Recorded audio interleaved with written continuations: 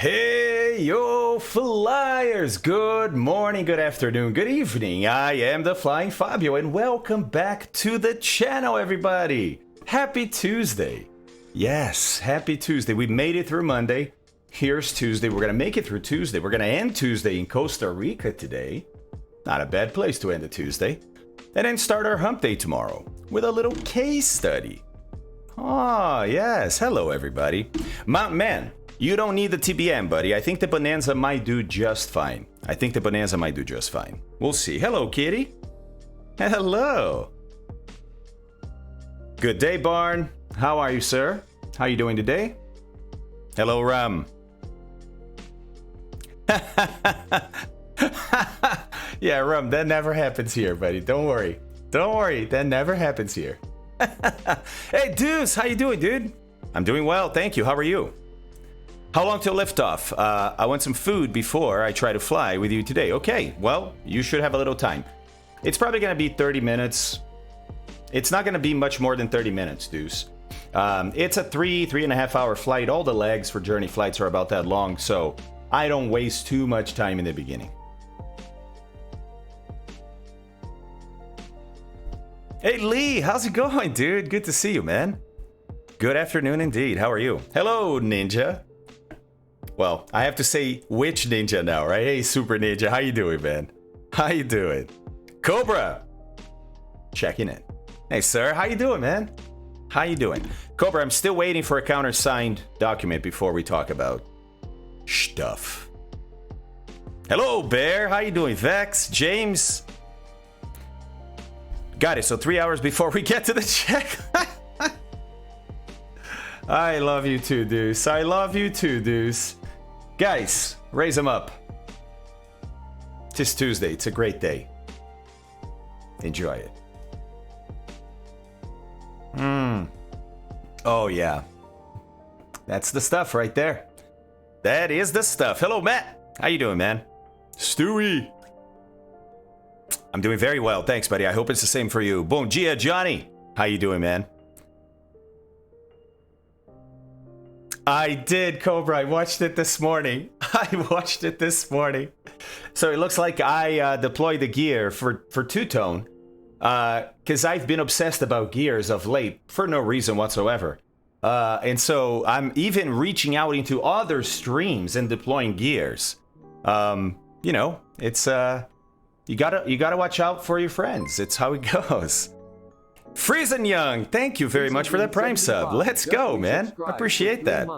Hello, Nika Boss. How you doing? How's the fam? Let's see. Today, like any morning, is the first day of the rest of your life. Tis indeed, Speed. We gotta make the best of it, dude. Gotta make the best of it. So let's go. Let's do it, right? Guys, as always, we have the flight plan.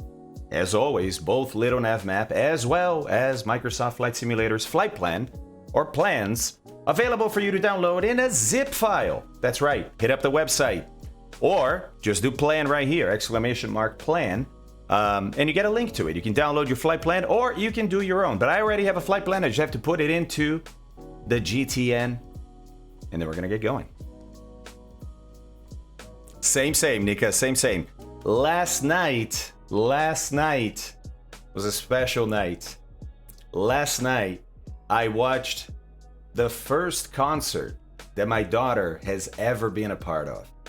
That's right, she started playing the clarinet this year. She's in 6th grade. Yeah, they had a concert last night. And so Abby and I went, and it was awesome, man. It's so cool to see your kid up there, right? Performing. It was awesome. It was so good. Oh, DC, that's awesome, dude. The man with a plan. Sometimes, Dalmatian, sometimes. Hey, Nanso, hello, sir. How you doing? Dalmatian, good morning, man. Or afternoon. Log4j, huh? I don't know what Log4j is.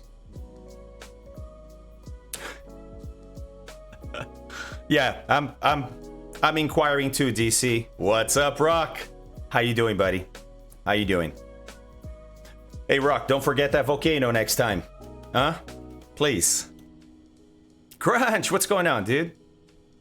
Our band people, that's awesome, man. That's awesome. That is awesome. Yeah, and she has a knack for it. She has a knack for it. And, you know, she said, she didn't look it either, but she said, I asked her, you know, were you nervous? And she goes, no. That's awesome. Kids are awesome, dude. Kids, they have no fear, man. They have no fear. They'll just try, right? They'll give it a go. They'll give it a go. Then we grow up and we become ashamed and we don't like to try stuff if we don't know if we're going to do well or not, right? It's really interesting. It's really interesting to see the different approach in life that kids have and adults have. It was very awesome. Thanks, Nick. Appreciate that, man. It's a massively used library. It's called Big Vulnerability. That's a great name. Oh, really, Scooter? No way. That must be quite a feeling. I can only imagine when my little girl starts making me cry. Yeah, Nika. It's just telling the story now, man. You know, I got a knot. It's awesome, dude. It's awesome. I don't know, Nika. I don't know. Neither of them have shown a lot of interest for aviation. You know, they've been around aviation since they were born. I was a flight safety already when they were born. But, you know, they've flown before. So we'll see. We'll see. A guy that I worked with when I was a center manager here in Columbus, his kid he was also a pilot, right? And retired, ended up at flight safety, super guy. And his kid grew up playing hockey and got good at hockey and started playing, you know, maybe he's going to get a college scholarship, this and that. And only when he turned, I think it was when he turned 18, 17 or 18, is when he started to show any interest in aviation. So he started taking lessons. You know, his dad obviously encouraged him if he wanted to do it. Sure, yeah, let me help you out, kind of thing. And now he's decided he's going to become a commercial pilot. So sometimes that happens from a young age. Sometimes it's later in life. We'll see. We'll see. Hello, Silent. Oh, nice, dude. Really? That's amazing, Silent. And we're going to a very special airstrip. Yeah, that's right. It's an airstrip. Yes. Hey, listen. In this trip, we visit the places we want to visit, right? The other long flight we've done, the crossing the Atlantic, that was a business flight, right? We're delivering an aircraft. We couldn't just mess around. Here, hey man, it's our aircraft. We're having fun. So we're gonna go into a really cool airstrip. You have to install that scenery. So if you haven't yet, now is the time. Hit up scenery here on chat and go get it. It's Tambor, Silent Hunter. Yeah, exactly. You have heard of it. Nice. Of course, Nika. Yeah. The hope never dies. But Nika, remember. You know, there's a very famous bumper sticker. I don't think you see it as much anymore. But it was, you know, somewhat accurate. It's a bumper sticker that says, I'm a pilot, but don't tell my mom. She thinks I play the piano at a whorehouse.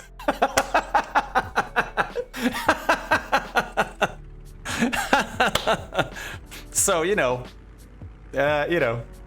yes, I would love for them to get into aviation, but at the same time, they'd be like, man, aviation is a tough business.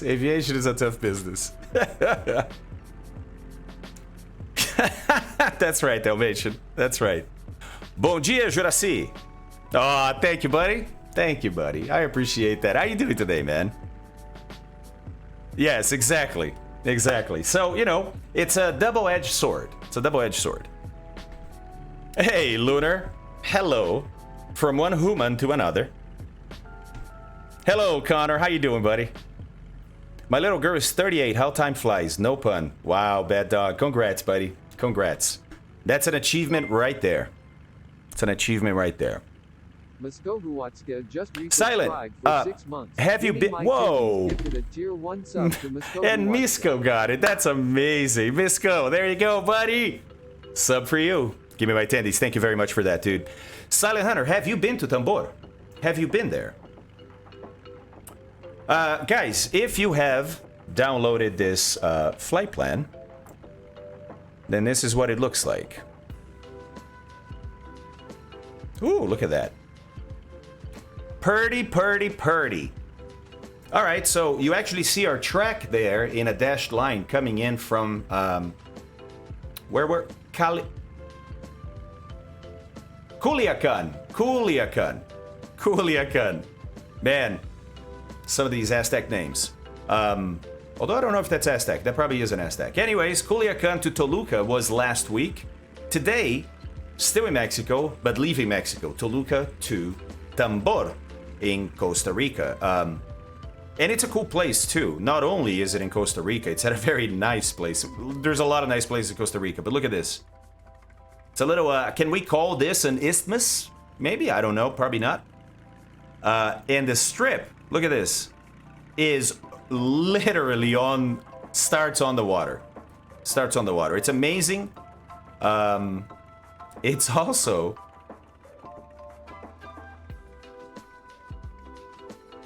full of trees. Full of trees. With a little reception area at the end here, which is going to be pretty awesome.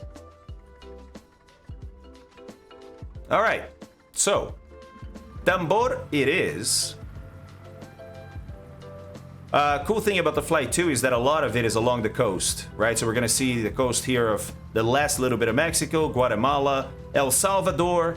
I mean, we can see a little bit of Honduras over here, then Nicaragua into Costa Rica.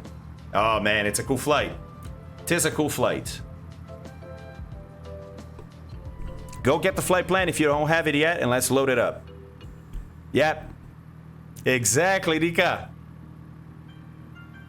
Hey, Jesus is here. What's up, dude?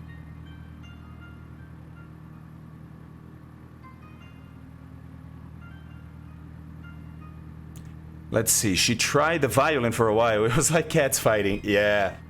The violin is hard to learn, right? But, yeah, man, when you learn, it's amazing. Silent, is it a popular beach? Tambor Beach. Russ, what's going on, dude? When you don't know what you're doing. Alex, what's going on, man? How's it going? Man, everybody arriving, huh? Everybody arriving. We like. Oh, that's cool, Jesus. Do you still play? I was grabbing food. Where do I get the flight plan? Hit up ! Plan right here. On the chat. There's a hotel. Okay. Okay. Who is who of a revolutionary states from the 80s? There was a lot of a lot of action in the 80s around this area. You're right. You're right. There you go, Deuce. Hey, Dust Ninja's here. Actually, Dust Ninja, you are the original ninja, so you just stay ninja. But Super Ninja's here too. Just got home. Perfect, dude. You're gonna fly with us? The beach is not that popular, but the hotel is very nice. Well, that's where we're gonna stay. That's where we're staying, Silent. I hope you can stop by and come visit tonight. All right, so I'm gonna use the GTN as always here in the Seneca, but the GTN has been updated once again. That's right. They keep adding things to it. You know what they had added now? I think they only have a demo like default one to show that it works, but you can build your own, or aircraft creators can include a checklist for the GTN. Yes, electronic checklists are here. Yeah, nice. I want to take a look at that. Ain't that a title? That's right, dude. That is right. All right, Silent. Maybe we'll look it up on the way. Sim, dude, what's going on, dude? It is. It is. I mean, it's, you know, southern Mexico, Central America. I mean, don't get me wrong. Visibility is not the best, but we are at what, 8,000 feet, something like that. Yep, almost 8,000 feet, right? Which is gonna make for an interesting takeoff, right? This is a high altitude takeoff. It is early morning still, but it might be warm. I haven't even checked the temperature just yet. So we'll look at the weather, but we expect the weather to be good, yes. Now, Central America, very humid, very hot, can definitely generate some storms, especially later in the day. So we'll see. It's not late in the day yet, but it doesn't have to be. It's just that they're more common then because of sun radiation, right? Solar radiation, but they can happen at any time. There's plenty of energy in this atmosphere around here to create some pretty nasty storms. All right. Hey, Retro Kid is here. What's going on, dude? Thanks for the follow, too, by the way. Appreciate that. Morning Fog. It could be haze, Sim Dude. Could be dry haze. This area around Mexico, and because of the elevation around here, and also because of the pollution of both Mexico City and Toluca, can get some pretty bad haze during the day. The high terrain, basically Toluca is in a bowl, so the high terrain keeps the winds from whipping through here and cleaning the air, you know what I mean? It kind of stays stagnant in there. Wow, DC, thank you very much, dude. Look at that. Very much. Appreciate that. Let's see. Not that close. Not that close. We're actually about halfway. See my aircraft up there? About halfway between the Atlantic and the Pacific, really. I mean, it's funny to me how we call oceans different names. It's all the same stuff, but, you know, it's where we came from, man. Yep, there's the route. And like I said, guys, you can download the flight plan for both Microsoft Flight Simulator as well as Little Nav Map, whatever you prefer. Maybe you want to both from the website. Yes. Yes, indeed. I've also been in Toluca. I have been in Toluca, too. I landed there in a Continental Express ERJ 145XR from Texas.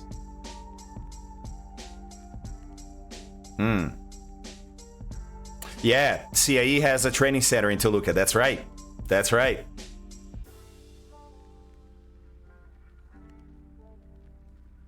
Did I do that again? I don't think so. Did I? Last time we did that, right? I started with a plan that was way too long. Did I do that again this time?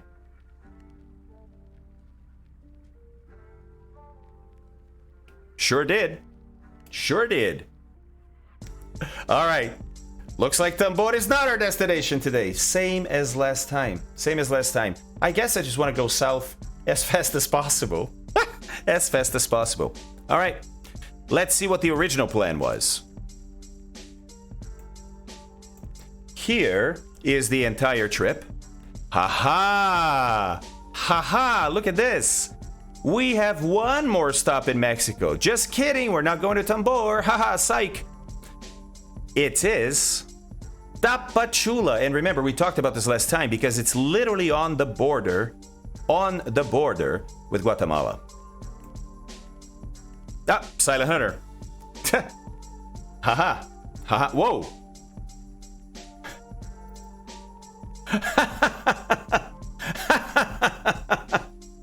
Hold on a second. Oh, you stopped. The plane was moving with all the static stuff attached to it. Hey, Dr. Snyder, I'm doing well, man. Thank you. How are you? How are you? Nice, guys. Nice, nice, nice. All right. I've done that before, except the plane didn't move. You're well also. Good. Good, good, good. All right, so, hey, new plan. New plan.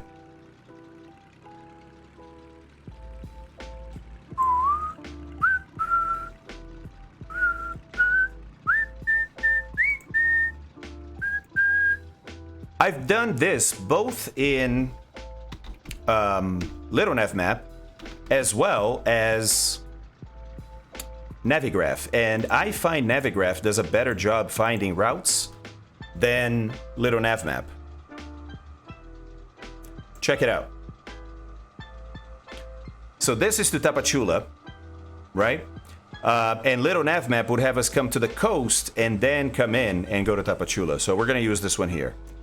All right, mods, let me drop this route off for you guys.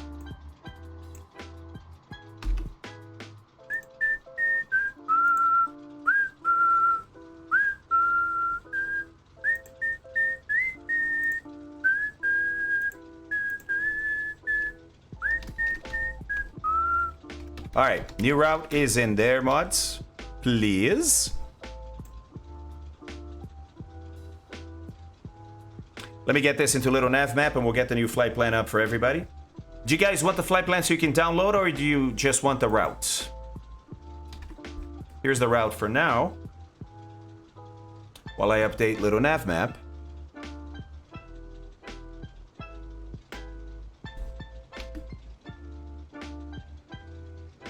Okay. So here's our flight plan in a little nav map now. And I'm still planning for 11,000 feet. Still planning for 11,000 feet. Let me show you that. We should, emphasis on should, have enough altitude to clear these mountains here, right? But remember, this is completely under the MEA for an IFR flight. So we're departing VFR and we're flying VFR like we did last time, but we're still following airways underneath the MEA of the airways. Down here, the airways MEAs come down, so we'll actually enter the airways somewhere around here. They come down to like 10,000, and then we're going to be okay. But remember, we're going to do the same thing as last time. Depart VFR. Thank you, DC.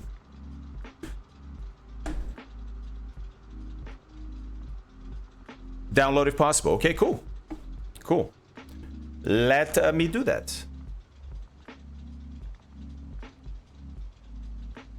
I'll put the same departure parking spot. I believe it was this one here.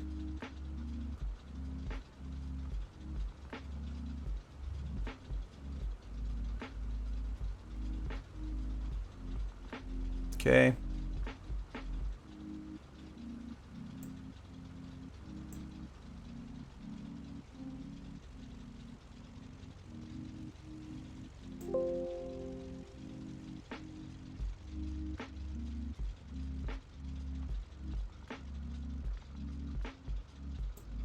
We'll use position 12.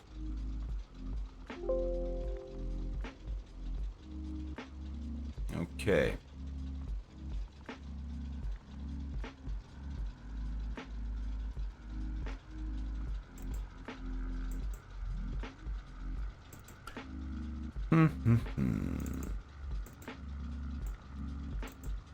All right. Copy this.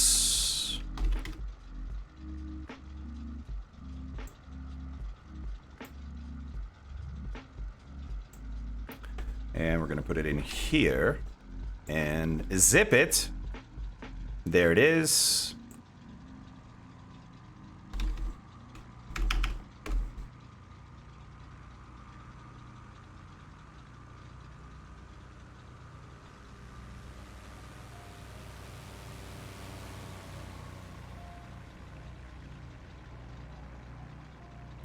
Okay, now let me edit that page.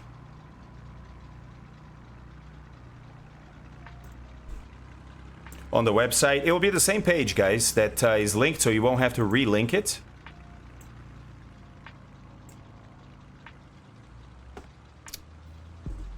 All right, there it is.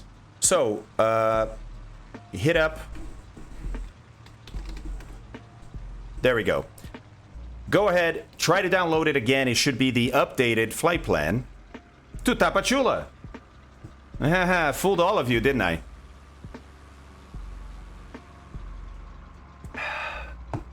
And I didn't even spike my coffee. Missed opportunity. Miguel, ¿cómo estamos? Hey, Rookie, what's going on? No. It's not Rookie. It's Recube. Recube? Recube? Recube. Recube. What's up, dude?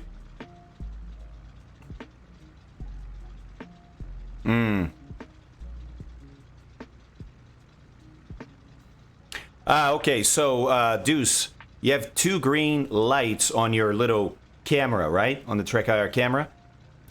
From where you look at it, the left one means that there's a game detected that supports it. The right one...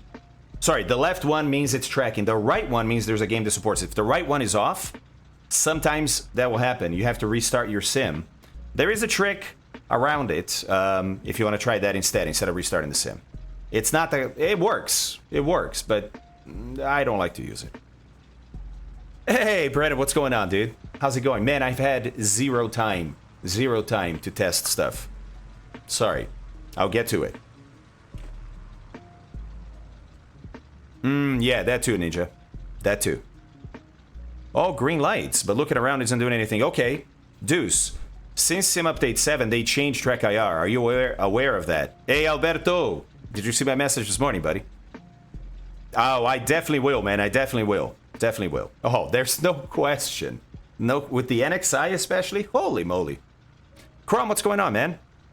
I haven't heard. Anybody heard? Hotfix? Thanks, Ninja. Okay.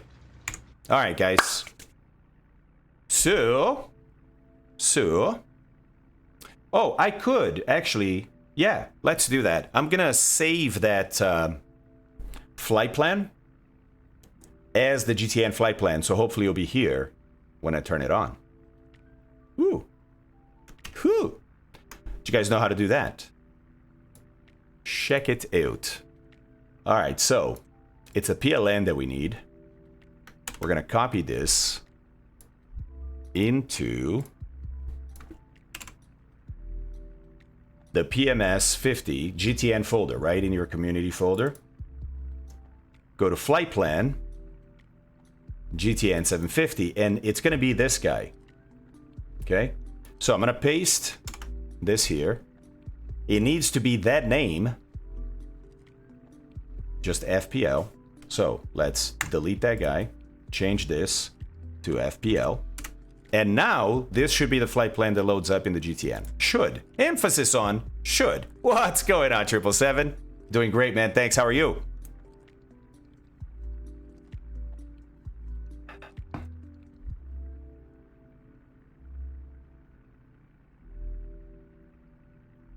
Wait, so if people's eyes stop moving with Toby, they're disconnected or asleep? Don't know, man. Don't know. Don't know. Okay, so let's get this party started. All right, we're definitely going to be using checklists today, or maybe not. Ugh. All right. Okay, familiarizing myself again. Let's open those calls. All right. Yes, I seem to remember this. I seem to remember this. Okay, let's guess up. And I mean guess up, right? You guys need to lose a little weight, guys. Need to lose a little weight. Okay, let's lose 20 pounds, yes?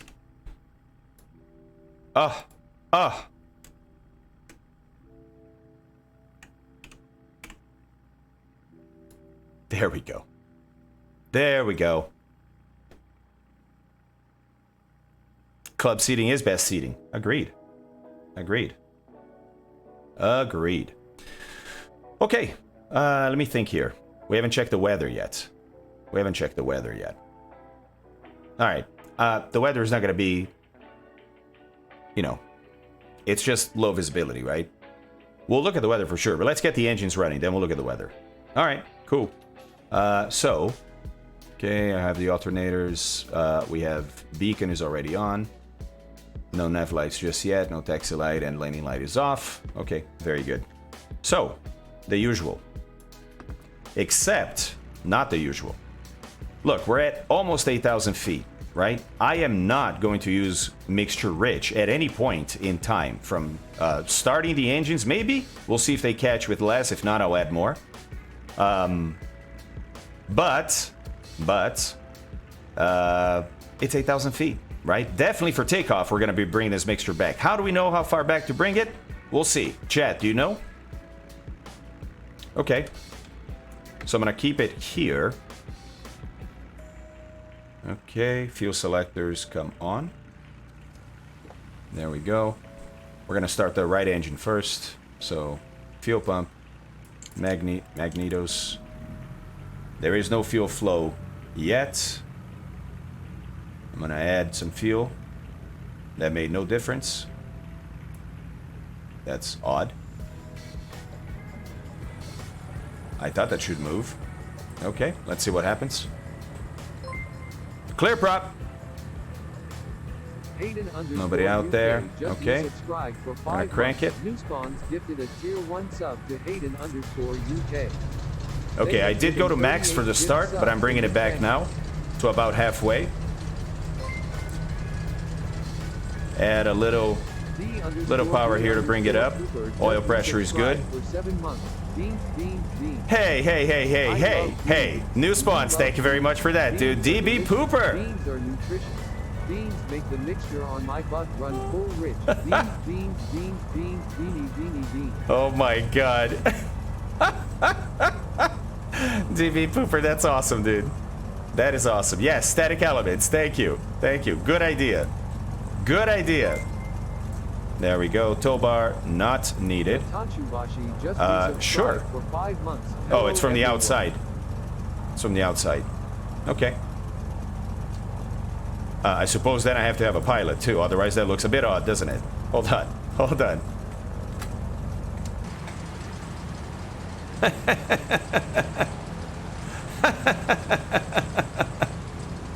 Hey, I'm flying from the right. What's your problem?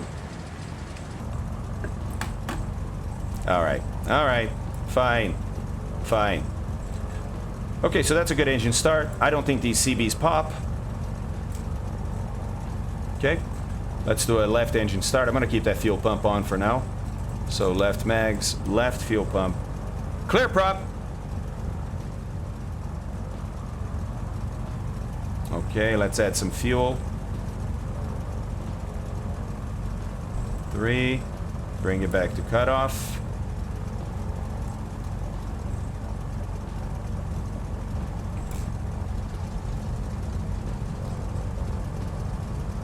Okay, oil pressure, yes.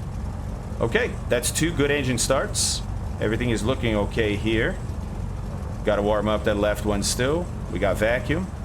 Excellent. All right. So, fuel pumps can come off now. We'll turn them on for takeoff. Okie dokies. Let's power up our avionics. 2.0.26. The version with the checklist. I'm gonna go out already here.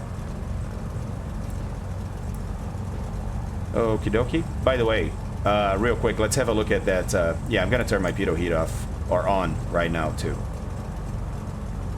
TIT is very good. Okay, let's have a look at that checklist. Checklist. No checklist available. Please import the checklist from the setup page. Okay. Interesting. Setup. Oh, checklist. Import local file. This will replace the current checklist for this instrument. Confirm importing checklists. Okay. I guess it imported.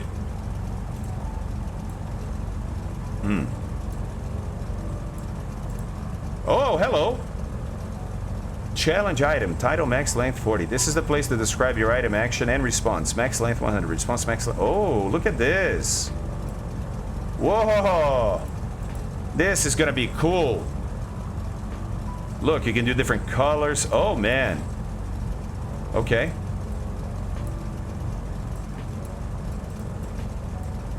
List is finished. Go to next checklist. Oh!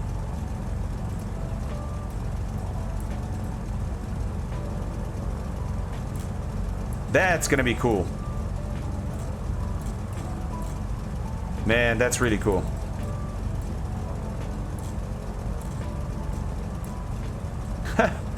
This is awesome. I wonder, yeah, is there a way to reset? Yes, clear current checklist. Check. Oh, nice. Whoa. This is gonna be so cool. We're gonna be able to build our own checklists, or people that make aircraft are gonna be able to build their checklists too. Ooh. Wow. This is awesome.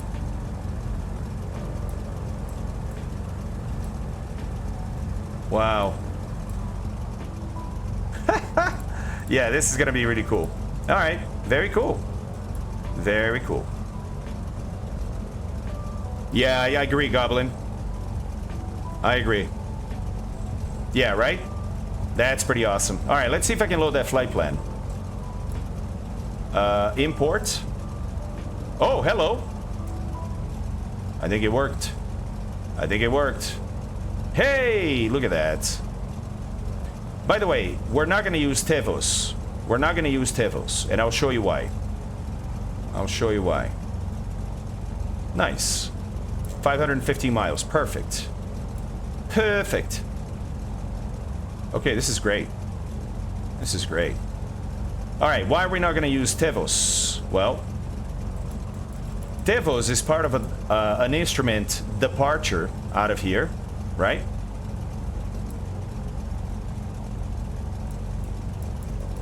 But look, see what I'm saying? It's after Ameku, which is actually on the airway.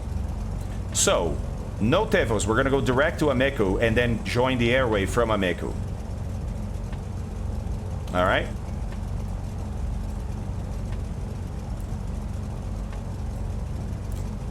There we go. That's more like it. That's more like it.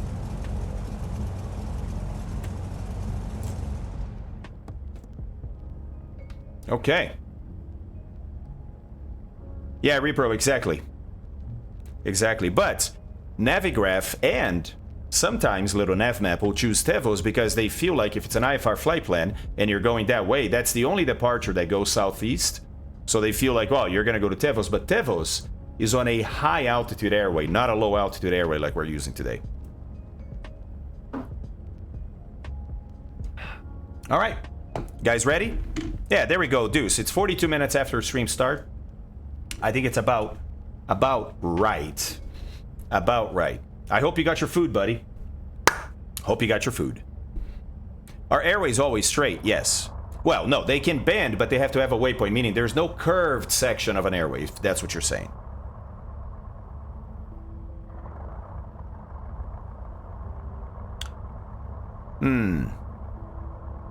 I think you could. Let me check real quick. So there's a Meku, right? No more Tevos. Let's take that out.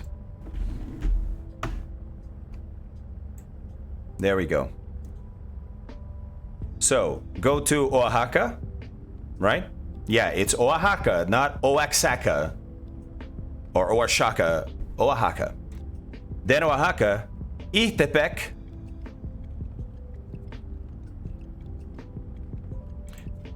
Then you can go direct to Vilgi. Yes. And then, actually, you don't even need Vilgi. You can just go direct to Tapachula from there. Direct from Tapachula. Yeah. Whoa, level 1 hype trade. Thank you very much, guys. I appreciate that. Just saw that. All right, cool. Cool. Nick, I can't wait. I can't wait. Cannot wait, dude. Oaxaca is also great cheese. Correct. Correcto mondo. Okay, guys. Weather. Weather for this little trip of ours, right? See what this is going to be like. Okay.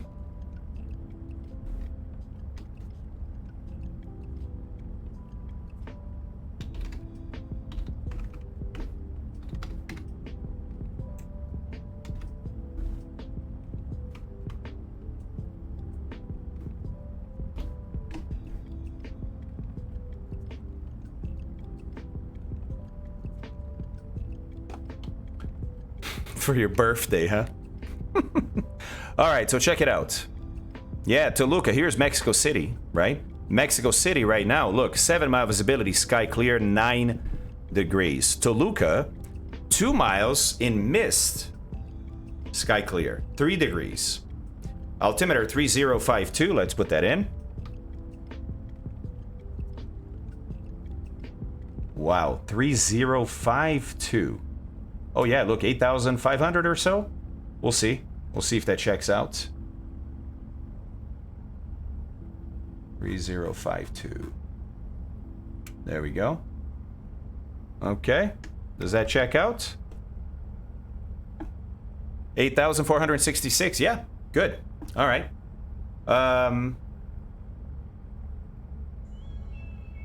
Interesting. Look at the end of that METAR. You almost never see this. Look at the end of that, the second line. The first line is weather station, MMTO, Toluca. Second line, MMTO, that's the ICAO code. 14, December 14th. 1347 Zulu, 1347 UTC. Winds 00000 KT, winds calm. 2SM, 2 miles visibility. BR, mist from Broom, from the French Broom. SKC, sky clear, 03/02, temperature 3, dew point 2. 83052, altimeter 30.52 inches of mercury. Remarks, visibility lower, east-southeast. That's where we're headed. Haha. You almost never see that on a METAR. But in here, it's important, right? You're in a bowl, surrounded by terrain. Visibility is a big deal. Also, of note is this right here. We may not be able to climb over this right after takeoff, or maybe we will. If not, looks like there's a little pass here to the south that we could definitely wiggle our way through before we get back over here. I mean, it is almost 9,000 feet, Repro, you know. Almost 9,000 feet. What are you going to do? Yeah, could do that, DC. We're trying to stay below oxygen altitude, but we'll see. We shall see. All right. So, we can use whatever runway we want. Since we are headed southeast, let's use that runway there, right? Runway 18 or whatever it is. Okay, so we're going to taxi out to the main here and out that way. Wait, I updated. Do I have to do Navigraph again? Captain Billion just resubscribed for 8 months. Let's No, SS goo.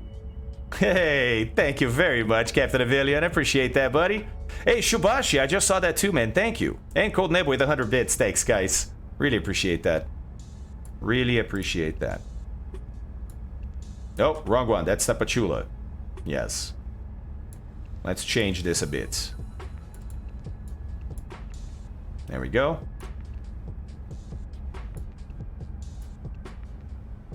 There we go. All right, so looks like it's going to be Alpha all the way, and it's runway 15. Interesting. The map, it looks like it's south, right? Okay. 13,780 feet, but we don't need this, but a lot of people need this much because of the high altitude. Okie dokies. Let's taxi out. Everybody ready? I'm going to start my timer. Yes. Always good. Okay, taxi light coming on. Transponder is already on. We're gonna hang a right here.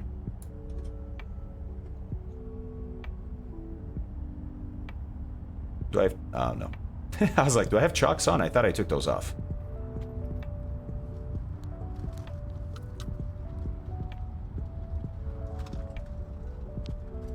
All right, let's do this, guys. Go ahead, Baron.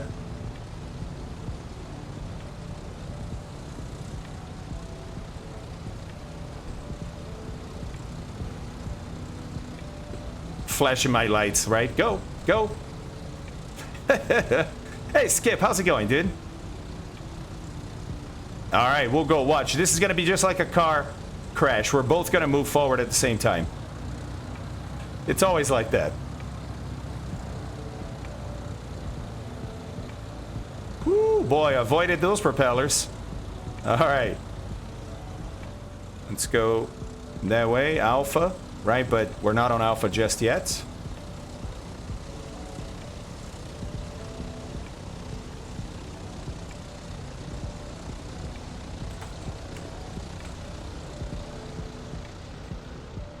Oh, this is Alpha. That next to us is a little road. Okay, I got it.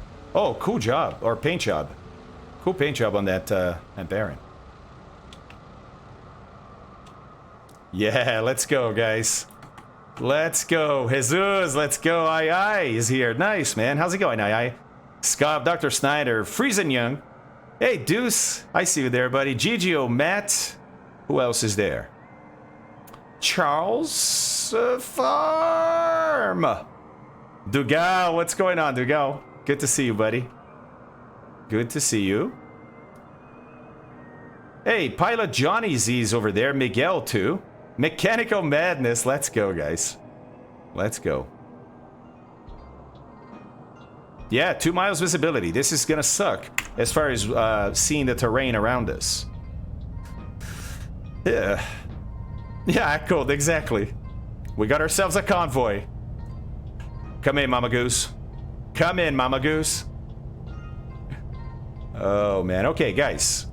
Quick check of the instruments here. Airspeed indicator is at 0 as it should be. Attitude is erect within 5 minutes of engines running. Altimeter is set and indicating altimeter or correct altitude or airfield elevation. VSI is on 0 as it should be. HSI agrees with magnetic compass and indicates turn.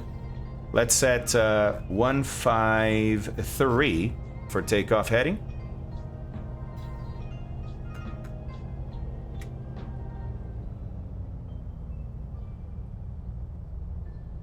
There. Let's see here. Are we in GPS? No, we got to change that. This V-lock here has to change to GPS. CDI. Now it's in GPS. Watch out. Watch out. Oh, watch. Oops, I always do that. There we go. Okay, my turning bank indicates correct turn and ball to the outside of the turn. Okay. Trim is set for takeoff. We're going to do an engine run to determine mixture settings. Props full forward. Pitot heat is on. Okay. I think this is looking good. Mountain Man, buddy, let's go, dude. I'm glad you're here, man. Hey, Zastran taking off already. Let's go, Zastran. I think it was Zastran. Yeah, using the caravan. Nice, dude. Let's go. Let's go. Hey, still in Mexico. Man, I thought it was Costa Rica. Sorry, Silent Hunter. That's going to be next week, buddy. That's going to be next week. Super Ninja's here, too, and Grey Dog. That's amazing. Let's go, guys. That's awesome. Oh, my God. That's crazy, guys. That is just crazy. Let's go, everybody. Impromptu group flight, looks like. That's awesome. Hey, winds are indeed calm. Look at that. See how that's spinning around? But it shows no deflection. Yeah, wind's calm. Look at that. Cool. Cool, cool, cool. Dalmatian. You on vacation or something? Well, Code Nebo, I think some people might have the availability. I think some people work from home. You know, autopilot, you know. Yeah, exactly, Dread. Exactly. Hey, Dread, how you doing, buddy? Good to hear from you. Man, this is a long runway, isn't it? Long, long runway. And let's see, when we get in the air, let's see what kind of visibility we get, right? Keep in mind, look, we have a pretty large bowl, right? So if we are truly lost visibility-wise, we can always just circle over the airport and climb above whatever altitude we deem safe. So one of the things that I'm going to do right now is I'm going to change this. Instead of topo, I want terrain. And now it's showing relative to my altitude what terrain around me is higher or lower than me. I believe there's a legend that we can look at. There's a legend in the G1000. Is there a legend here?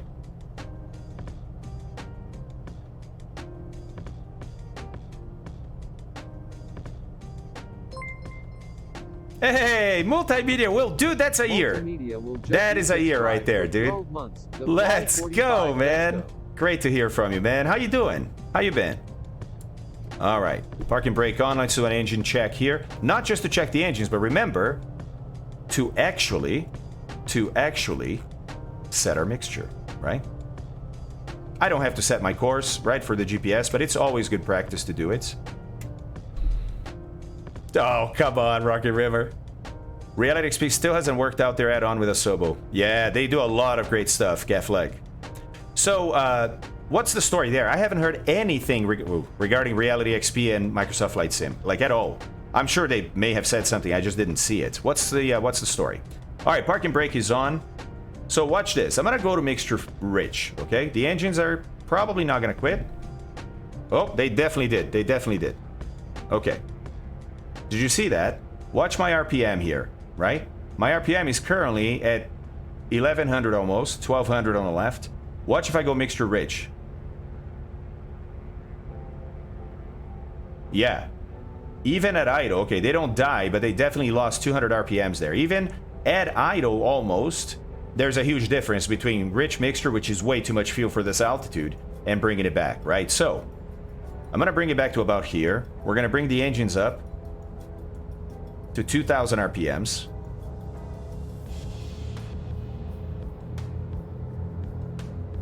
And this should be enough for me to play with the mixture here. Let's see. Let's see. Look at my my turbine inlet temperature here. I'm going to continue leaning. There we go. Leaning. Look at my... Oh, my map is changing. Okay. Let's peak it. We're going to peak the TIT as long as it's below 1650, and it should be. You hear the engine producing more power, right? Look how far back the mixture is already. Okay, I think we're peaking. Right there. 32 was the peak. Let me go back to it. There we go. Okay, that's our mixture for takeoff. Yeah. Okay, let's make sure our governors are working. Okay. That's 1 cycle each.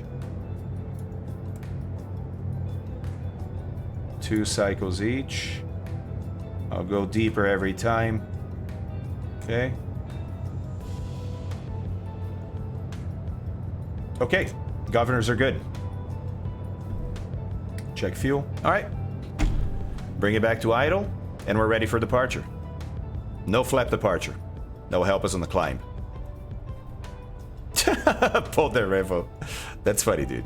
All right, here we go. Landing lights coming on. Strobes coming on. Taxi lights can come off. Nav lights are going to come on because visibility is pretty low. We have our transponders already in out. Mixture is set. Props full forward. Open cowl flaps. Trims are set. Fuel is open.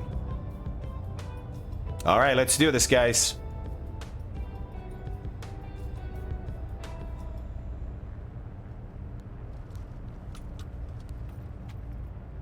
Ah. All right. Okay, everybody, I'll see you in Tapachula. Have a good flight. Okay. I'm watching the engines here. Whoa, I thought it was moving backwards there for a second. Watch that RPM. Governors bring it back.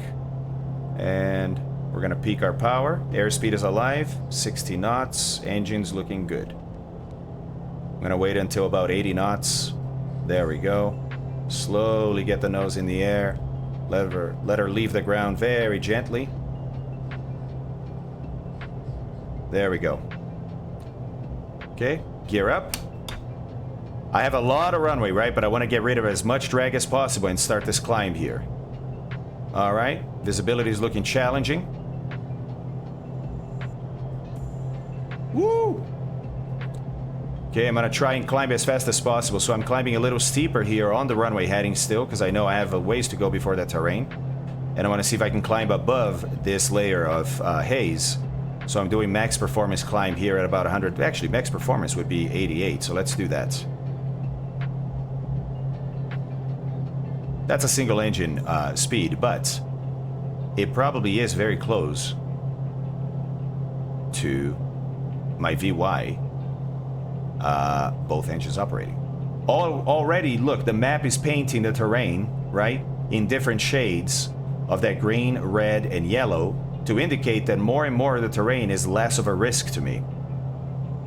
I'm still very much in that green bowl, right? So I'm still very much safe. Still not climbing above this visibility yet. There's the city. Okay, I'm not too challenged by this terrain, it looks like. So I'm going to bring my power back to 33. It's a better power setting for climb here. And so far, it looks like I might actually be able to complete this climb en route here. Now I'm only getting 700 feet per minute, 800 feet per minute. How is the mixture? Oh, it's a little too hot. A little too lean. There we go. Bring it back below 1650. Okay, we're back to about 1,000. Look at that. Most of the terrain no longer a factor. Still can't see it.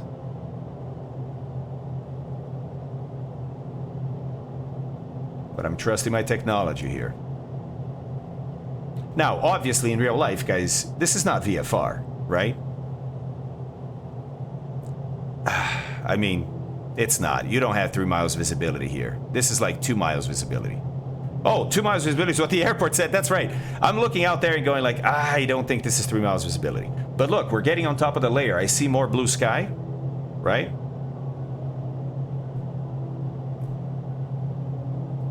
Yeah, I think I can already go to my route here.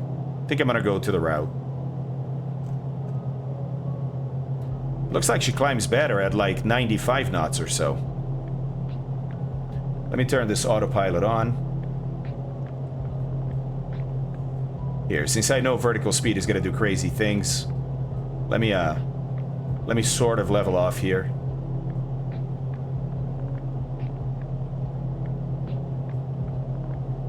Yeah, terrain no longer gonna be a factor, okay. Jesus, it still pitches down like crazy. I don't get it.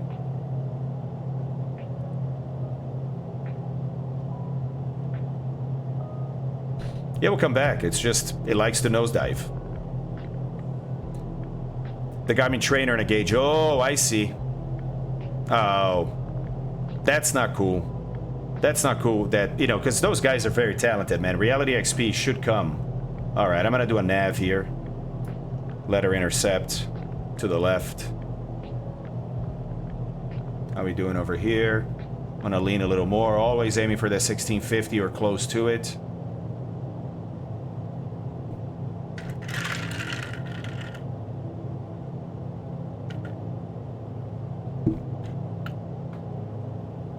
Okay, I'm gonna close the cowl flaps now. It's a pretty cold day. The engines are not working as hard anymore. Whoa.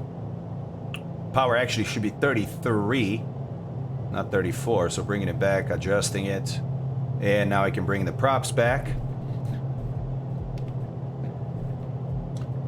We're gonna bring the props back to 25. You can always watch up there.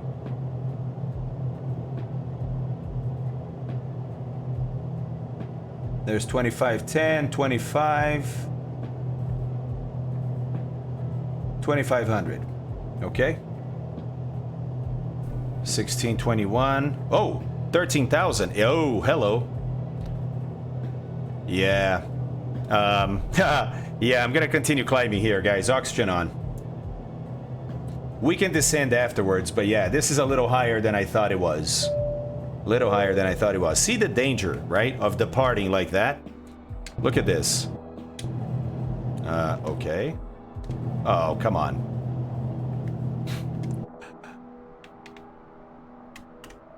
There we go. Okay. Right, is all those hills and everything that's obscured by this mist. Right? And you could totally fly straight into one of those things. This is a crazy departure. You don't do this. We're doing it here, of course. It's a sim, right? We push stuff, but we also use it. Hey, Miss Co, I see you there, buddy. We also use it as a learning tool, and to hopefully demonstrate, right? In this case, we were lucky. There was nothing in front of us. Of course, I had the GTN terrain to look at, etc. But, would you really bet your life on this in normal conditions, if it's not an emergency? I don't know that I would. I don't know that I would. You know why? Because it's programmed by humans. You know what I mean, right? Alright, so I think I'm gonna level off at 15, guys. 15 looks to be pretty good over here. After this ridge, we can go back down and turn the oxygen back down, or back off. Okay, watching that TIT. Let's lean that a little more. Okay. 49, 50, stop. Yes, yes, okay, good. There's 15,000 leveling off.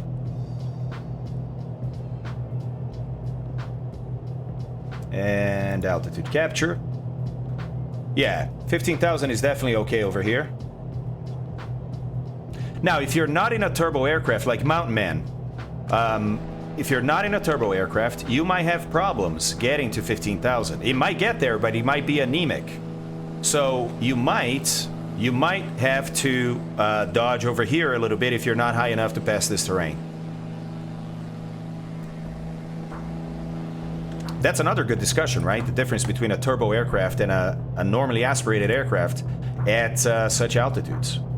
All right, so we're leveled at cruise, right? TIT is good. Power is good. And propellers, good. This shows 2,500 RPMs. This shows a little higher than that, but I think it's parallax. If I get down here, yeah, the needle, look at the detail. The needle is further back. Look at that. From the dial. So from up here, you can have huge parallax. Look at that. Versus, right? Versus down here. Huh. Cool. I like that detail. Well, DC, technically they're synced, right? But yes, you have a prop sinker. You should have one here. Should have one here. I thought there was one. No? I thought there was one.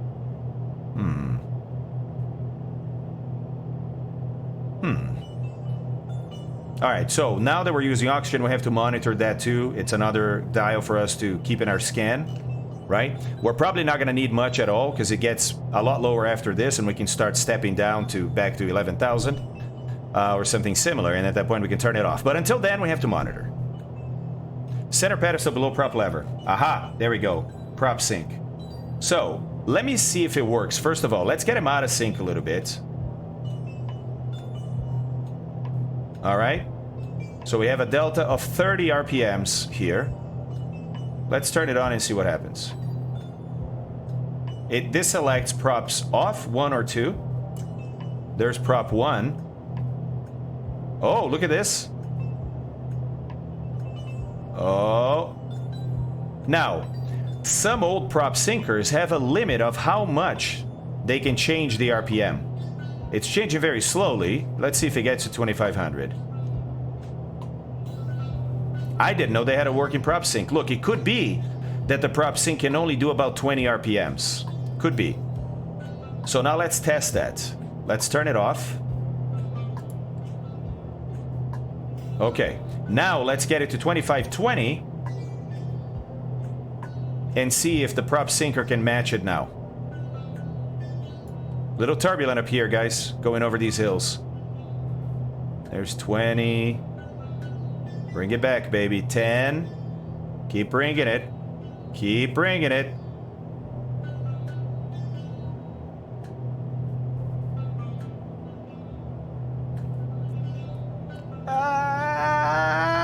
No. Ah, there it is. Oh, just kidding.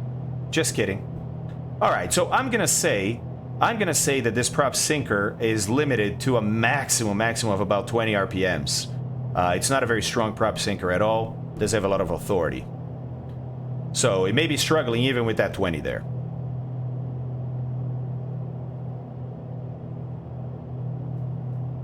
Oh, oh, ho ho ho ho. It's just really slow. It's just really slow. I guess that's what it is. All right, now look, I've cleared all terrain at this altitude. There's nothing else here, right? So I'm gonna go back into topo, and the shading here also shows me that, yeah, we're done with the worst of it. How are you guys heading, or how are you guys doing back there? Okay, cool. You guys all got enough altitude. That's good. That's good. Hey, Matt, I see you out there, man. Look at that. Look at that mist in those valleys. That looks amazing. Nice. Got some people in front. More like prop stink. Oh, the left one is 2510 sometimes. I see what you mean. I see what you mean. Okay, I see it. Yep. I see it. Now, what if we bring the left one back one click? There we go. Will it chase it? All right, let's bring in more. For sure to the 2490. You know what? Let's go more and let's see if it chases it. Oh, there it is. Look, 2490.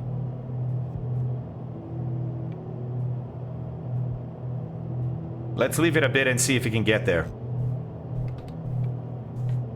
Mist or smog? Well, it was reported as mist when we left Toluca, so I'm assuming it's mist here too. Batil, what's going on, buddy? Good to see you, man. How are you? How goes it, man? Yeah, goes well.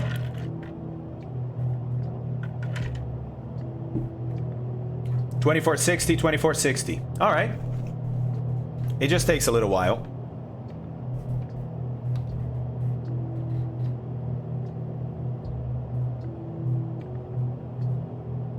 Back to 25. There. Whoa. The great visibility of the Seneca. Nice, Repro. That was awesome, dude. That was awesome.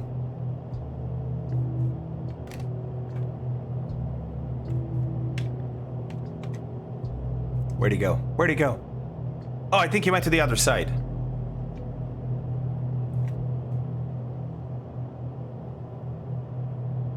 Oh, there he is. There he is. Hey, buddy. Hey, buddy. Pretty nice. Pretty nice, huh? Not a bad way to travel, guys. Not a bad way to travel. Look at that. Ooh, golf course. Big highway. Going to the north. It probably... Yeah, it probably links this to Toluca eventually. Man, this sim, huh? Ooh, what's tonight's flight fake? Hey, buddy, how you doing? Hey, Dugal! How's it going, bud? Nice flying, by the way.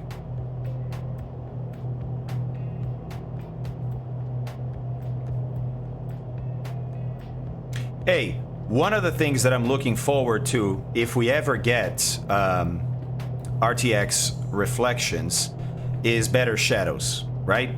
This kind of stuff here going away. You know what I mean? And it all being this good. This is because the angle of incidence of the light is very, very much almost parallel with the surface casting the shadow, right? And so what you're actually watching here is floating point fluctuations, believe it or not. This is pretty awesome.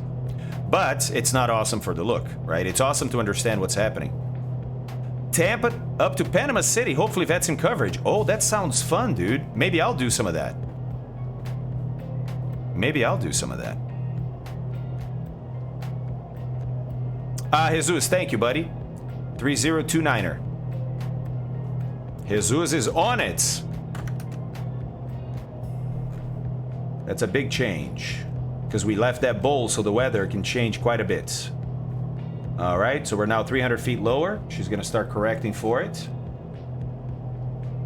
3029er.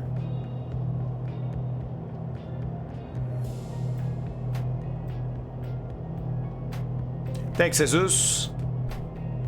Great thinking, by the way. Updating the altimeter setting. Nicely done, sir. All right, guys, I'm going to start descending to 11. We have some people with us that are not turbo powered. You know, what are you going to do? So, let's descend so that they can have a better performance in today's flight. Sorry, 500 feet per minute. I'm going to go down to 11. Hey, Jukebox, what's going on, dude? I am not. Oh, DC, you weren't asking me. Sorry. No, it's not that they need to be sharp, Code Nebo. It's not about being sharp. It's about stopping this fluctuation here. No, the edge can be very soft. It should be as soft as the distance from the surface casting it dictates, but this stuff here, that tends to go away with RTX reflections.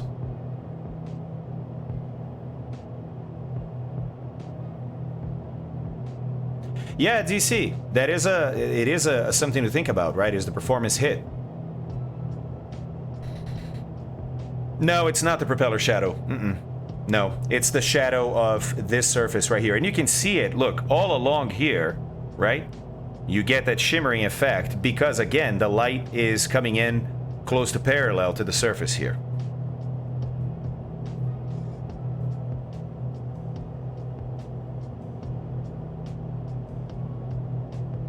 Okay, going down slowly here. It's going to take a good 8 minutes to get there at 500 feet per minute, right? Well, now it's 7.5. 7 and 2. 7 and 1/4. I'll keep updating you.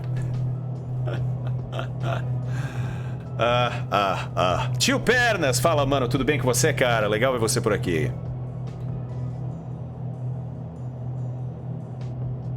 Alright, so, I saw on chat today, I forgot who it was, but somebody was asking, oh, it was Coffee, was asking about, he wants to buy some sceneries for Microsoft Flight Sim. He was wondering, what are the good sort of scenery houses out there? So people dropped in Orbix, Aerosoft, Latin VFR, I mentioned Flight Beam. What else is out there that, that we should reply with? Oh, really, Rock? Ooh. Nice, dude.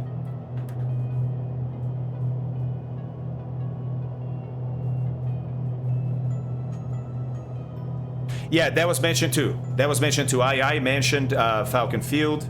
Somebody mentioned Jeppesen. So yes, that. Sorry, that.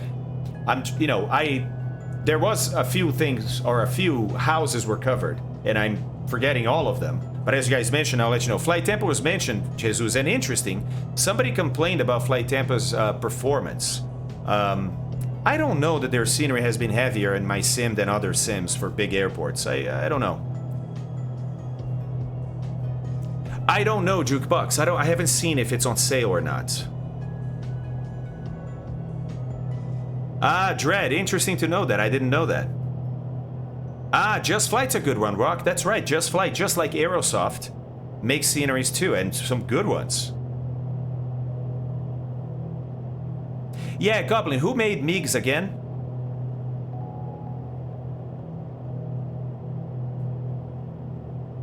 Yeah, DC. I'm pretty sure I'm going to skip the 4 series. Well, I can't say pretty sure, because this is my business, right? So, who knows? Maybe I'll need it. But my plan is to skip the 4 series and then go straight to the 5 series.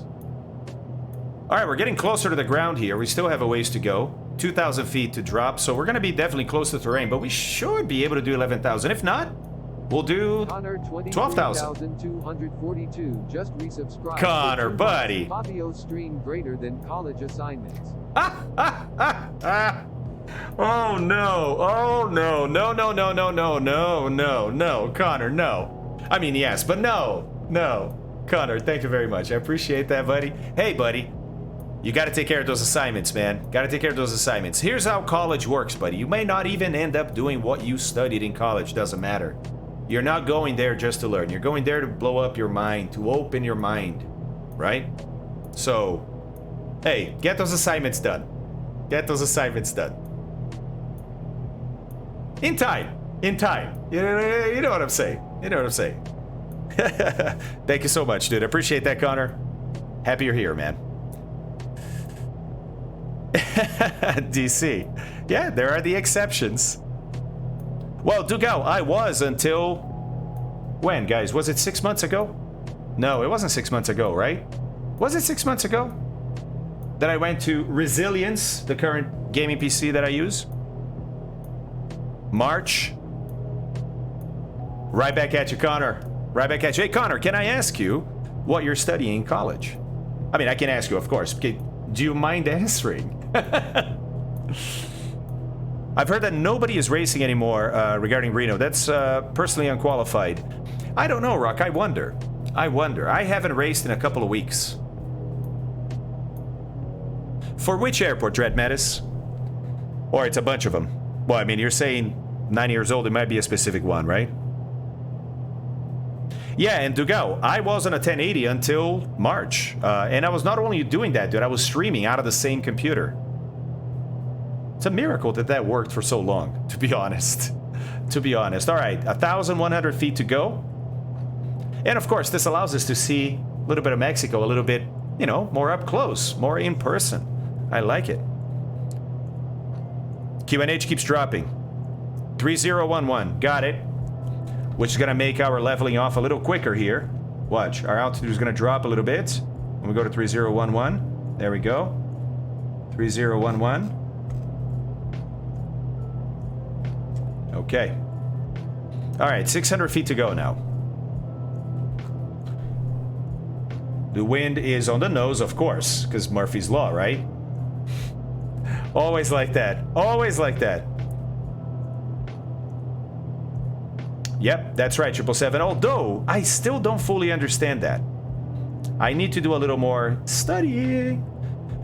Studying. By the way, it is probably worth mentioning, after I level off here, I'm gonna try and show it to you guys. The changelog for the GTN 750, because they added other things besides the checklist. Hey, I'm a fan, man. I am a fan. I love this little avionics. Takes me everywhere. And it's a pleasure to use. But I understand that for a lot of people it's too expensive. So, you know, as always, I don't say, oh, you should buy this. No, it's up to you. I really enjoy it. I really enjoy it. All right, 200 feet to go. Let's start arresting our vertical speed. Smoother level off that way.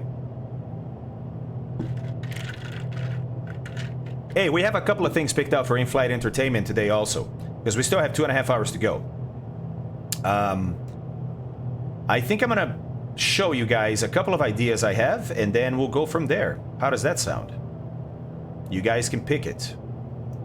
Come on, baby. Lock it, lock it, lock it, lock it, lock it, lock it, lock it, lock it, lock it, lock it, lock it, lock it, lock it, lock it, lock it. Come on. Come on, keep going down. No, don't go up. Go down.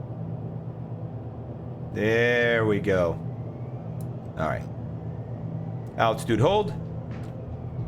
What are we doing here? 167. 166 is still slowing down a little bit. We're probably going to settle around 162 or so. That's actually better than I expected. With that wind, better than expected. Mountain Man, you guys, how you doing back there? Am I going too fast?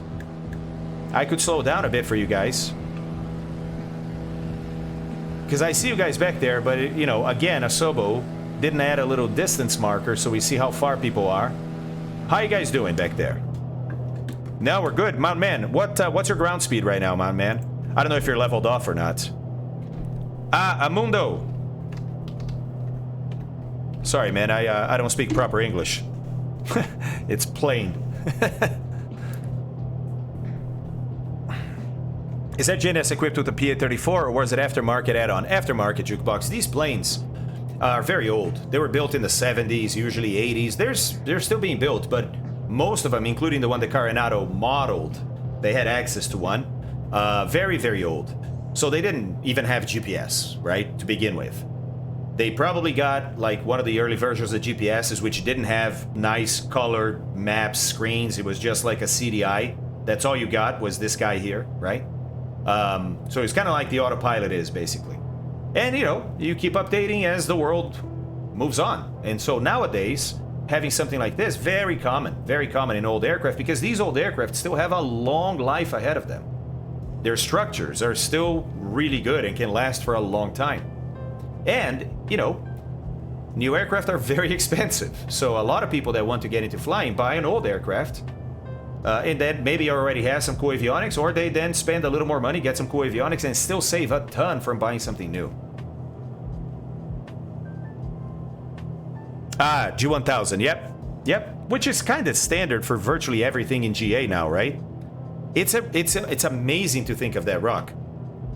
For people that have been in aviation for a while, it's remarkable what Garmin was able to do, because Garmin wasn't in aviation, guys. Garmin was a handheld GPS company, right? And they started branching off into different directions. Eventually, they had handheld stuff for aviation, but it was still handheld, not in the panel. And then they eventually started coming out with stuff for the panel. And nowadays, they absolutely own the general aviation market when it comes to avionics. They have no challenger. It's incredible. Incredible. And here's the thing. Not in general aviation, but in aviation, right, in business jets and in airliners, the dominant forces have always been Honeywell, Rockwell Collins, and, counting Airbus, Thales, right? None of those saw this coming. None of those developed stuff for general aviation. Garmin came in, right? First to market, good products, took over, and then they tried, Honeywell tried, Bendix King tried, Rockwell Collins tried to get into general aviation. In some cases with some successes, right? In some cases they're getting into King Airs, they're getting into PC-12s, but they never touched this part of general aviation right here, like the pistons. It's all Garmin out there. It's amazing. Amazing. Yeah, they make good everything, Rodonico. Look, they're not perfect. And they grew too fast, so they had some issues, right? But they still make a killer set of avionics. Killer. No, not cheap, Zasran, but that's the other thing that they did, right? Rockwell Collins and Honeywell are very old companies, established companies. By history alone, they have some sort of internal inflation in prices because they also are the kings of their market. They can dictate price, right?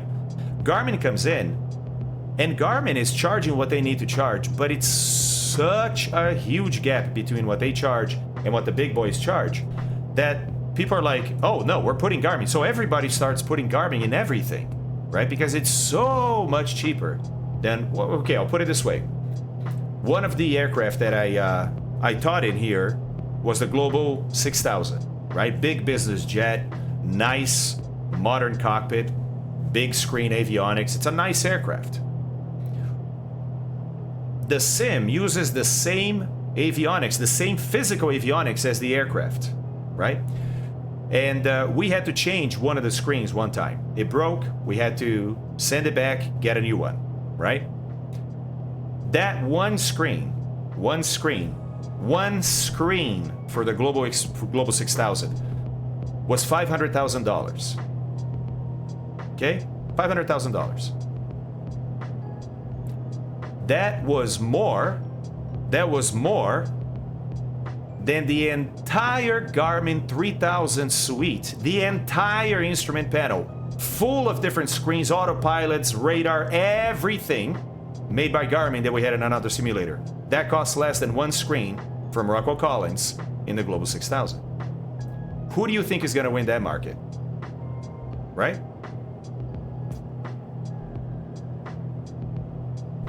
Ha, that's awesome, Adnaso. That's really cool. I have a friend that he paddle boards, right? Stand-up paddle, and he uses a Garmin to track everywhere he goes. And then he shares me. They also have some pretty cool ways to interpret and display the data.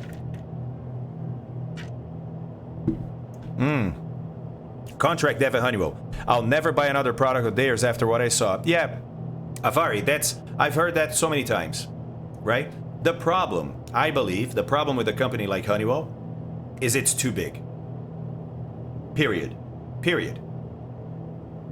To me, a company of the size of Honeywell, which is a giant, cannot, by definition, do really well. I mean, okay, financially they do really well, but yeah, everything sucks inside a company like that. Communication sucks because I was telling my dad this story the other day. I was working with a Honeywell guy once on a project for flight safety at Honeywell. And we came up with an idea. Okay, we need to do this. Cool. I got approvals on my side. Hey, got it. And sent the paperwork to him. He said, okay, I'm going to get approvals on my side. 2 weeks went by and I didn't hear anything. So I called him back. Hey, what's going on? He goes, oh, no, it's in the approval process. I already got 3 of the 17 signatures I need. And I go, 17? And he goes, yeah, it keeps going up. You know, until, like, the decision maker. Guess where that project ended up, right? So, yeah, exactly. They're a victim of their own success. Guys, there's some higher terrain up ahead, huh? Uh-oh. We might have to climb again. Oh, you know what? I forgot to turn the oxygen down. Or off. Oh, no, I've wasted my oxygen. Oh, gosh. Oh boy. This could be a problem. Yeah, that's exactly right, Krylikov. That's exactly right. Or at least it seems to be that way. Maybe there are some exceptions, right? But yeah, so Garmin, because of that, because of that, and we saw this in the industry happen. We saw this happen over a period of years.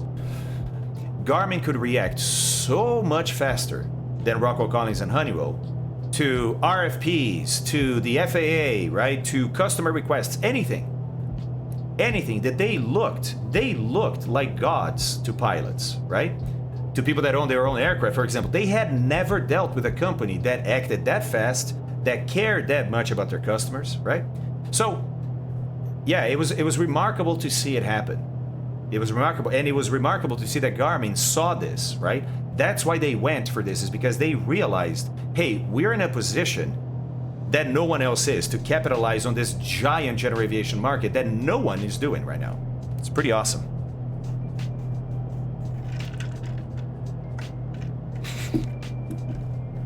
Deuce, that is probably true. Probably true.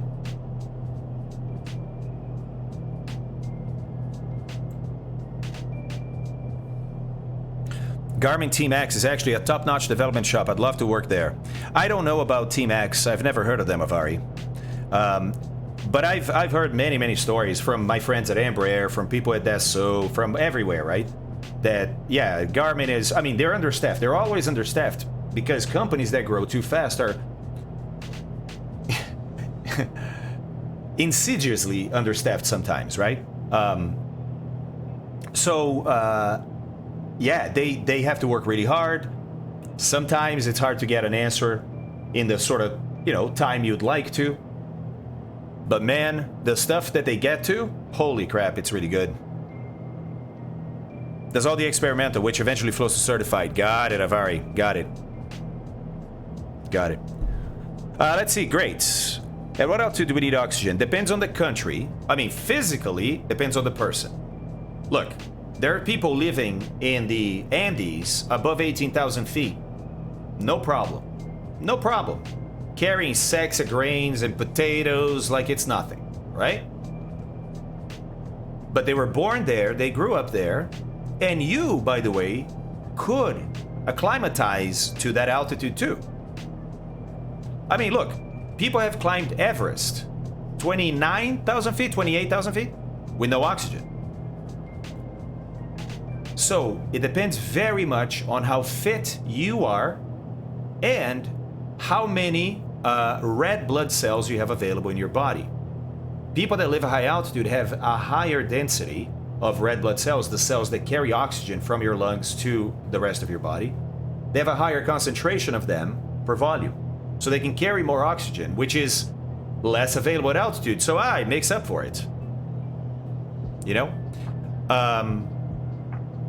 So, where someone else needs oxygen is going to vary greatly. Like if you're drinking alcohol, forget it. Forget it. Your altitude tolerance is nothing. Alcohol is a huge destroyer of altitude capability for your body. So, depends on a lot of factors. Now, the regulators then come in and say, hey, everyone, right? We've just put in a new regulation that says, from now on, if you fly above X, you need oxygen. That X is different in different countries. It tends to be around 12,500 feet, right? Because humans, right? Somebody comes up with an idea, no one else gets jealous. They all just copy that idea. They're completely fine with not putting their word into it. Humans are great like that. So, you end up with some variety around the world. Physiologically speaking, turning oxygen on at around 12,500 will cover the vast majority of humans. Right? Yeah, see, David Lewis says 10 feet. I thought it was 10,000. 10 feet. Life hack, climb Mount Everest with 6-pack of Dos Equis and a pack of smokes. I bet the most interesting man alive can. That's the other thing. Yeah, if you smoke, you have no altitude capabilities.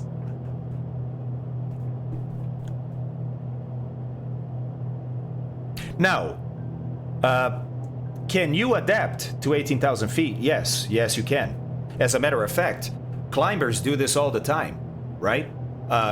climbers of proper mountains, Everest, to anything big, they don't climb all at once, right? First of all, it's a huge effort. You need to rest, but the other thing is you also need your body to acclimatize to the altitude. So you have different base camps. Everest, I think, has 3, right? Base camp 1, 2, 3, and then the summit. And you stop at these base camps sometimes for days. Days. Yeah, it takes your body days to get used to this, to produce more red cells in your blood to carry more oxygen. It can do it. It figures it out, but you need to give it time. Yeah, I think that's it, Dread. Maybe that's it. 3 base camps, 1 summit camp. Maybe that's it.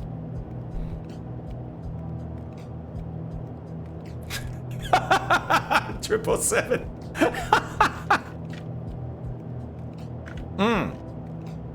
I was gonna say, really, DC? Dude, did it hit you like right away? Like drinking like 3 minutes later, you're like, whoa, right? No, but 777 at that altitude, dude. 3 bars, all you can drink. All right, guys. That higher terrain up ahead, it's hard to tell. That's another thing that's great to talk about here. You're sitting in the plane, like this. Great. You're looking at terrain up ahead. Are you gonna clear it? Are you not? Man, that is the question of the century. It is exceedingly hard to be able to determine that looking at terrain. And of course, the farther out it is, the harder it is. But even within like a mile of terrain or less, talk to mountain flying pilots. You can still be unsure. Is that lower than me? Is that higher than me? Look, every ridge, every cliff face you're gonna look at is gonna be different than the previous one. It's gonna be lit differently than the last time you saw it. And it's gonna cause a different type of optical illusion. They all do. They all do. So, relying on vision, relying on, oh no, but hey, if I sit here, like, so my head is just so I can see that nose there, and then I look out here, I know that the bottom of this thing here, right here, is that terrain, that's what I can clear. Look, and then turbulence did for me what I was gonna do. Turbulence just changed your pitch a little bit. Oh, now are you really gonna clear the terrain by like 1,000 feet? No, the plane just did one of these for a little bit, and it's gonna settle back down, right? Or, what if your center of gravity today is further aft, so the plane is flying more like this, level flight, but more like this, than yesterday when you flew through, and the CG was way forward and the plane was like this, then all your references here are completely off. So, I did not 777, never heard of it. Sometimes it looks like you're going to smash directly into the middle of a mountain and then you end up passing way over it. Yeah, fake. Listen, that happens in the sim, it happens in real life. Hey, Hayes, what's up, dude? That is extremely dangerous. But that, by the way, is the biggest killer of mountain flying. Is the optical illusion that you're gonna clear it, and then you get close and you don't, and now you don't have enough energy to turn around. Which is the reason you never approach a ridge perpendicular to it. You always approach a ridge 45 degrees to it, so that if you have to turn away, you're only turning 90 degrees, not 180 degrees. Remember that from, we read that in the Colorado Mountain Pilot Guide. How about that? How about that?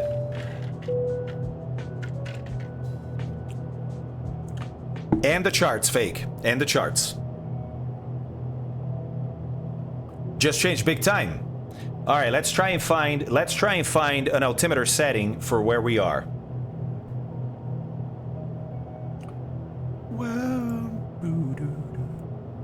Okay. Okay. All right, so looks like Santa Cruz here is very close. How are they doing over there? They got 3047. Whoa, that's high again. Jesus or anybody else, do you guys have a different one?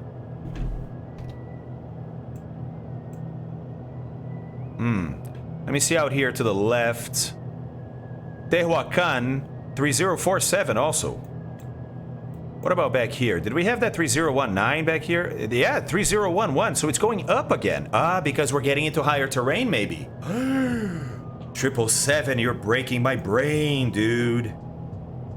3042, yeah, guys, it's back in the 304 something. Wow. Okay, let's go 3047. I concur. I concur. Not gonna help us with that terrain up ahead, obviously. Right? When you go up in pressure, your altimeter goes up. And if we want to be at 11,000, that means it's now below us. So we're gonna have to go down 250 feet. Not great. Not great. Alright, how you guys doing behind me? Oh, look at that. Let's go, missing time. With an L39. Nice. Man, we're back into beautiful, beautiful Mexican countryside. I'm always stunned at how big it is and how remote everything is. Yeah, of course, you see trails, maybe a building here and there, but I mean, come on, man. This is the wilderness. Wow. Oh, we got a little village here. Maybe that's not an airport. That can't be an airport. That's not flat. Beautiful. Look at that river. Wow.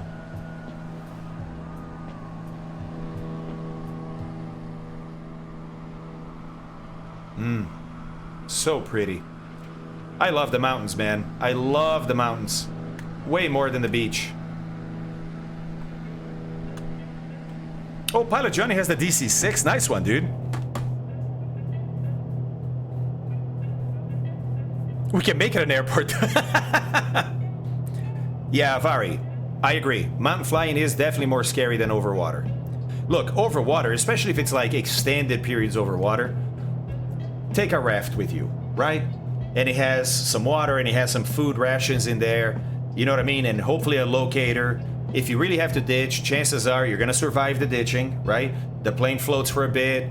You get out, get the raft out, get the transmitter out. You have a good chance of being rescued. Dude, just surviving the crash landing in mountainous areas like this is gonna be a challenge, right? You're gonna have to get lucky and you're gonna have to make some good decisions. And then, okay, you survived it. Awesome.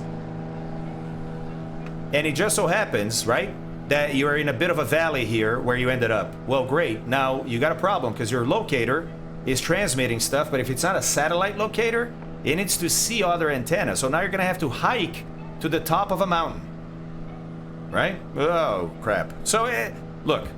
And then you have wild animals, which on the raft, they're all under you. They're probably not gonna mess with the raft, right? Yeah, dude, it's rough. It can be real rough. And the thing about mountain survival is you could truly be like 20 miles from civilization and never make it. And they would never see you, you know?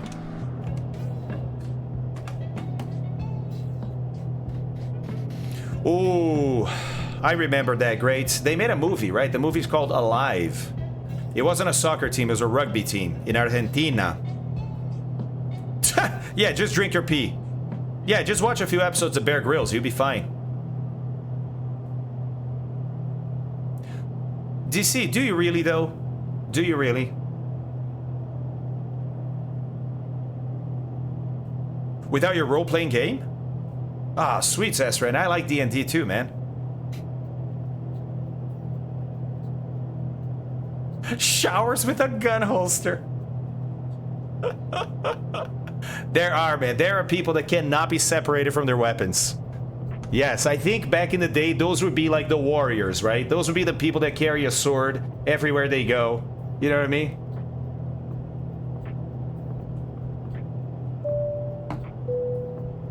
First thing that would happen to me is that I would then get grilled by a bear. Yeah, 777. Yeah, it's tough, dude. Survival is a lot harder than people think. That's the problem, right? I mean, it's great that we have these shows. It really is. But people watch these shows and they think it's super easy. They're like, oh, yeah, I'll just use the intestine of that oxen and I'll make a bladder for my water that I collect from the rain. And it's like, dude.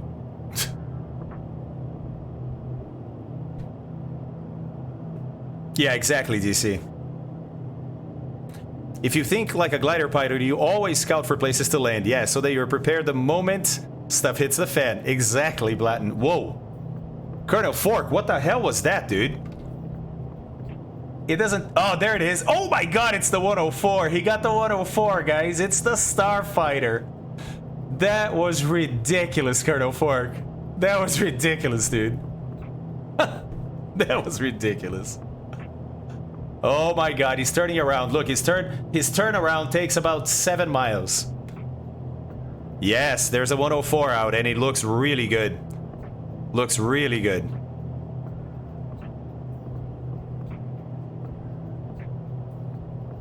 Caution, wake turbulence.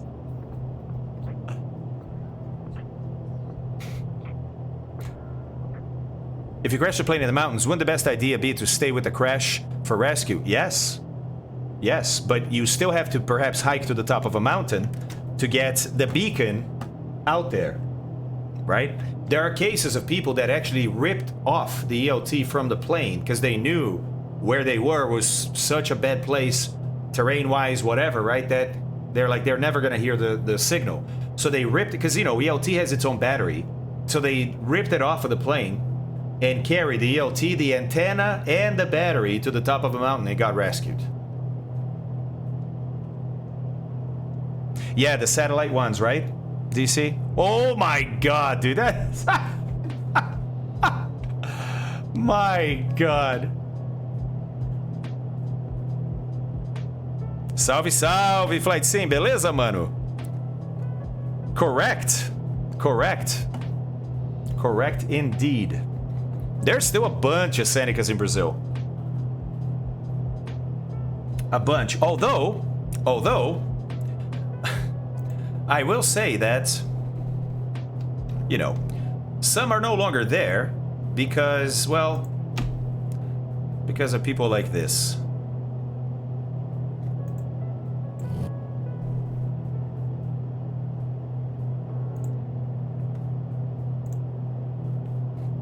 You guys watch this one yet? Heavy takeoff from Carlos Prates in Brazil. This is a single engine piston. Stall warning. By the way, that was the runway they departed. Yeah, that's the runway. You hear the stall horn the whole time.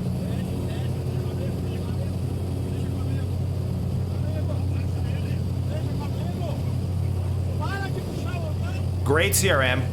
Great CRM.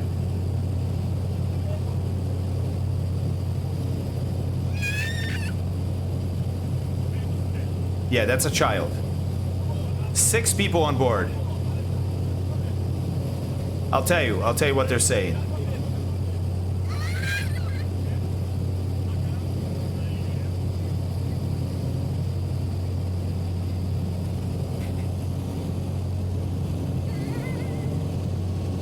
Yeah.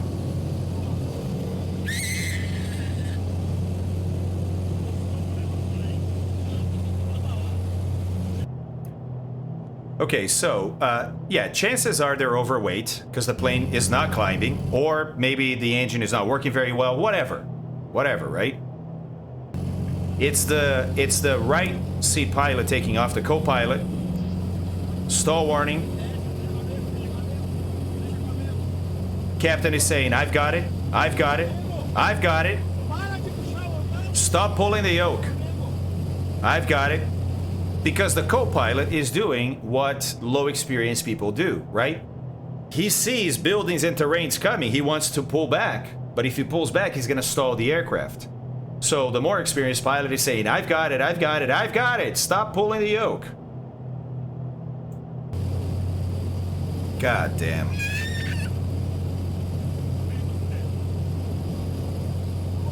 They still can't climb. Leave it to me, leave it to me.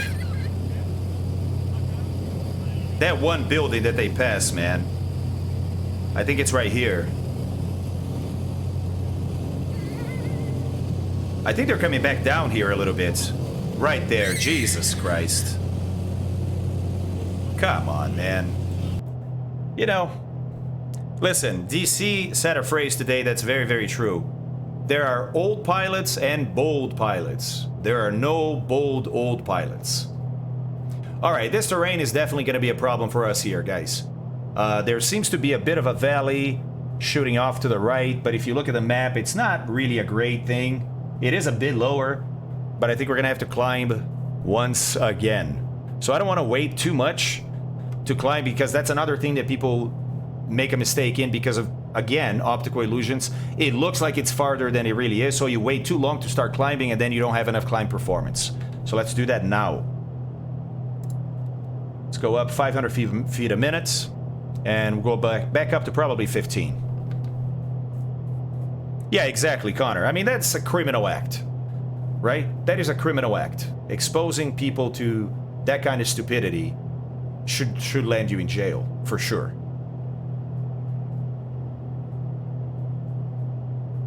Yeah, and I'm fairly sure, Colt, considering the lack of climb rate afterwards.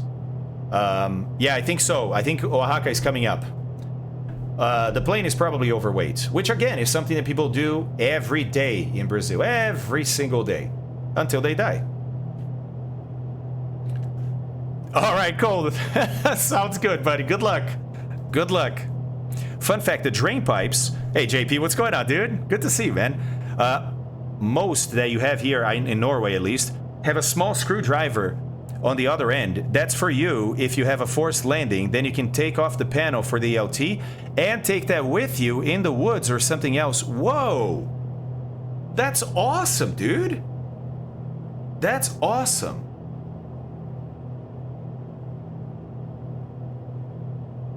Wow. Okay, Avari, let's see here.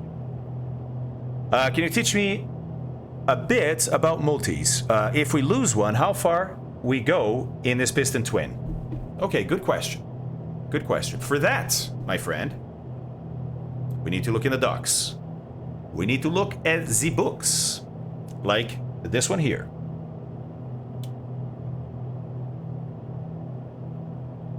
Oh, leave it out. Come on. Jesus. Close it. Please. Thank you. My God. Man, Acrobat can be interesting sometimes. All right. So, very quickly here, let's look at performance.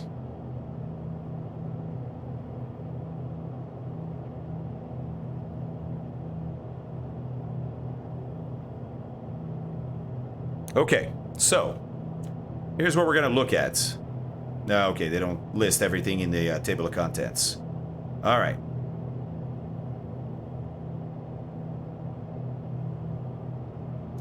Maximum takeoff, takeoff climb performance, multi-engine climb performance, single engine climb performance, gear up, flaps up. I do one of these. Okay. All right. So, okay. Let's see. Associated conditions, right? Let's start looking into this. Oh, not fine. No. All right, it's Control Plus. That's right. Associated conditions. Okay, gross weight 4407. That's actually what we took off with, right? Mixture full rich. Engines 1 operating. Power 2600 RPM, 38. It's max power. Wings flaps 0. Cowl flaps half open. Landing gear up. Airspeed 88. Okay, if you're doing all those things, right? And the outside air temperature. Okay, what's the outside air temperature right now? Outside air temperature right now is 5 degrees. Okay, we're still climbing. All right. So outside air temperature, 5 degrees. Okay. Ice is over here, right? Okay, so we're at 12,000 feet. All right, 5 degrees, 12,000 feet. And then we come over to the right. Oh, we would have about 170 feet per minute. What would be the max at 5 degrees temperature? What would be the max pressure altitude we could be at with one engine? Wow, looks like it would be where it reaches 0 here, right? So 18,000 feet? No, that's 18 here, so almost 19,000 feet. On one engine, right? But if it's warmer, let's say that it's, 30 degrees outside, sea level, you only have 300 feet per minute. If it's 40 degrees, look, even at 2,000 feet here, you only have 250 feet per minute.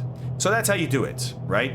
You use the chart to determine what kind of performance you would have. And of course, it's not very good because you are down to one engine. It still flies. It can even climb in some cases. But it's going to be anemic. That's the best way to describe it, is anemic. All right, 13.5, 1,500 to go.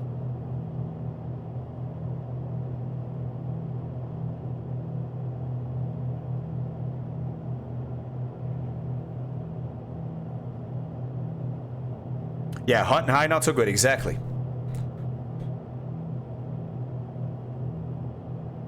Yeah, Switzerland is heavily armed.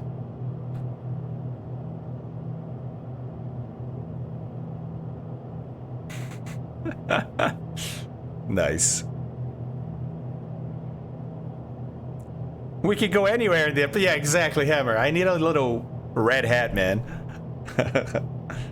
Got some nice turbulence. Right, so Super Ninja, that's because, look, you're already down to 11.7, or sorry, you're still down at 11.7. You're closer to these mountains than I am. The closer you are, if there's a little bit of wind, and there is, right, then the more turbulence. The other day I explained, like, imagine this is the bottom of a riverbed, and the atmosphere is just the water flowing over it, right?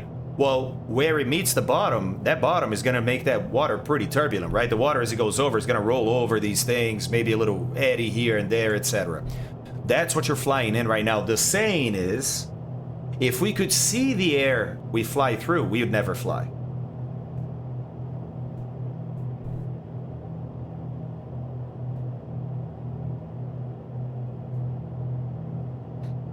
I've got both the Aero and Turbo Aero. I never fly the Aero anymore. Yeah, DC. I thought about that the other day, too.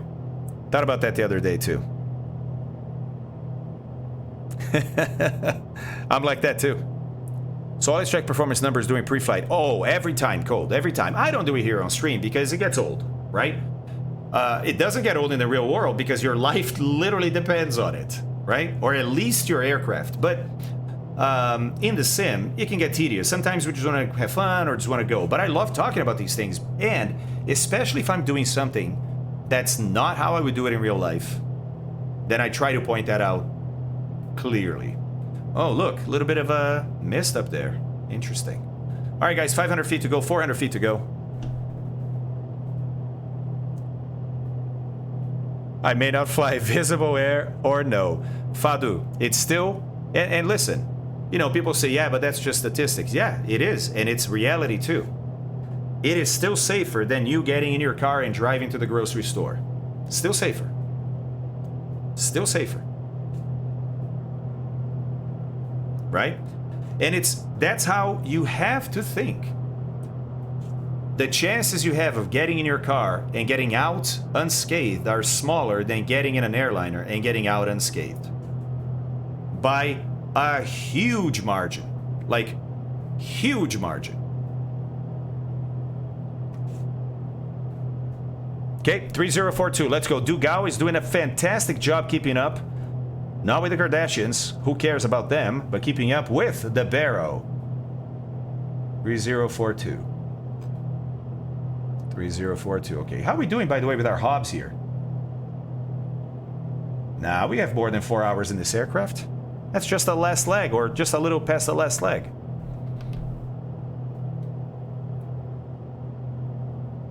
Yeah, but I'm normal. That doesn't matter.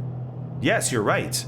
If a plane crashes, right, a big airliner, well, there's a higher chance that everyone dies versus when a bus crashes, everyone dies. That is true. That is absolutely true. But still, the chances that one of those people are going to be you are still smaller than the chances that person in a car crash are going to be you. So it doesn't matter looking at it that way or not. When things go wrong, they're fatal. Sure. Yeah. More fatal than in a car, typically. Still safer. Your chances of surviving are still way, way higher if you fly in an airliner than if you go to the store in your car. And if you live in Brazil, then it's like a billion times safer to be in an airliner than drive to the store. Well, Abnormal, I make a point out of that because I've talked to so many people that say what you said, right? That say other things. And I'm like, look, I understand. I also understand I passed my altitude. I understand. But the thing is, that's not the right way to look at it. And if you are able to look at it the way that I'm mentioning, well, then hopefully you won't be afraid when you fly, because most people end up having to fly at least some part of their life, right? And I would love for you not to be afraid of that flight, to know that, hey, this is actually a lot safer than being in a car right now. Hello, Off Schedule. Off Schedule, we're trying to sell people on flying airlines instead of driving their cars. Yeah, hey, Dugal, I came from Brazil, dude. I know.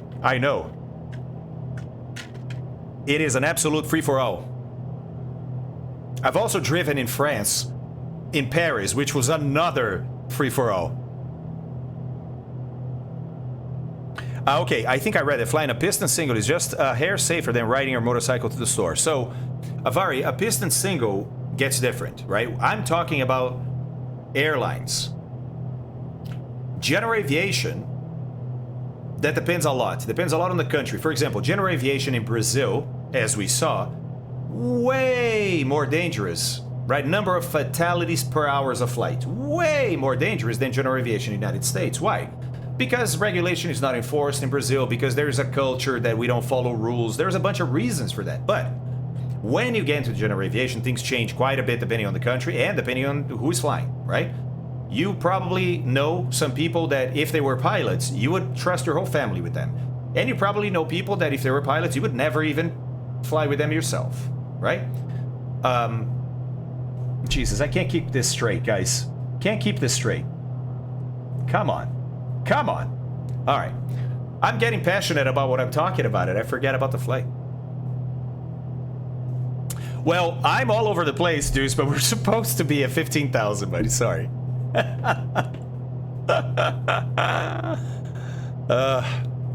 right, 100 feet to go. I wouldn't say like a brick. I was going down at 500 feet per minute. Maybe you caught a little... Lots of Brazil's no radar too. I have flown through that airspace. Yeah. So even airline flying in Brazil is going to be more dangerous than here, right? But it's way safer to fly in an airliner in Brazil than it is a general aviation aircraft. It's way safer to fly in an airliner almost anywhere versus general aviation. So when I say it's way safer than your car, etc., I'm talking about a non-pilot going to the airport, buying a ticket on an airline to fly somewhere else. When you get into general aviation, man, it could be anything, right? It could be very safe, could be super unsafe. It depends so much on the operator, on the pilot. When you're in the airlines, it doesn't depend that much on the pilots, right? Those pilots are all trained the same. The airline has lots of standards they have to operate in. They are audited, they're watched, right? They're reported. There are way more safety nets and enforcement levels in the airline world than there are in general aviation. Oral. Hey, you know what I love about Italy? It's not always true, but it happens pretty often that if you're driving a supercar, right? A lot of Italian highway cops won't pull you over. You know what I mean? Like, they just enjoy it. They're like, ah, bravo. Bravissimo. Che bello.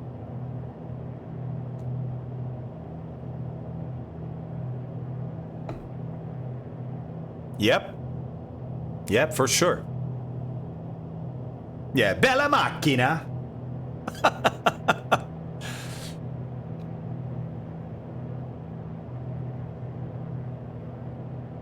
That's the other thing, Kozaki. Very, very well spoken. And by the way, hello, Kozaki. Good to see you, man. People don't treat cars like they should, right?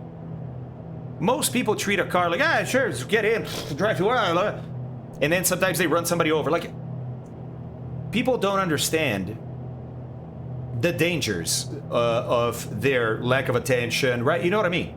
Like, you're driving a 3,000 to 6,000 pound object at some pretty decent speeds, man. There's a lot of energy in that package, right? So yeah, and look, we don't even teach people to drive properly, right? The driving schools here in the United States, in Brazil, they're a joke, man. That's barely enough. Look at Finland, right? Where you want to get a driver's license, great. There are several levels. The first one, you can only drive during the day in the summer. in the dry. Oh, you want to drive when it's raining? Guess what? That's a different qualification. What? Oh, yeah. I mean, have we trained you on how to drive in the rain? Have we trained you on how to recover from a slide? How it changes visibility, the reflection? No. Ah, okay, well, then you need that training before you can drive in the rain. Oh, you want to drive in the winter? Yeah, that's another qualification. Because of snow, because of ice, because of visibility. Oh, okay. Right. So, that to me is how something like driving should be approached, right? Because if we don't, then what happens is what happens right now. People die all the time from stupid drivers, right? From stupid mistakes. But a lot of those mistakes, it's not because that person is stupid. It's that they're ignorant. They don't have the knowledge on how to be a better driver. They haven't gone through a proper driving school, right? That induces a slide and teaches counter lock, for example. That kind of stuff to me should be taught. But, you know, who am I? Oh, hell no, Fado. I love cars, man. Love cars.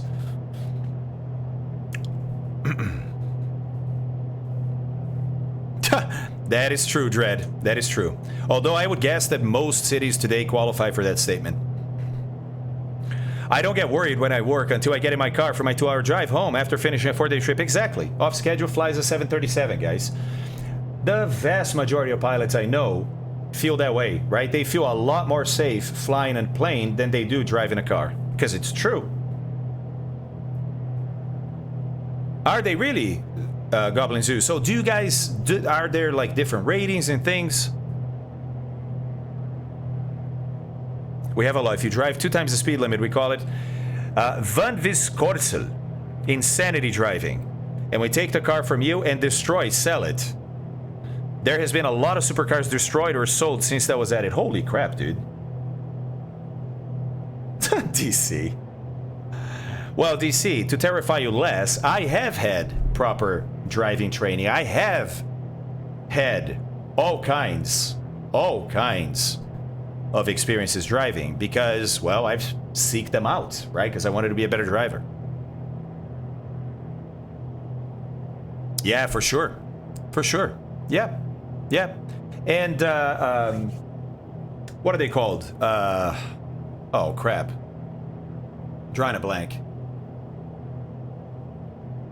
A bunch of cones in the parking lot and people drive around. Not Gymkhana, no. Autocross! Thank you. Autocross.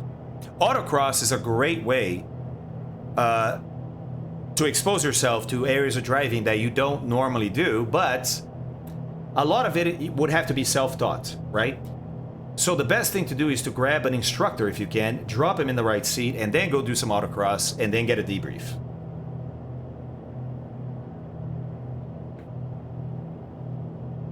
Because people need to learn the hard way, especially when you're a rich kid with no sense of money and common sense. Yeah, there's a lot of those out there. A lot of those out there, Ninja. Guys, look at this, by the way. We're now getting into a more mountainous area. But also, look, the dirt now is very reddish, whereas it was more sand back there. It was more desert.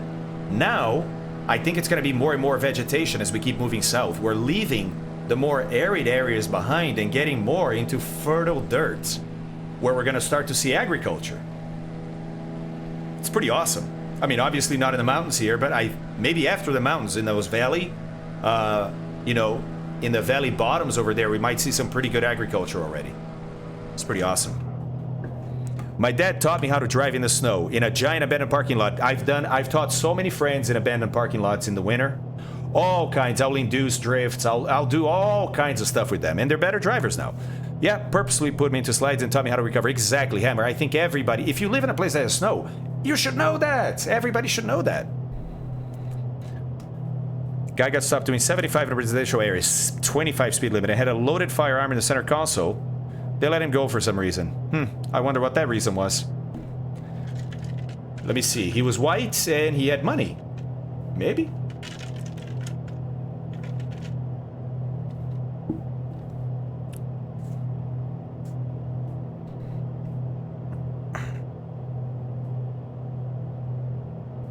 Let's see here what Zasran was talking about.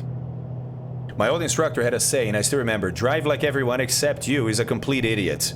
Yeah, I've been driving like that since day one, dude, because I could already tell. Are not so good. Yeah, Marco, same in Brazil. Same in Brazil. Marco, come stai, bambino? And now he's living near Denver, Colorado, and he drives like a champ. That's awesome, dude. Great job, dude. We are... Where are we? Where are we? Let's see where we are.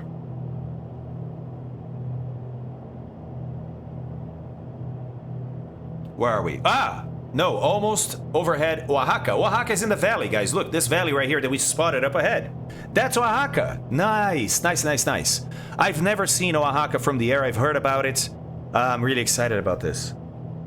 I joined late. Which plane are you flying today? There you go. And Fado, what you can do if you joined late, you can pick an airport ahead of us like Oaxaca, for example, right now, right?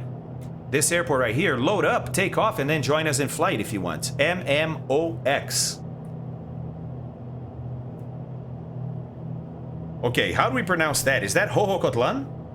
Is that right? Whew! Damn Aztecs. Oh my god, Marco. What a dramatic ending. Holy... Dramatic race, really. Holy crap. No, Oaxaca, yes, but the other one. The airport of Hohocotlan? Hohocotlan, right? So, Fado, maybe that works, buddy. Hey, Wold. What's up, man? My previous house was close by a driving examination center. I really got mad on all those driving school cars doing stupid things. They have to learn, but I also have limits in stupidity. I know, right?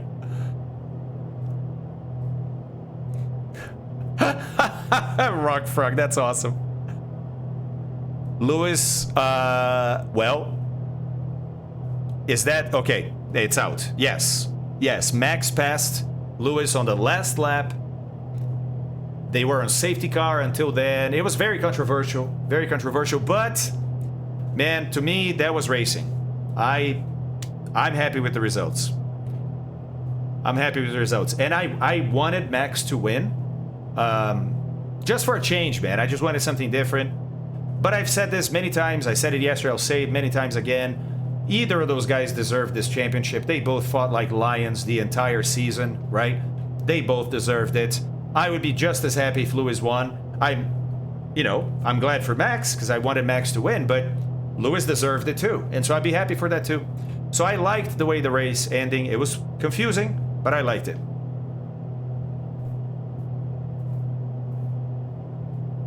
Gary. Yes, Citizen, indeed. Hello, Citizen. Hello, buddy. Hey, guys, Oaxaca, here we are. Oh, yeah, way more vegetation around here. Look, we're definitely seeing some farms, some agriculture happening there. What does Oaxaca produce as a city, as an area? Do we know? We fly from Costa Rica to Guatemala, then Mexico City, and back in real life in the airlines I work for. Oh, you work for the airline, Silent. That's awesome, dude. Do you mind saying which one? Exactly, Dread. Exactly. I think Merck lost, besides everything that happened, make it all happen again. I think Merck lost that on strategy. I think they lost it on strategy because they started on the mediums and Max started on the softs. You could never know that, of course. You could never know that, right? But I think that was the start of it all. Ah, Volaris, Costa Rica. Que bueno, que bueno. I love Oaxaca cheese. It's like adult string cheese. Right, so I know about Oaxaca cheese, but there's gotta be other stuff, no? Yes, Wage, that's true too. A lot of people are gonna start watching because of it.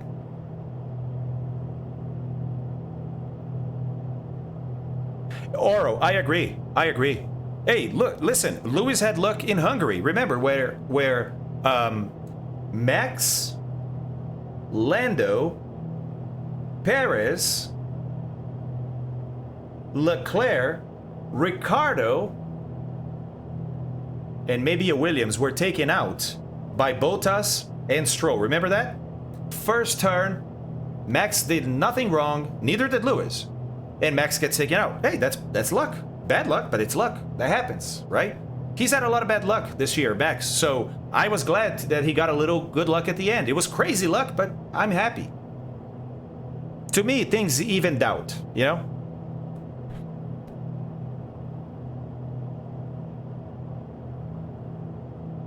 Variations of climate allow for a wider range of agricultural crops that would otherwise... Ah, see? Yes. Okay, so Oaxaca, here we go, is the nation's second highest producer of grains and agave. Oh, man. Tequila, guys. It is third in the production of peanuts, mango, and sugar cane. Oh, all great crops. It is the second largest producer of goat meat, providing about 10% of the national total. Holy crap.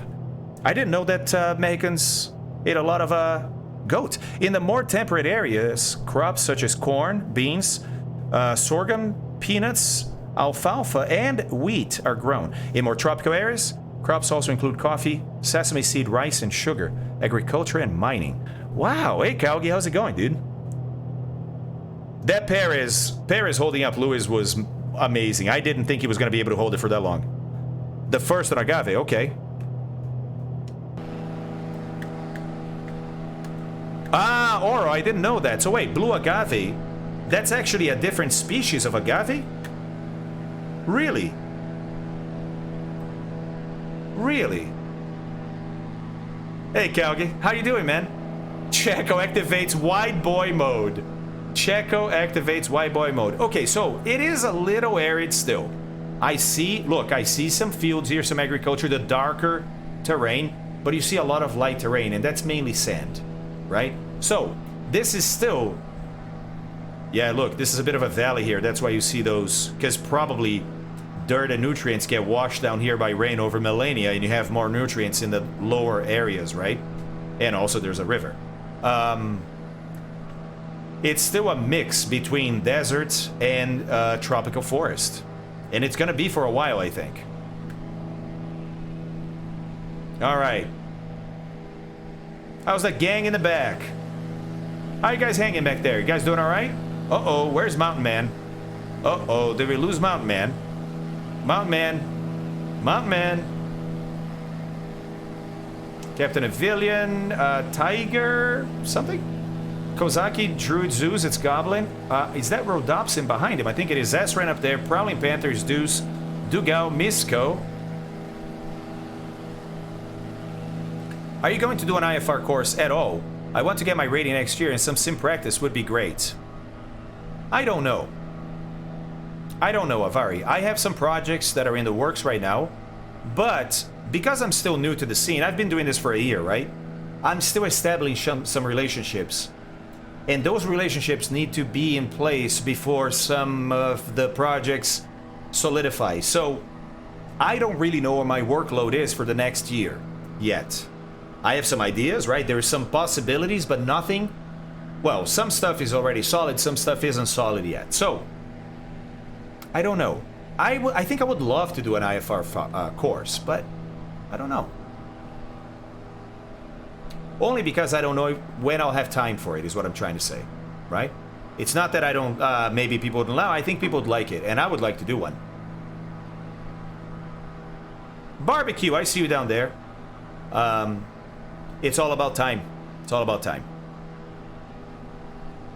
Maybe, Avari, maybe I can slot it in, because I would like to do one, but maybe I can slot it in before you start your trading. Maybe. Oh, Charles is doing a touch and go, I think. Or maybe he's picking somebody up. I think Charles is flying... Yeah, King Air. I was going to say he's flying a turboprop, so he can definitely catch up. By the way, nice little terminal down there. Look at that. Pretty sure when we get closer, it looks a little better. There's Charles leaving the runway. Oh, barbecue beef taking off. Nice. Oh, and Benvenu is here too. Oh, with the F-16. Dude, let's see how quickly... Hey. Let's see how quickly that F-16 gets up here. I won't have the F-16 installed today. I have the sim very light today. So, we won't see it as an F-16, unfortunately. So sad Kimmy couldn't finish his last race. Guys, hold on a second. I gotta show you a video now. Let's see how quickly Benvenu is gonna get up here with the F-16. But then I want to show you a video. I found this guy last night. I had no idea about this guy. He's an impressionist from the UK. And let me tell you. Oh my god. Oh my god. Talking about Kimmy reminded me. Hold on. Alright, here he comes.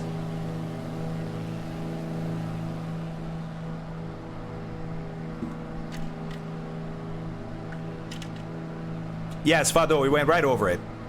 Well, right next to it. The VOR is what we went over, and the VOR is out here. So we didn't go quite over it, but close. Oh my god, he's already... Oh, jeez. Yeah, right.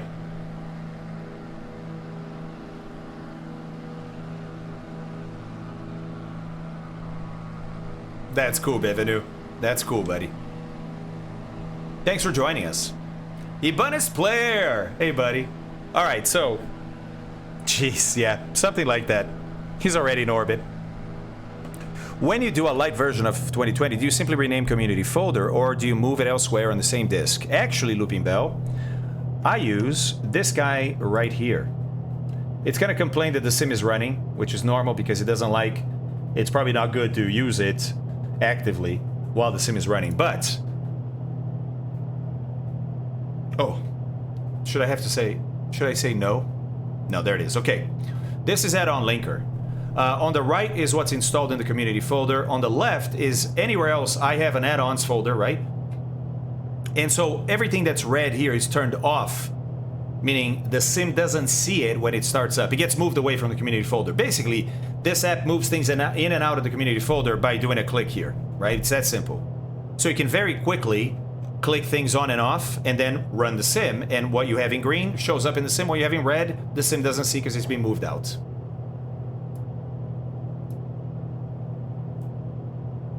It's free. It's free.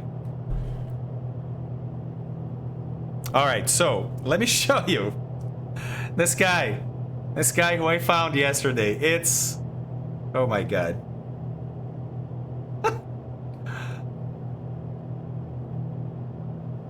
I really appreciate impressionists that are really good. A lot of them are good, but some are really good. And when you get to the really good, man, holy crap.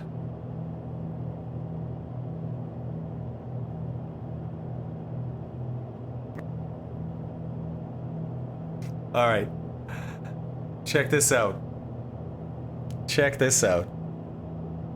You guys ready? Everybody ready? Yeah, first of all, I want to say a big congratulations to Max and to Red Bull on a great victory. Very happy to finish the season and to get a podium for Ferrari. And I just want to say I'm a smooth operator. Smooth operator. Kimi, what a last race for you. I have to ask you first, what did you make of Max's win? To be honest with you, I didn't see it, so I have nothing to say. Well, how did you not see it? I mean, everyone saw it. What were you doing? Well, I was actually having a shit. But for how long? Well, it was my last shit, so I wanted to say. Look at the next Thank one. you, Kimi. It's been an honour. Christian, well done. Give us your thoughts. Look, you know, all year we've always tried to give Max the right car. Close your eyes. You know, today we had two strategies. One was to either be faster than Lewis, or two, rear-end him. Thankfully, we didn't have to use either. Do you feel for Toto at all? Yeah, look, of course, I feel for Toto, but, you know, that's motor racing. Thanks, Christian. Lewis, how are you feeling after that? Well, I feel kind of weird, but hashtag grateful. Oh, cool. You know, congratulations to Max on a great victory. And all the people Yes. that helped him win today, Christian, Red Bull team, Perez, the racing director, Michael. But yeah, look, hashtag grateful. Thanks, Lewis. You've handled this Hashtag with real grateful. class. Toto! Toto! Michael, you... Toto, stop calling me mate. Okay, it's a motor race, okay? Now get over Michael! it. Get over it. Michael! Max Verstappen, world champion. Yeah, The of course. Look, here's the deal.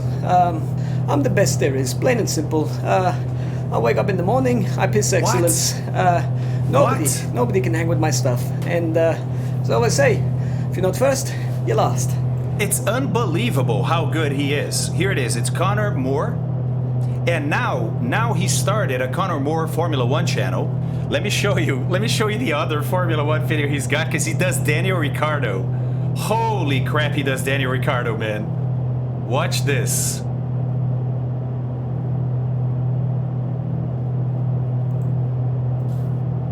I forgot he does this too. This is awesome. All right. All right. Check this out. Will Buxton.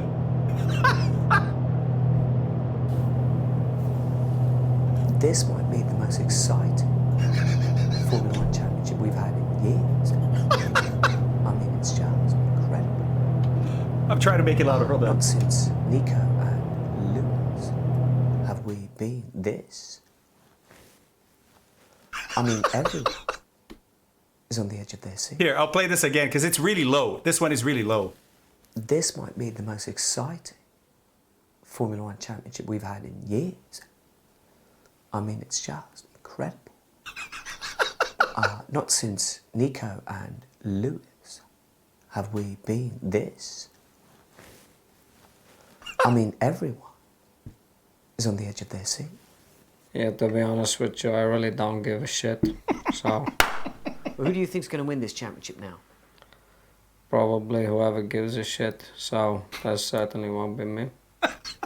Usually everyone's always out to get me. But this year, Red Bull, they've thrown everything at me. I mean, they've thrown stewards at me, penalties. Oh, really? Max even threw his car at me at one point. Verstappen just throws the car at Hamilton! I just don't think he has to be so aggressive. Hashtag grateful. Yeah, I don't think I'm aggressive at all. I think that's a very unfair comment from Lewis. I think, if anything, I'm probably not aggressive enough. Just wait for Well, it's not Ricardo. just Lewis that thinks you're aggressive. Everyone actually Can we thinks. just stop with this f***ing question, please?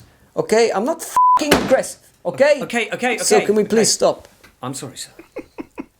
What was I saying? Yeah, I think the most important voice, thing man, for me it's to so- do now to the it's end of the so season is similar. to just stay calm. My name is Carlos Sainz, and I'm a driver with Ferrari. And I think this year has been a pretty good year. But no matter what happens, I'll always be a smooth operator. Smooth operator. Please stop singing. Sorry, that, guys. Please. You want me to start again, guys?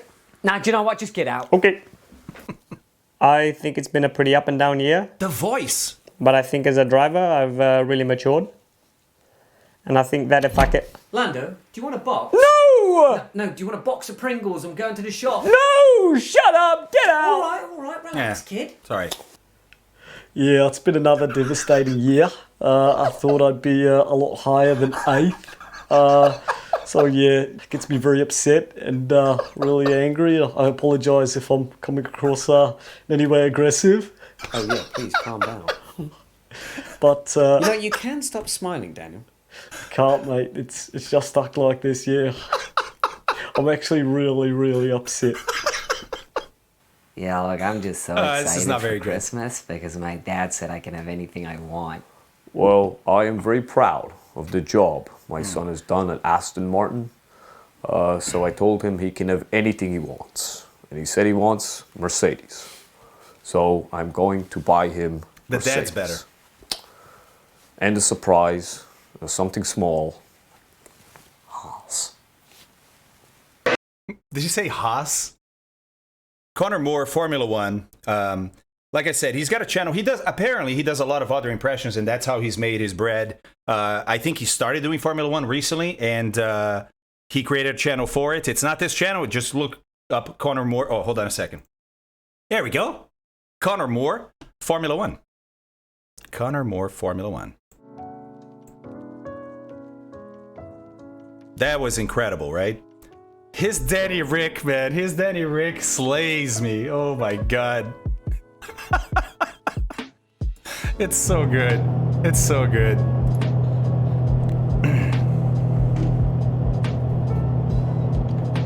Oh, he's a big fan of Max. Dude, his Max voice is crazy. Crazy. His Christian Horner voice is amazing. Hey, Fart Dad, what's up, man? How's it going? What are you really upset about?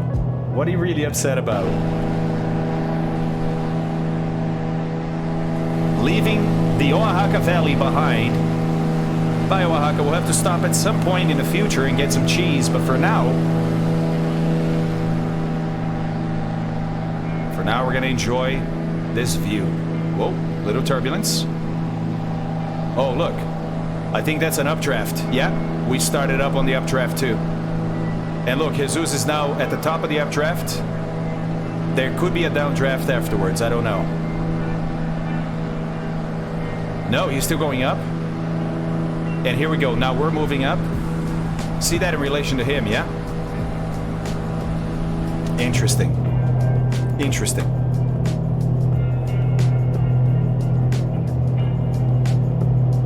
Oh, Dextro, interesting. Oh, I was impersonating.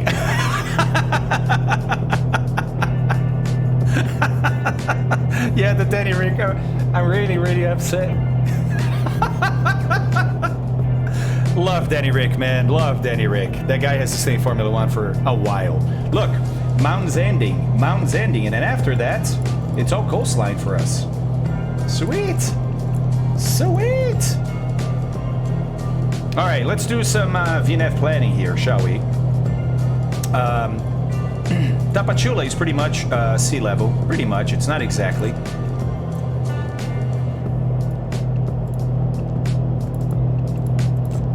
There it is. 97 feet is elevation in Tapachula, right? Okay. So let's go VNAV. Target altitude. Well, we'll look at the approach, but it's safe to say that something like 2,000 feet is probably going to be pretty safe, right? 500 feet per minute. Okay, I like it. Target waypoint. Where do we want to be at 2,000 feet? Well, right now... Oh, hold on. Right now, if I go home and map...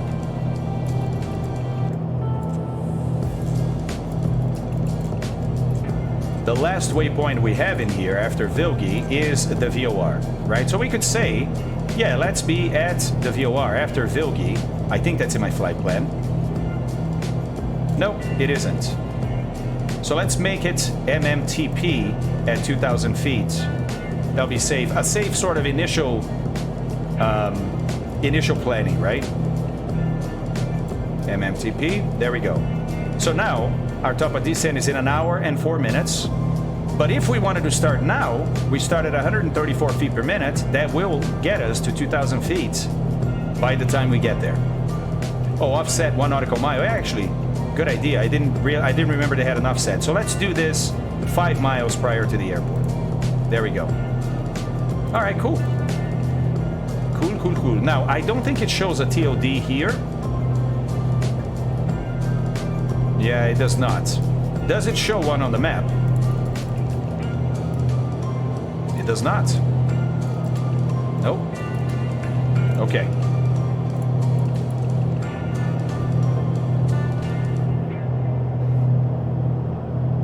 Wait, what? How'd you lose the profile to that? The GTN is cheating. Avari, and it's not even complete, dude. It's not even complete. Remember, I said, hey, let me show you that change log, right? Check this out. All right, so they added checklists in this last version, which is awesome for the premium version. Added clean screen utility, not very useful in a sim. Is that? Hold on a second. Clean screen. You know what this is, right? It makes the screen black so you can see all the fingerprints and things. And then when you're done, boom. Hey, I like the authenticity. I like the authenticity. All right. Hey, Augie, what's up, dude? No, this is the Seneca, the Coronado Seneca, as people have explained it. I know, me too, fake, me too. This guy is making it more and more attractive, man, that is for sure. Okay, but on 25, the version before, added fuel planning, units, and fuel type parameters. That's cool. We'll look at the next. Added airspace altitudes when clicking on a nearest airspace list item. Nearest airspace list item. Airspace altitudes. Can we even see that? Nearest airspace. Oh, interesting. Class Delta. Inside of airspace. We are inside of airspace, okay. Oh, look at that. Wow, that's cool. That is fantastic. Wow, that's really cool.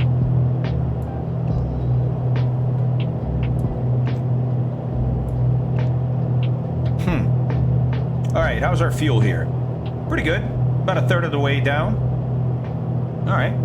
Now, fuel planning, I forgot. Fuel planning. So, utilities, fuel planning, right? from Toluca to Tapachula, or we can do present position, right? Because look, this is 494 miles, right? Now, I can use fuel on board and fuel flow, right? If I type it in, or I can say use sensor data. Then it knows what I have. It knows my fuel flow, although it's still picking it up only for one engine. I think that's a bug. That is definitely a bug. We'll need to fix this, right? But that's the idea here. The idea is that it senses your fuel on board and fuel flow and then gives you a predicted fuel to get there and how much endurance or reserve, I suppose is what they call it, you're going to have when you get there. Pretty awesome, right? Oh, along the flight plan. This was doing point to point from present position to that, but it's from flight plan, right? There we go. Present position. Okay, there we go. Now it's a little bit longer. Okay, that's awesome though. Love having that kind of stuff.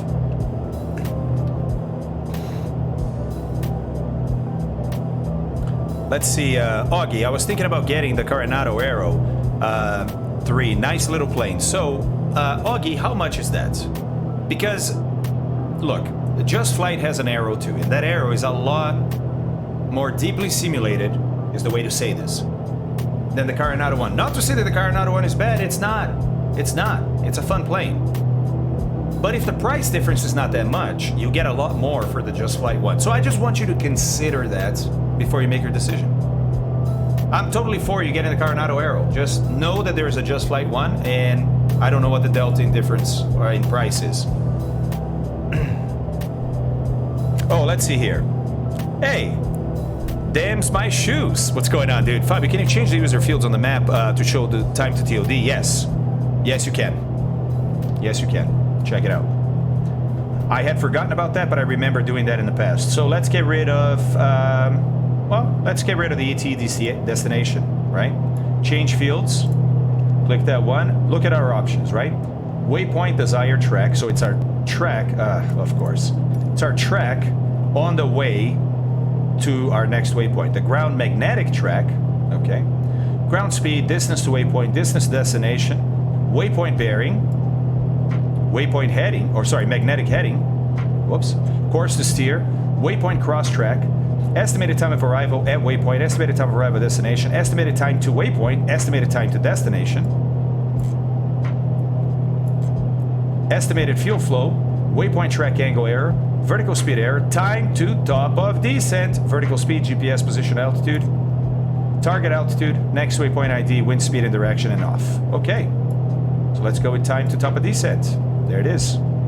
And 59 minutes should match what we have here, and it does. Hey-o! Pretty awesome. Yeah, Meta Walker, let's see. I think we had a command here. I don't know if the command is still working. No, is it just GTN? Mods, please help. Sorry, what's happening? Jesus, I try. Thanks, Crumb. No comments. No comments. By the way, Meadow, there is a freeware version that doesn't have all the features, but it's freeware, right? And then this is a premium version. I think you have to pay $25 a year to use it, $25 a year to use it, or buy it for life for $75.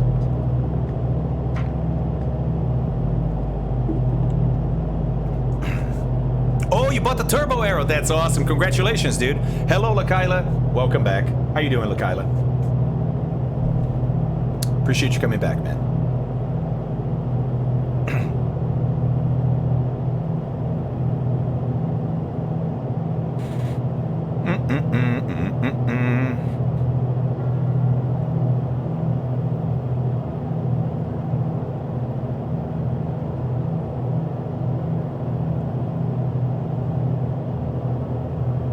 Oh, yeah, they do. Here, I can show that too, because I'm already there.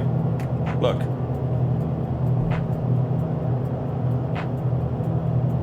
So here it is, the website, GTN 750 for MSFS, okay. Free version. Here, features, right? Between free and premium. So what you lose in the free is map waypoint selection. So you can click on waypoints in the map here to select those waypoints. You Can only do it via the flight plan in the free. Map, waypoint, elevation data, Navigraph charts, traffic page, terrain page, weather radar, flight plan, preview, flight plan import, flight plan invert, flight plan catalog, airways, textrometer, vCalc utility, the one that we were using, right? User waypoints, timers, fuel planning, and checklists. So, they cut a lot of stuff, but they also give you a bit of stuff. And you can definitely, some people use it for free and they're fine with it. It's limited, but at least it's free too.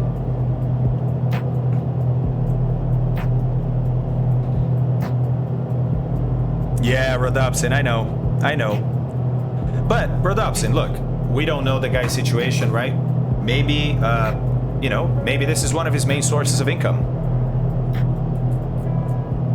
Well, the Coronado one on Xbox is £21, I think. The Just Flight version isn't on Xbox Marketplace yet. Okay, so you're on Xbox, right, Augie? But they have requested to go on, but just waiting. So I'm kind of heading towards Coronado for now. Are the instruments good in the Coronado? Yes. Yes, they are.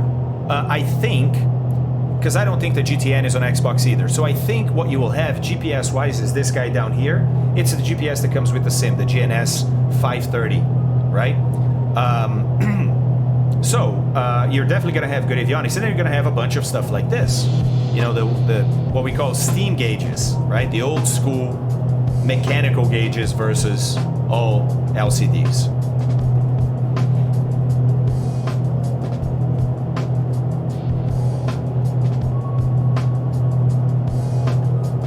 Oh, Ibanez is on. Yeah, that's right. Ibanez just joined us the other day here on stream. He didn't know about the stream, and now, where'd he go? He was on my left. Where'd he go? Ibanez player, where are you? Nah, look at this. This is just so striking. So striking. Where'd he go? Where'd he go? Uh-oh. Lost you, Ibanez. 11,000 feet under me. Hey!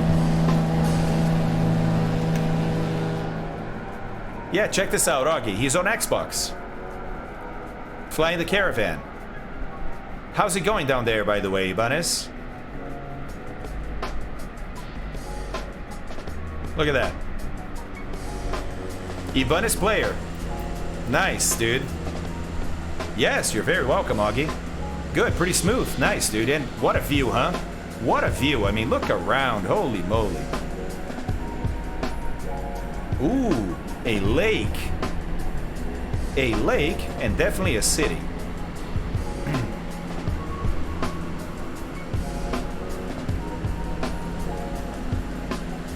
Oh, there I am. Okay, I'm the guy with the without the name on it.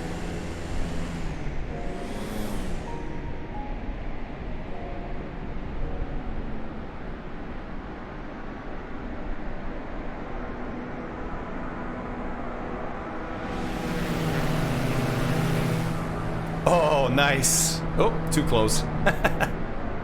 There we go, Deuce. There we go, Deuce.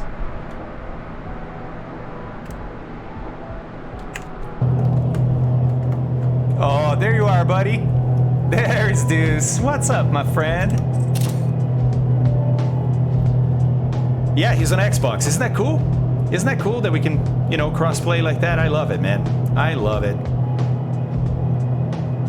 Just saying hi. Nice, dude. Very fast, your drone. Well, we can change speeds, Looping. You know, the drone camera that we have in the sim. You can change the speed at which it moves, the speed at which it turns. Yeah, I see you up there. I see you up there, buddy. You and Zesran Racing, is that what's happening? I'm currently doing 167. Wow, the plane is a little faster than I remember. Look, that's with a 23, 25 knot headwind, so I'd be doing 190? Really? Whoa. Wow, that was really high. Really?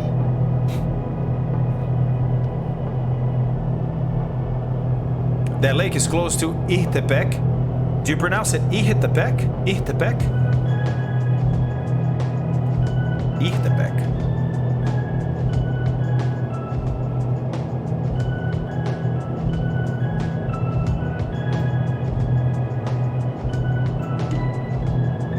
El Marqués. El Marqués. And we have a couple of towns here, Jalapa and San Cristobal. And then we have, okay, the lake is over here. I'm like, wait, it looks a lot bigger than that, yeah. Laguna Superior.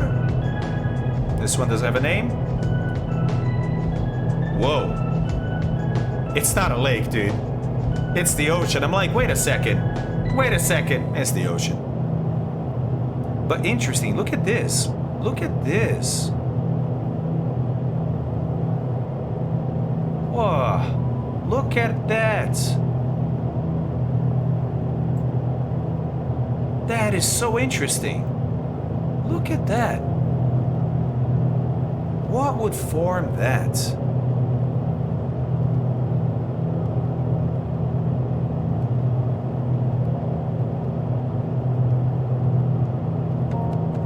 Yeah, fitting name, exactly. I don't think so, guys. I don't think so.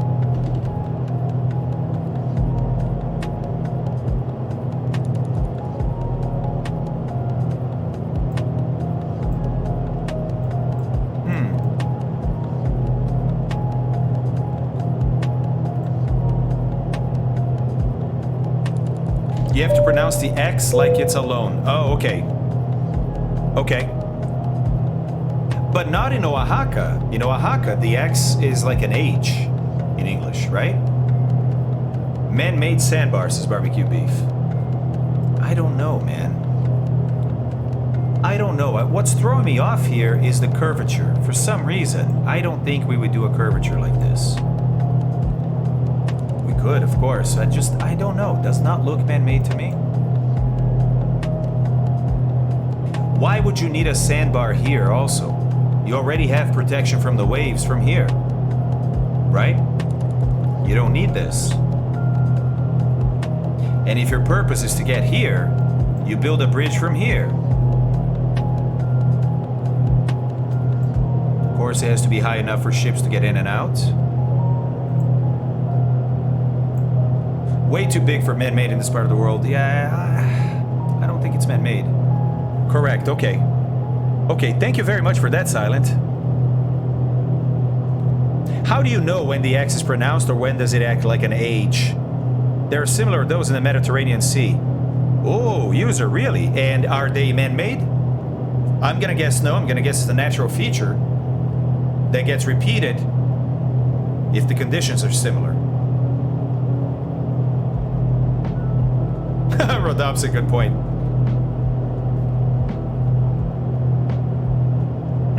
The whole works and rework the room again. Whoa. Really? You're doing that today, Charles?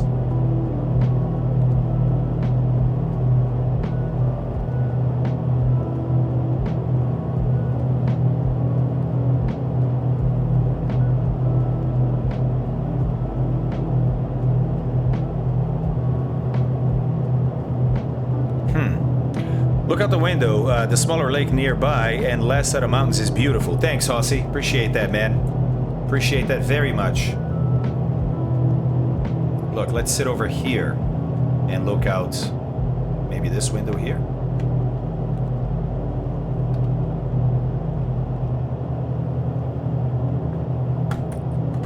Man, that is so pretty. That is so pretty. All the farmland around the water, right?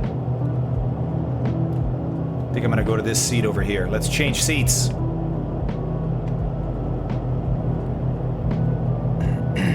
Oh, this is a much better seat. Much better seat. Look at that. So many mountains around here, huh? What about the other side? Oh, beautiful too. Man, I love this sim. I love this world, but I love this sim. Wow. Need a place to put down the coffee. I don't think the table opens. I don't... Oh, it does! Yes, let's go. Let's put our drinks down. That's awesome. Is anything else open? Yeah, not the door. Don't worry, I won't open the door. Wow, that's cool. Good touch. Good touch. I like it.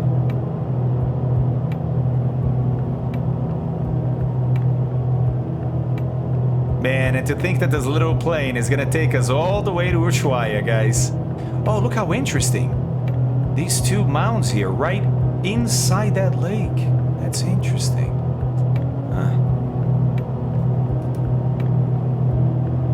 The stores of the windows. What do you mean stores? Oh, hold on.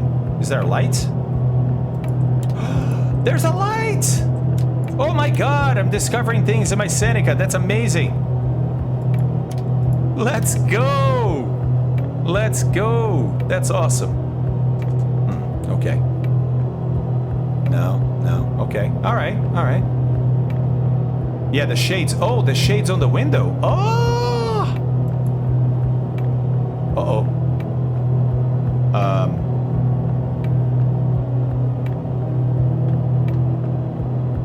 What the hell? Interesting. Look, when I hide the source of that model, which is up here, away from the screen, look, as soon as it leaves the screen, this shade disappears. It's a screen object.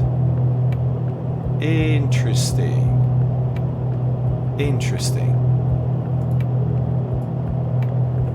This is so cool. This is so cool. Dude, thanks, Zeus. I had no idea, man. I had no idea. Yeah, look. Hide the source, the origin, it disappears. The same is not true for the table. That's an animated object. So is that, but I don't know what the difference is. Oh, yeah. Wait, the meteor crater, you mean? Meteor crater, Augie.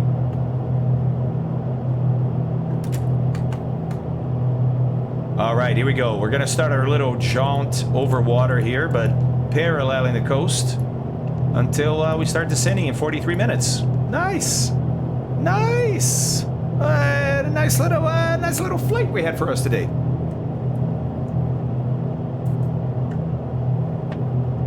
Zasran, I remember reading that term, frustum cooling, or frustum culling, when I read the Red OpenGL book way back in the day. Anybody ever read the Red OpenGL book? Yes, it does, Zeus. That I knew. Yeah, Agent. Exactly.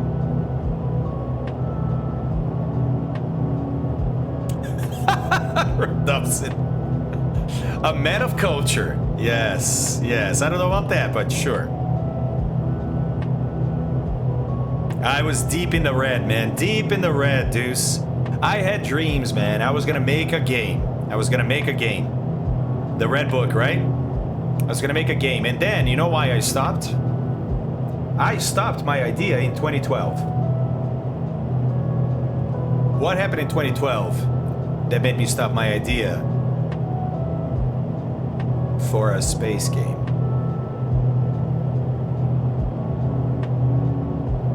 Yep. Star Citizen happened.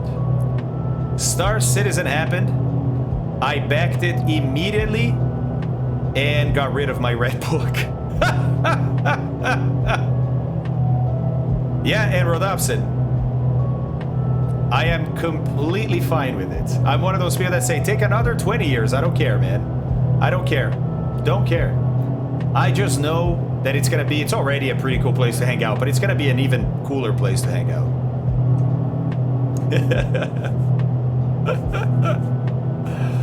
Yes, indeed. The Mayans. That's my shoes. That's pretty good. I don't think so, Rodopson. I think the community is crazy enough to keep pumping money in, dude. Oh, Super Ninja, that should happen automatically. You have to hook it up initially, though, to a service. There may be a key that you have to put in there. Have you ever done that? Fala, Alaska, tudo bem, cara? Boa tarde. Yes, it was insane, Avari. It was insane.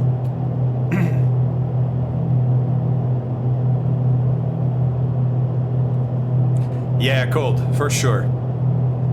Yeah, I'm not, but some people are. And okay, go ahead, man. Keep funding that development. I don't care. Yeah, and I'm not like like rose-colored glasses. Yeah, of course, there's a chance that it will never fully release. And I wonder why development is so slow. But the stuff they've achieved already is remarkable, right? The stuff they have is pretty amazing. There's some stuff that needs a lot of polish. But man, some of the tech that they're working on is going to be pretty amazing. We haven't even seen server meshing yet, right? I'm curious to see how that's going to go. There we go, guys. We are overhead something turning.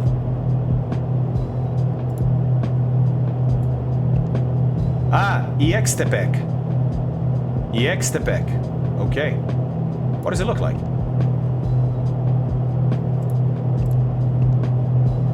Ah, look at us. Passing by. Passing by. Okay, little airport. That's cool. That's a cool.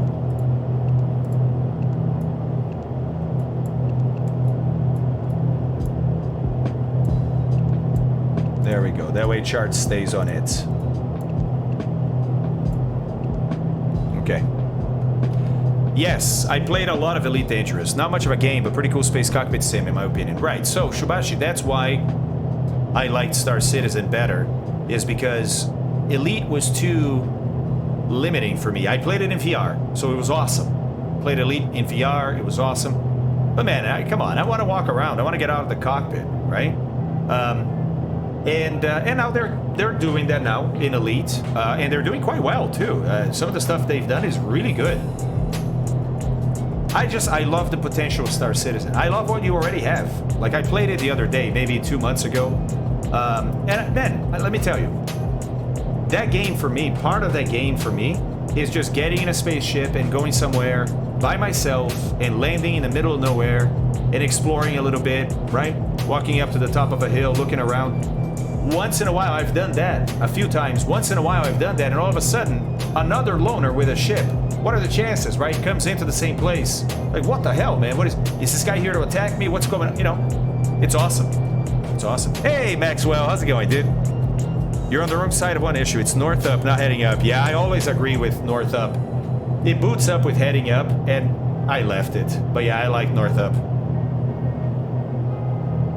Not that similar. Not that similar. EVE Online is about strategies and alliances. Not that you can't do that in Star Citizen, but Star Citizen is more a first-person character literally walking around a universe, right?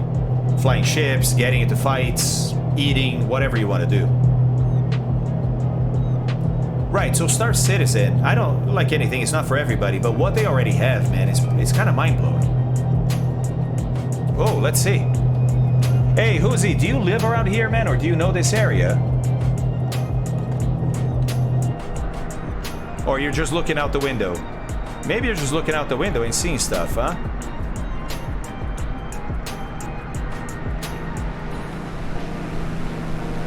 Hello, Pacific Ocean. We meet you again. Remember, we saw the Pacific Ocean when we left Ketchikan. We could definitely see it when we left Darrington, right? There's that little, I don't know what that is, man. I don't know what that is. I love being high up and being able to see it from up high, right? What is that? Oh, fake. I'm sure people use it already, dude. To fly the spacecraft? Yeah, for sure. For sure. Ah, Hossie. It's Hossie, not Hoosie. Hossie. Who are you, Hossie? What's your in-game name, buddy? I see Misco out there. Hey, Misco. Misco, I saw yesterday, man, an amazing video about how a bakery, a famous bakery in Italy, makes panettone, right? And they used 2 different types of honey. And as soon as they showed the honey, I was like, oh, Misco, I thought of you, dude. How cool is that? 3002, thank you. Is that from the airport we just passed here? Let's see.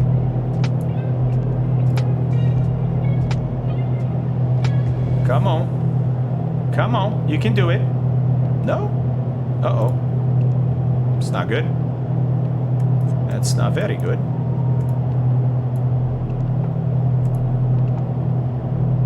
Uh-oh. So, maybe this is from the updates. Ah. Is that a bad thing? I have a token, but it's not working. Why would that be?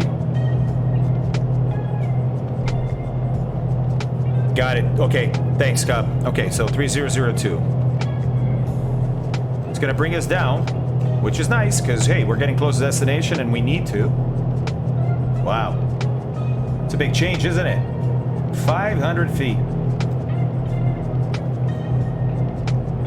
Whoops.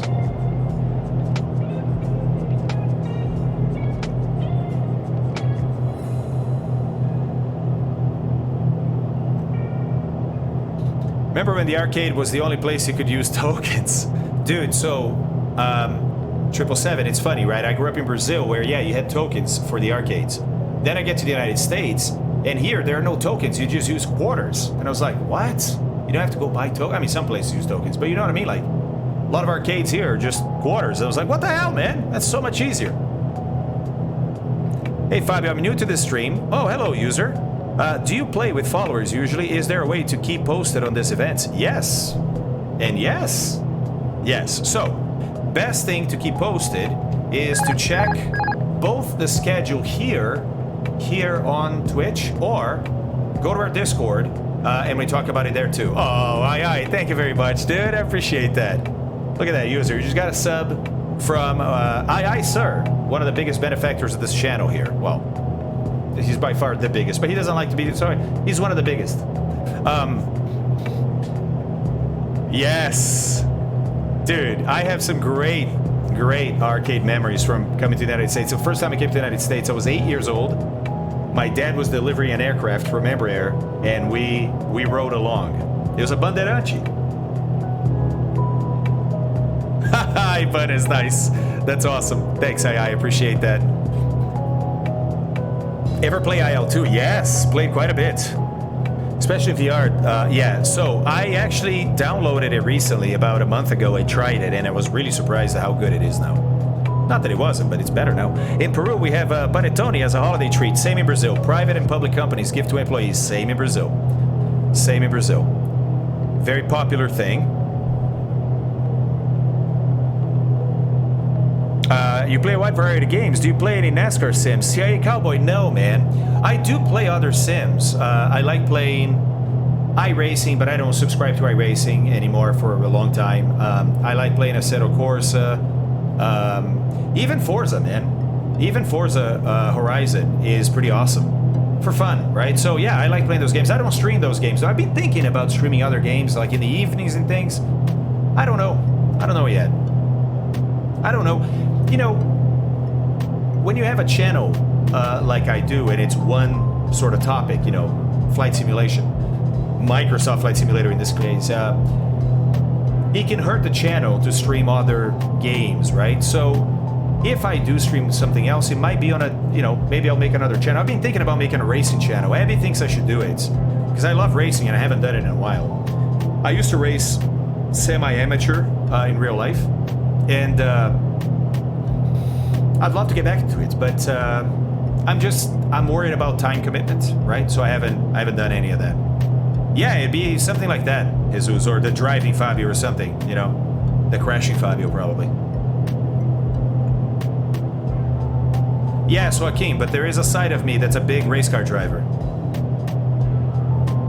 Yes, Alaska, exatamente. I run a set of courses, but the fast ovals are my racing love. Interesting, interesting. The Fast and the Fabio. That's a good name, dude. Just chatting about racing sounds awesome. Ah, Peter, thanks, man. I could talk about racing forever, man. Just like aviation. I'd be happy to beat you again, says Mechanical. Oh, buddy. Oh, buddy. Oh, I'm so competitive. I hear something like that, I gotta go like right now. Let's go race right now, Mechanical, and I'll show you. Oh, my blood is boiling already. Jesus. Yes, I'm a highly competitive person. And I am a very sore loser. Very sore loser.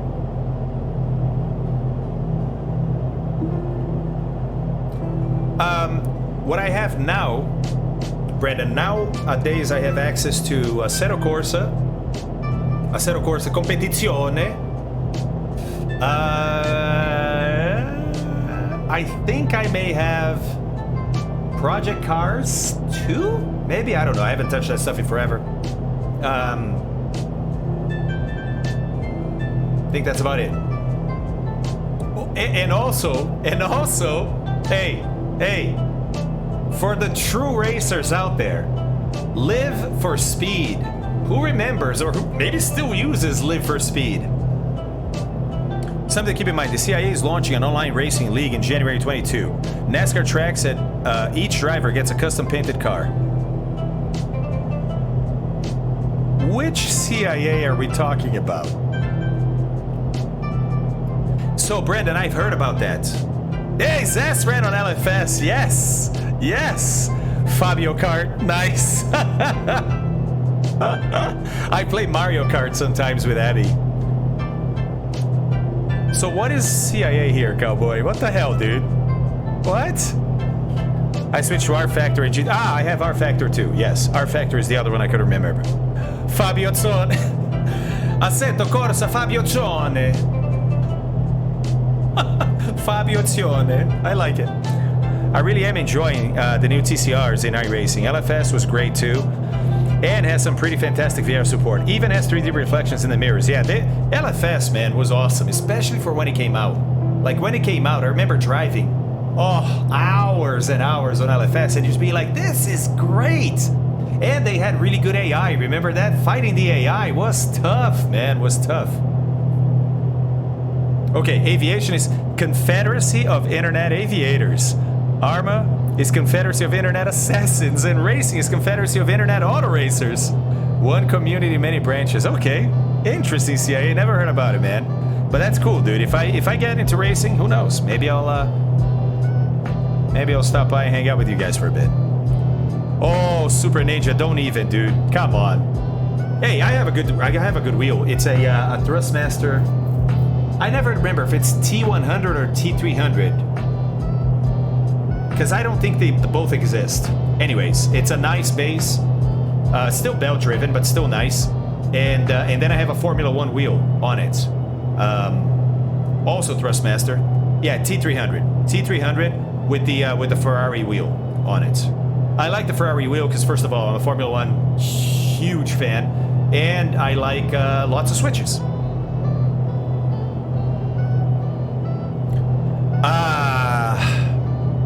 Braden. It's not just that, dude. It's any aircraft with a window. If I open my window right now, it would also crash. Unless you go in assistance options, failures, and then turn off stress damage causes crash. Turn that off, you can open doors, windows, etc. It's poorly implemented. Obviously, if you open a little window like this, it's actually designed to be survivable, right? It's okay to open this in flight. Opening a door, it's a different story, but, you know.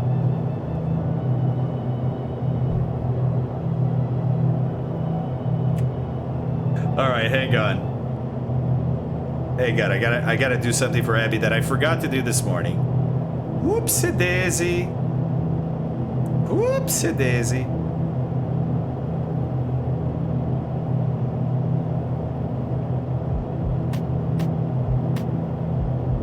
The Turbo Aero doesn't need that? Really? I didn't think that there was a way for the developers to bypass that. Really? I wonder if they changed that, because originally that would happen in the Turbo Aero too. Remember, I got a pre-release of the Aero, and I opened the window and it crashed. So maybe they fixed that. Yeah, okay, the Aero survives that as well. So maybe they found a way to disable that. Okay. All right, let's see here. How do I do this? What am I doing?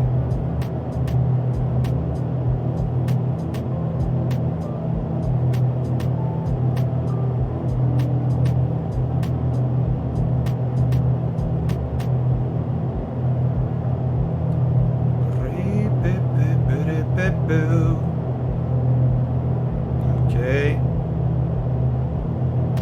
What's that, Ewald?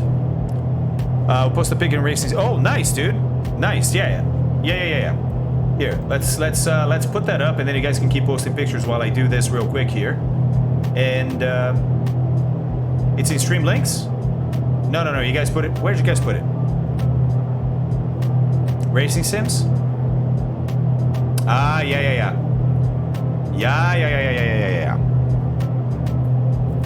Oh, dude, wait a second. Is that Fanatec? Yes, it is a Fanatec wheel. Oh, this is a tight setup, man. I like how small and clean it is. This is excellent. This is excellent. Okay. Did you, is this a setup like the holder for the structure here that holds the TV and the seat? Is that off the shelf, or did you make it?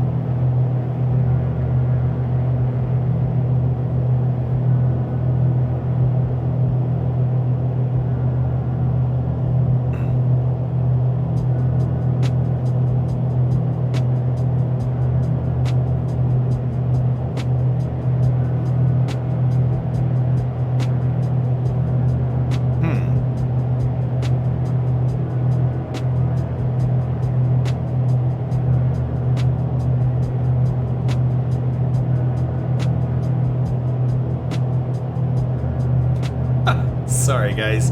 I gotta help Abby with something real quick.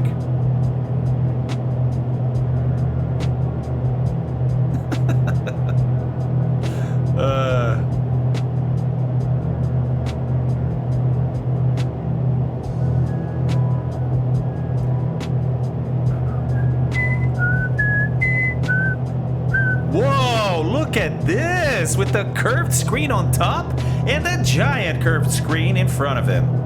Ewald, seriously, dude. Serious envy. Serious envy right now. God, man, that's amazing. That's amazing.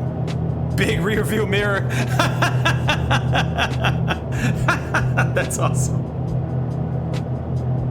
That's fantastic. All right.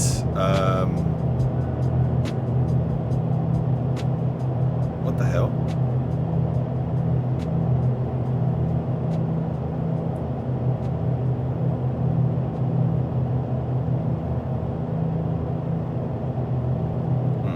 Okay. Here, then here. Okay.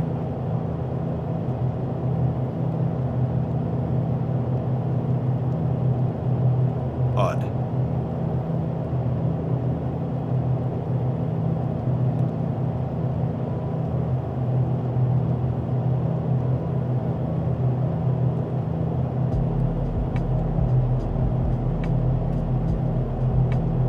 Boosted media's rig, what? Oh, I see. Yeah. By the way, hold on a second, because I need a few more minutes for this, so let me show you guys one of the videos that I had queued up for today.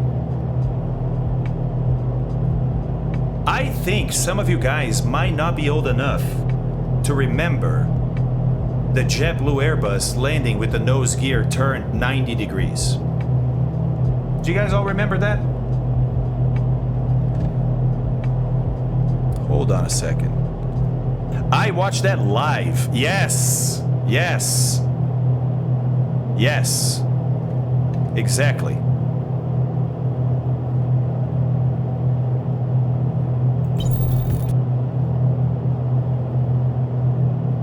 All right.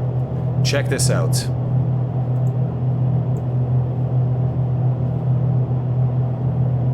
Yes, this was insane.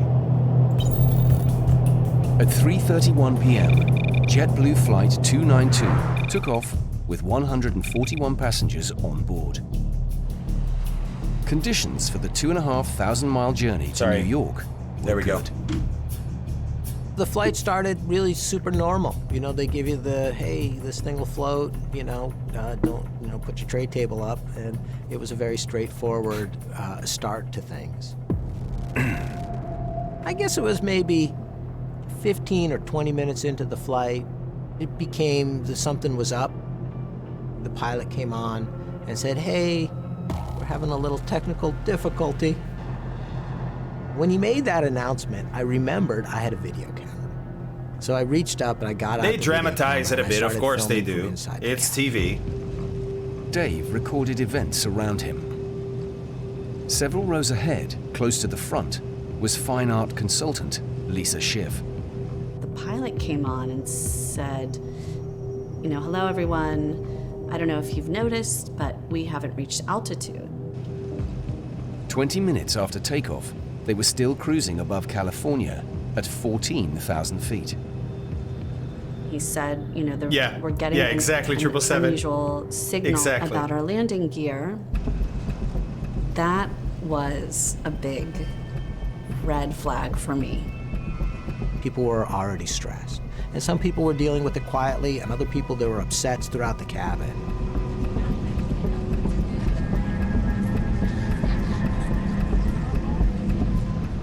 At 4:20 p.m., they flew past the control tower at Long Beach Airport, hoping to get visual confirmation of the problem.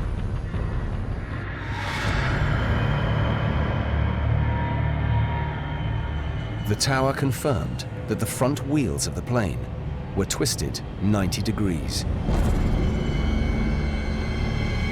Yep.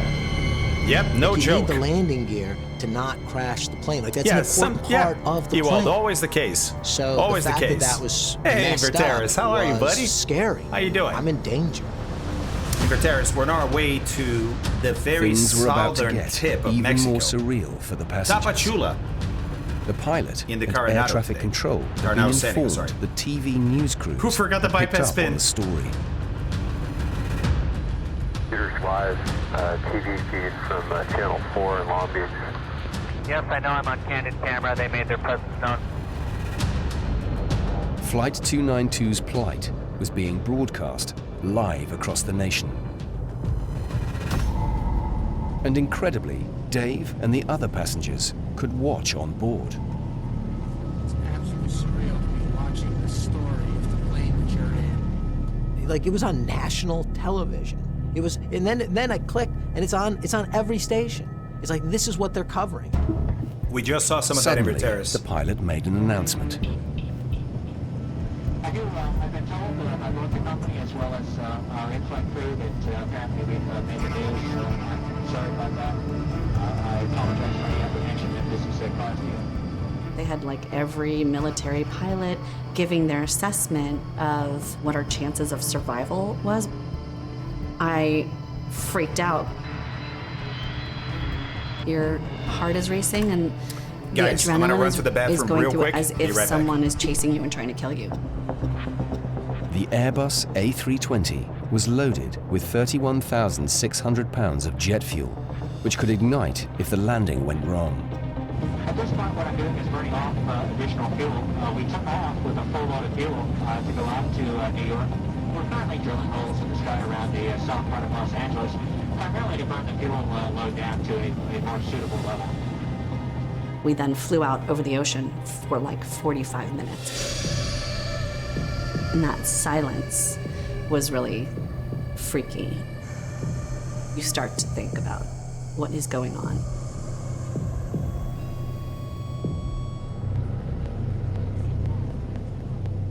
Picture of the people holding hands. I mean, it's a moving moment. I mean, to see people that intensely connected in a high-pressure situation.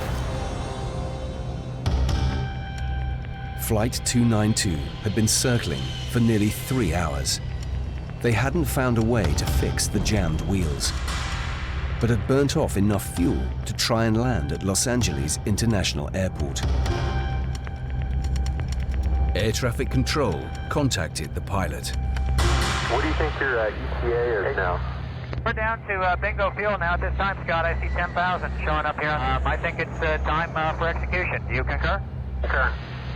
The plane was about to come in for a white-knuckle emergency landing, but the passengers were the last to know.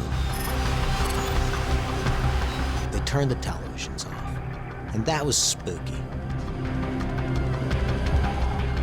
What happened? What changed?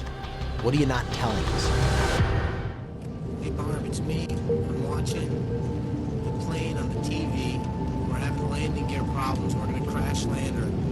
emergency land crash's a bad word in LAX. And they're telling us everything's going to be fine, and it is, but just thought I'd leave you a message just in case. Just I love you. Everything is going to be groovy. Give Ozzy a big hug for me. And we'll have a good laugh when I show you this video. You say what a goober I am. But if anything happens, take care of everything. Everything's yours. I wanted her to know it was okay. That yes, we had a fight, but, it's just a fight. We've been together for a long time. These things happen. The pilot contacted air traffic control for the final time. So let's make sure that we've got all of the preparations ready for the arrival into LAX. I'm sure you'll be a hero here. Well, that's not the point. I just want to make sure that everyone gets off this airplane okay. The pilot chose to land at LAX, where the long runway gave him the best chance of success. Two kinds of dangers there. One, you can have a failure of the main landing gear. That is, it could collapse backwards, the nose of the aircraft could hit the runway. A second is that the heat generated from that scraping on the ground could throw off hot pieces of metal that, if it punctures a fuel tank, could lead to a fire or an explosion. Brace, brace, brace, brace. I really wanted my mom. I wanted to say goodbye to my parents.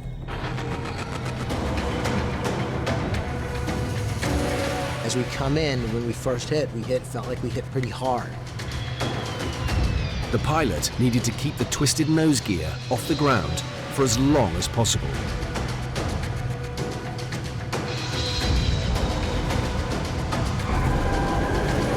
You started to smell burning rubber. Intense, thick smell of burning rubber. I felt heat coming up. I was scared. There might be an explosion.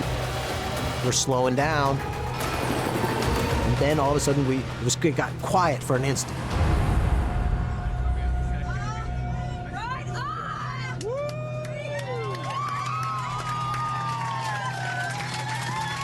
pilot opened the door and he put his hand up like this. I remember hugging him on the way out. He was so good. He was a great landing. Oh, wait. That's me. Oh my God, that's me. I've never seen this before. Wow, we are so lucky.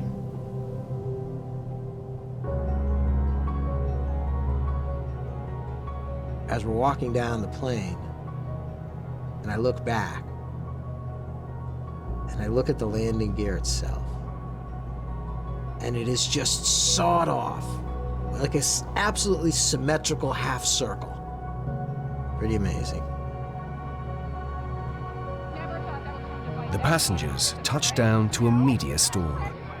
But it wasn't only cameras there for Alexandra. My husband was there waiting for me. It was just great to see how much he loved me. An investigation later revealed what allowed the wheel to get jammed out of place.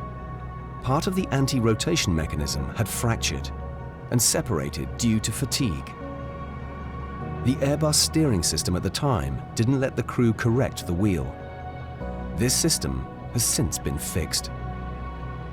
All 147 people on board were unhurt, thanks in large part to the skill of the pilot.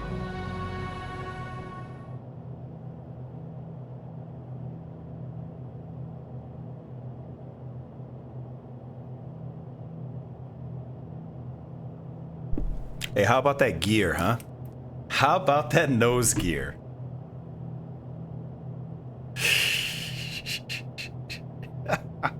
Wheel to get jammed out of place. Wow. Part of the anti-rotation mechanism had fractured. Wow. And separated due to fatigue. Unbelievable. Unbelievable. Unbelievable. All right, we are currently 7 minutes away from top of descent.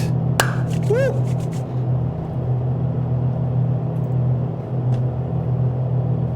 I'm sure they did, Mount Man. No other damage, you know?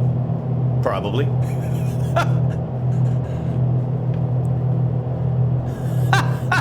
Father.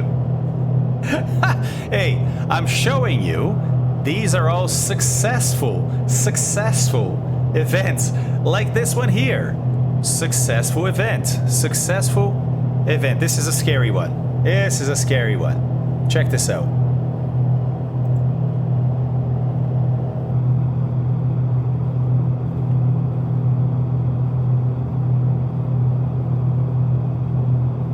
There's no sound.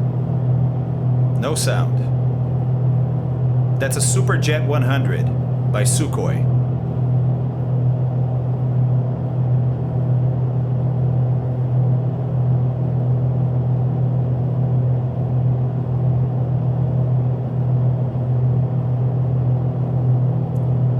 Yes, 777, yes. Killed 41 people.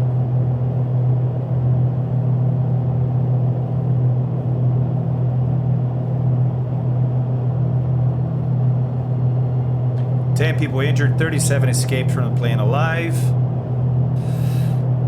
And the pilot was charged with negligence, I believe.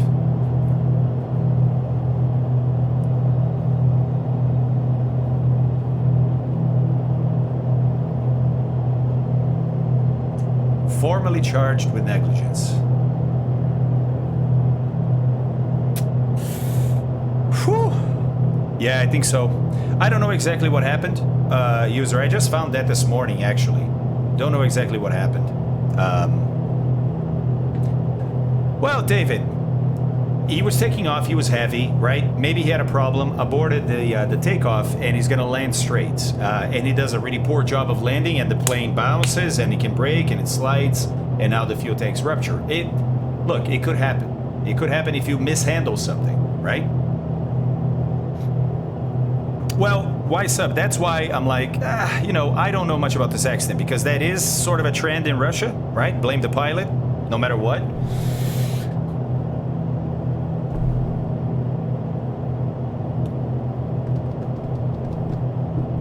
Yeah, David, I don't think they had time to get out.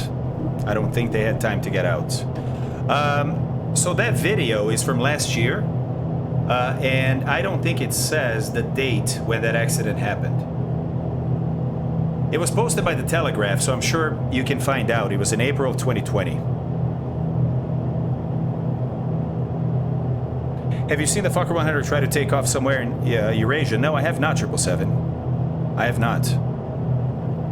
Yeah, with luggage storm, that's always the case, dude. Every single evacuation, there's some person that decides to take their belongings with them. Look, I understand. I'm a human too. I get that desperation, and it's your items, and it's right here, and I can carry right here. It's not gonna make a difference. There's a reason why we say don't carry stuff, right? We don't want you to lose your stuff either, but we also don't want you to lose your life, or even worse, your decision to make someone else lose their life.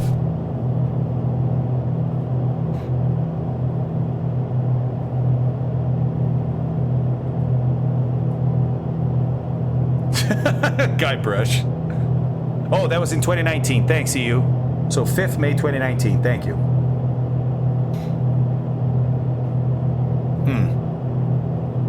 No, that jet's not old at all. No, the Sukhoi Superjet 100 is new. It was a Russian attempt at competing with regional jets, right? With the Embraer 170, 190, with the Airbus 220. It wasn't very successful. Were hit by lightning.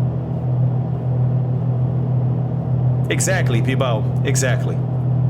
Exactly. Look, you can replace it, man. You can replace it. And maybe even stuff that you can't, but it's the picture of my daughter, that one picture I have. Listen, I get it. I get it. I really do. You can't do it. Can't do it. Because we test this stuff all the time. We test this stuff. You actually, for every aircraft that gets certified, you have to do an emergency evacuation in the dark inside a hangar, right? To prove that you can get everybody out in time. And there's a clock, and there's a minimum or maximum time where everybody has to be out. And we see what happens, right? We see what happens when people try to grab their stuff. And what happens is people die. It's as simple as that. It's as simple as that. It might not seem as simple, right? When you're just kind of thinking, or especially when you're in the moment. But it's as simple as that. All right, we're about to start our descent, guys. Os investigadores acusaram a causa mais envolvente que um raio atingiu a parte dos tanques de combustível, tendo iniciado um incêndio ao tocar com os pneus, frear fortemente, tocando com a parte final da aeronave no chão e arrastando a aeronave pela... So it sounds like it may have been a hit by lightning on takeoff and then perhaps mishandled by the pilot in trying to land again. No way, in Toluca, really? Really, yeah, they bought some. I remember that, Silent. I remember that. And I think nowadays the problem is even getting support, you know? All right, 1 minute away. 1 minute away. Whoa! 1 minute away from descending. Let's get our VNAV page up here. We planned for 500, so that's what I'm gonna do, right? When we get there, I just need to have this guy here in 500. So I can do it now, and normally it should start at 0. Coronado forgot to do that, so here we go. I'm gonna put it to 0. And then I'll just dial in 500 once we get to the top of descent.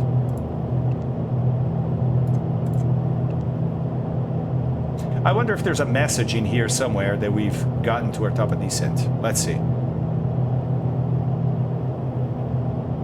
Ah, cannibalizing their fleet. Yeah, exactly. Parts non-existent. Yeah, that's the problem with buying something unestablished like that, you know? Think about crowd crushes at concerts. Then add a confined space and the possibility of fire. Yeah, yeah. Exactly, people. That's exactly right. All right, here we go.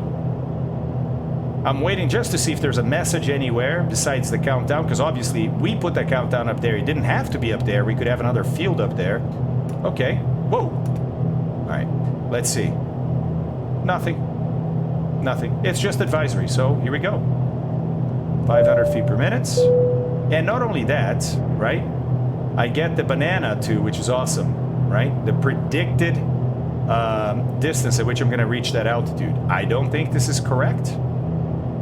I don't think it's correct. I think it's going to take, you know, well, think about it, half an hour to get there. Okay. Okay. But we can monitor it on this page, right? So the vertical speed required right now is 495 to arrive at 2,000 feet, 5 miles before the airport. And so all I need to do is make sure this stays close to 500 and I'm good. It's gonna need a little more pretty soon here because I haven't adjusted my power, so now my ground speed is a little higher on the descent. Look at that. So all I need to do now is just fix my airspeed a little bit. So I'm gonna pull the power back a little. Maybe kill about 5 knots of this airspeed here might be enough.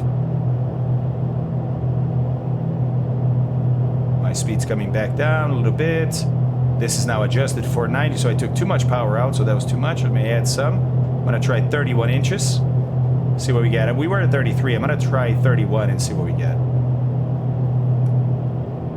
Waiting for the next update here.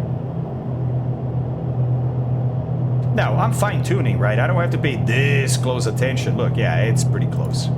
It's pretty close. All right. Yeah, so I think this arc is wrong. All right, let's check on the weather at the arrival, shall we? It should be good, but hey, you never know.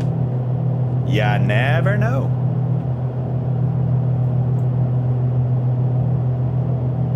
All right, Tapachula. So currently, this is from almost 2 hours ago. Wind 290 at 2, very, very calm wind from the west. Visibility 10 statute miles, sky clear. Temperature 29, it was 3 degrees when we left Toluca this morning. 29 degrees, altimeter 29097, let's adjust that. Remarks, hazy. Okay, but visibility is still 10 statute miles, not bad, not bad. 29097. 29097. 29097. Perfect. Perfect. Now we've adjusted our barrel a little bit. Let's see what that did to our VNAV, because VNAV does not account, right, for barrel settings. Yeah, it's still very good. Okay.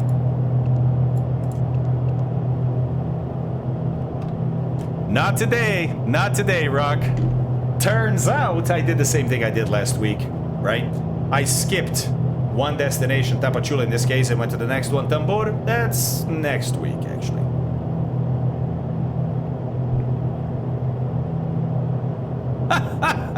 Guy Brush. That's awesome, dude. There's an option in there as to what altitude the banana references. Ooh. Ooh. And is it in utilities? Not here. Not here. Oh, display messages. Look. I didn't know about that.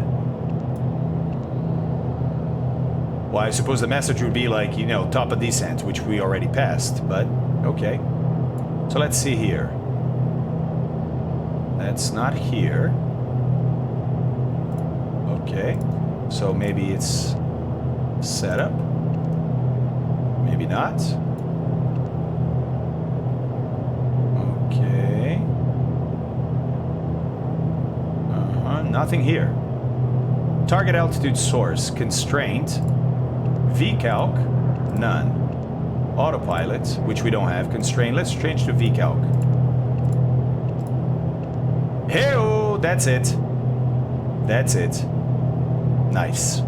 Nice, look, now we're arriving at that altitude right before the airport. Perfect. Thank you, Iverteris. Appreciate that, buddy. Iverteris, with all your development work, you still have time to check out other people's stuff?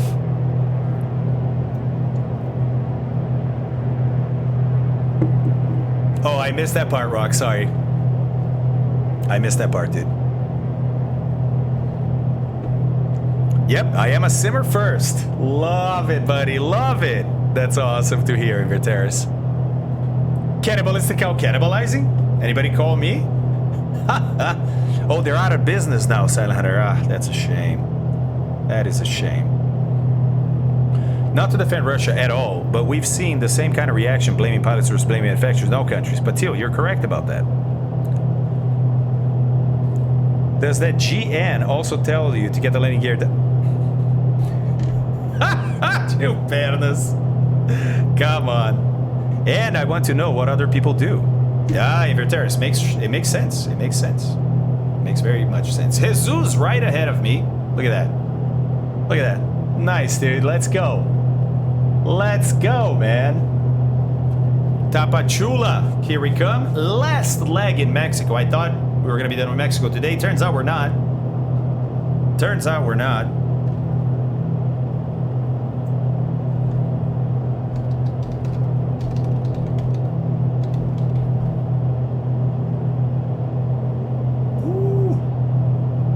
Okay. Okay. Nice.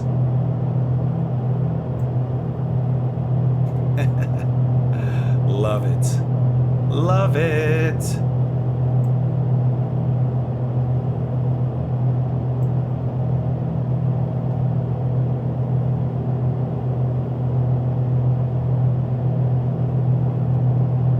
No pictures, huh? Okay. Okay. Okay.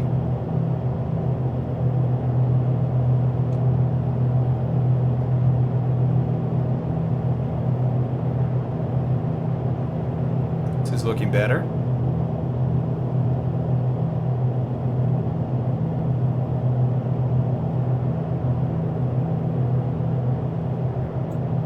Oh my God, who is that?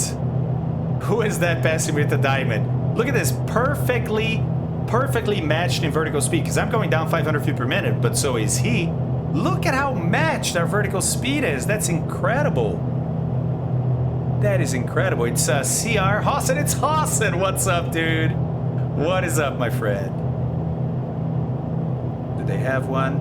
Oh, I'm sorry. I'm sorry. A restaurant that has a web page, be its Facebook page, doesn't deserve our visit. Nope. No, no, no, no, no, no, no, no, no.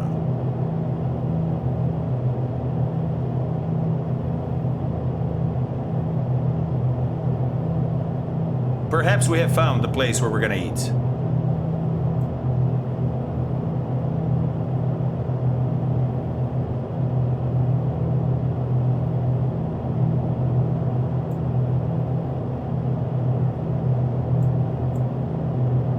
that's it. Okay.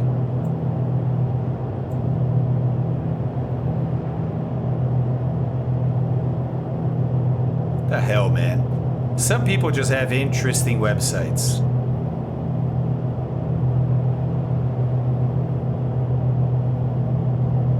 Fine. Fine, we won't use your website then. Come on.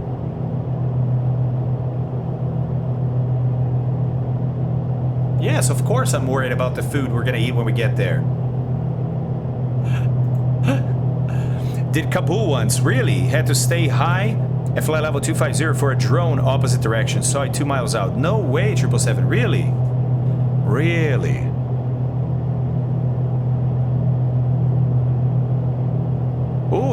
Oh, okay, he's coming for dinner. That's awesome, Ivir Terrace. Oh, there's gonna be some cool stories out of that dinner. Right? Very interesting thing I hear today, Fabio. Apparently the ab initio guys in Air Arabia in the A320 are not allowed to use VNAV for a period of time. They're only allowed to manually calculate descent point and use open descent in basic modes together with the VOR ND screen. It was a captain whose son is in the program there. Huh. They did some crazy stuff that you guys do too. Kabul, Nepal, yeah. And then circle over the airport and descent. Yeah, right. Interesting. No VNAV. I'm trying to figure out how I feel about it. Because there's pros and cons to that. Yeah, we're good. Huh. That's really interesting. No, Ninja. It's to train them to use their brains as opposed to relying on the aircraft. Right? You know what I mean? Like, do all the, how do you calculate top of descent? I don't. The Airbus does it for me. Sure it does. And what if it's wrong? What if it doesn't do? How do you do it? Right? I think that's the approach. Right, Rock. Ah, he was a TRE there, yeah. Type rating examiner. The mixture is still pretty high up there. Actually, too high. Look at this. I'm burning up the turbos. 1650 should be the max. Thank you for that. I totally forgot about that on the descent. See, I'm not being a good aircraft manager right now. Thank you, Charles. I think, heck, they will use VNAV for the rest of their lives anyways. Plus, the captain must be monitoring a profile. Yeah, 777, but then, depending on how they get to the Airbus, they never get a chance to do that. So, for example, EasyJet gets people in the right seat with incredibly low times, right? So much so, they can fly the Airbus, but they can't fly a Seneca. That's right. Their multi-crew license is locked onto the Airbus because that's all they've trained on, that's all they know, that's the only thing they've really flown outside of a little bit of multi in training and single engine stuff. I would like pilots to stay practiced in manual procedures and understand what the plane is doing and why. Yes, Bibao. As a matter of fact, after the Asiana crash in San Francisco, remember Asiana crashed a 777 on approach because the pilots screwed up, right? They thought the auto throttle was on, it wasn't. They basically ran out of energy and planked onto the very beginning of the runway. After that, 777. Now I can't say it. Sorry, buddy. It will reveal your airline. But the airline, one of the airlines I know of, from what I understand, added a sim session to training and required pilots to hand fly the entire flight. It was a short flight, obviously, but the entire flight. To go down a level of automation and be like, hey, man, do you still even remember how to fly this thing manually? Right?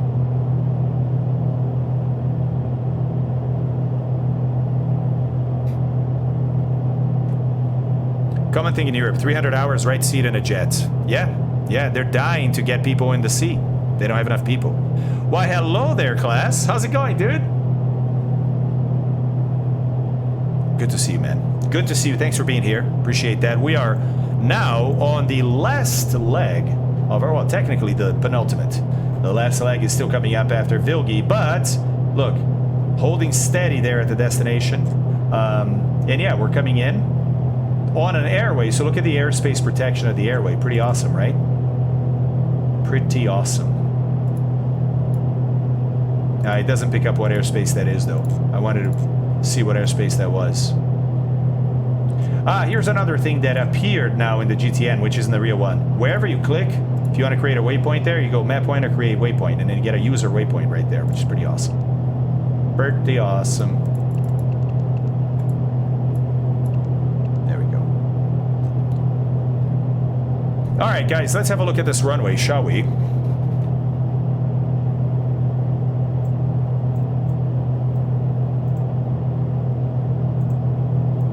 This is all VFR. We're gonna land VFR. It's a shorter runway, 6,562 feet. It's plenty big for us, right? But shorter than normal.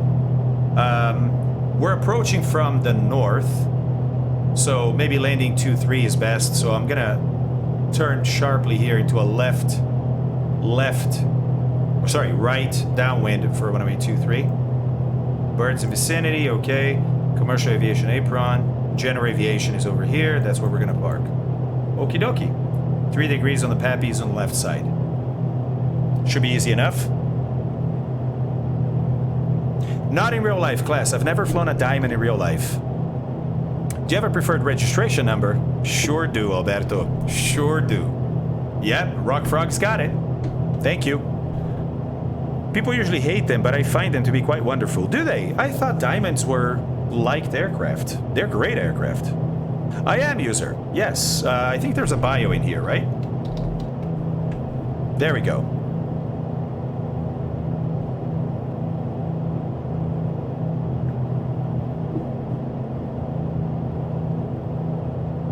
All right, all right, all right. Woo. Hey, Citizen, right behind. That's awesome, dude. Also on 500 feet per minute. Look at how steady I am in relation to him. He is in relation to me. We're both doing the exact same vertical speed. Amazing. And pretty much the same speed forward, too. Lots of you guys coming in. That's nice. Finishing the flight. Look at those mountains with the clouds. Man, I love that view. I love that view. Inver Terrace. It is a special view, isn't it? Being on the ocean and seeing mountains like that. I think so. I think so. It's been solid. This plane is pretty smooth in general. I agree. I agree. Super pretty, right? I'm halfway into the glider pilot license. That's awesome, dude. That's amazing. User, where do you train? Is it here in the US? Oh my God, Crutch. Oh my God. Oh my God. Yeah, right? It is. I just noticed that too. I just noticed that too.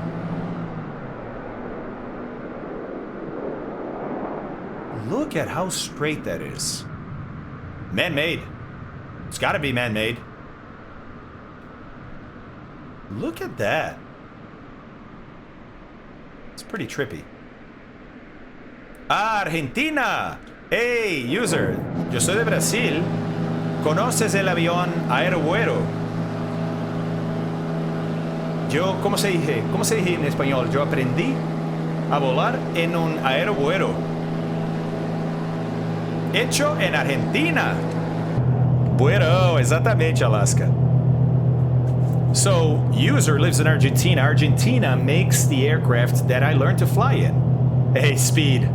The Aerobuero. Remember, I've showed it here on stream. It's like a South American version of a Piper Cub, basically.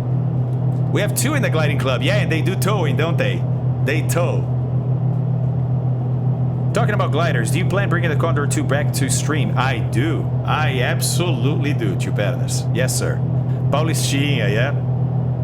Yeah, pretty much. That's awesome, dude. Qué bueno, qué bueno. ¿A dónde en Argentina? Buenos Aires? Baires o no? Roman, says Rock.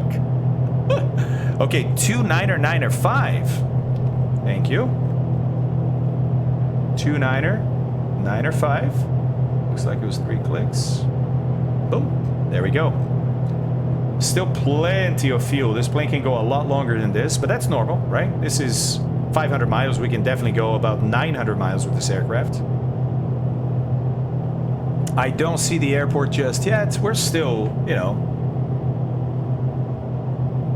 20, 30 miles from it, so yeah, it's gonna be a little bit.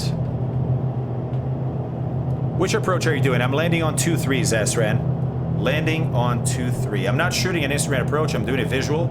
I'm gonna land on 2-3. I'm gonna ride from the north here, turn like 135 degrees or so left to enter a right downwind for runway 23.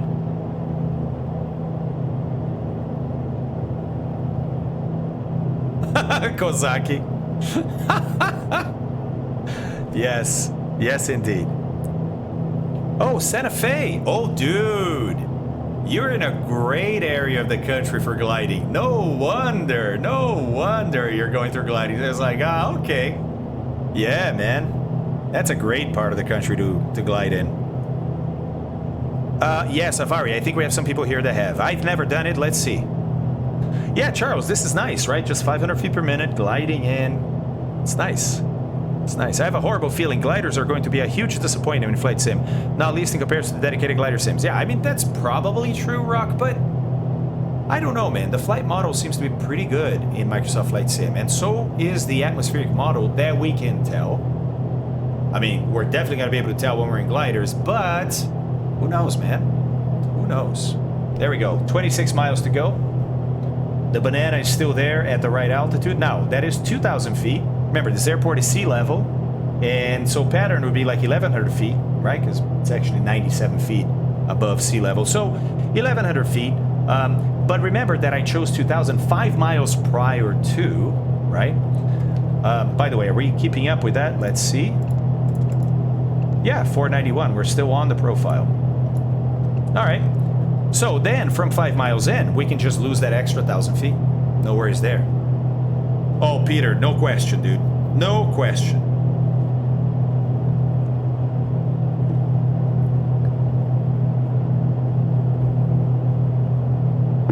Zasran, I don't know what kind of... I've seen that data, but it's pretty old data, the ones I've seen. It's like at least an hour old, which means that thermal is completely changed in real life now, but you know, as long as they grab him, I guess being an hour offset in the sim is like being an hour offset in live weather, which we're not. It picks up way more often than that, but still, you know what I mean.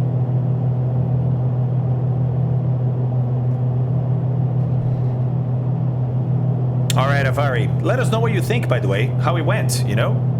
Let us know, buddy.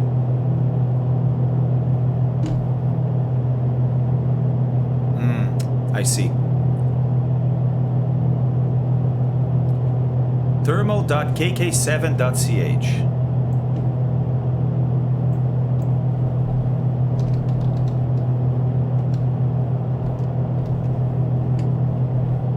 Whoa. This is not measured. This is predicted. This is predicted. And it looks like it has lift ridge also, is that right? I mean, it's winter time. You're not gonna have a whole lot of thermals in Europe. Yeah, it looks like that's all lift. Holy crap, dude. This is awesome. Or all ridge lift is what I mean. What? That's crazy. Let's see here.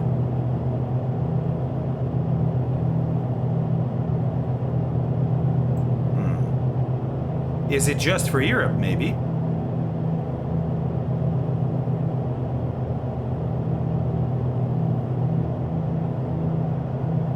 I mean, if it's ridge lift, you would see that here too. Sometimes you have to zoom in closer, okay. Is that one? That might be one, that might be one. Oh yeah, look. These are probably reported by gliders. Yep. Oh, airspace, interesting. So those are the hot spots. Yeah, look at this. Look at this. Interesting. Interesting. This is fascinating. Fascinating. I have to spend some time in this. Maybe I can actually even use this for Condor Tool. Oh. Okay. Let's see here. Yeah, there we go. Right around 5 miles out, which is that airspace right there. So we're going to be at 2,000 feet. Oh, look at that little fog close to the foothills. That's awesome. Mechanical Madness up there. Zasran, Speed, Misco, Johnny, Jesus, Super Ninja, Tiger Hound. And then coming in, we have, oh, nice. Citizen, Deuce, II down there. Nice. Having a closer look at the ground, Charles. I don't know if Mandy's with us or not. Ibanez for sure. Barbecue, Hawson, Matt Rock, Kozaki, Rodopson, and Scob. I think that's it. There might be somebody behind Scob. I don't know. All right, guys, bringing it in. On our way down south. It's far, isn't it? It's very far. It's very far. Ooh, that fog is almost over the airport. Not really, but almost. Fala, Hank. Beleza, mano? Tudo em paz, cara. Valeu, tá aqui. Abraço pra você, mano. I just found that site out. It was given to me by Zasran. And it is... I'll put it in chat.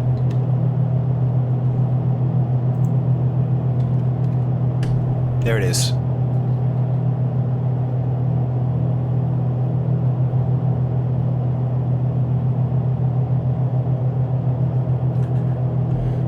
Let's see. Rock being cynical and grumpy. What? No. Pretty confident they'll fix what's broken and give devs the game systems they need, like PMGG. Yeah, no question about that. And if they don't, they'll code their way around it. It's how they've always done it. Particularly, Rob made me feel a lot better about that. Just frustrating waiting for his this December patch with the Kelvin bug. Yep. Well, that and my refusal to fly preset weathers. Yeah, I only fly live weather too. Hey, Story, what's going on, dude? I just realized that was your first chat message, man. Hey, welcome in. Welcome to the best community on Twitch. Best community online, really. Glad you went with a shorter run today. I cannot stop yawning now. I should have been in bed about 3 hours ago. My God, Deuce. Too much, man. I mean, thanks, obviously, for being with us, but you gotta get some rest, man. You gotta get some rest. You know what? I'm not even gonna enter downwind, guys. I'm just gonna hop myself onto heading here and start kicking a little left. So then I just have to roll. I'll be basically on a base. I'll just have to roll into final.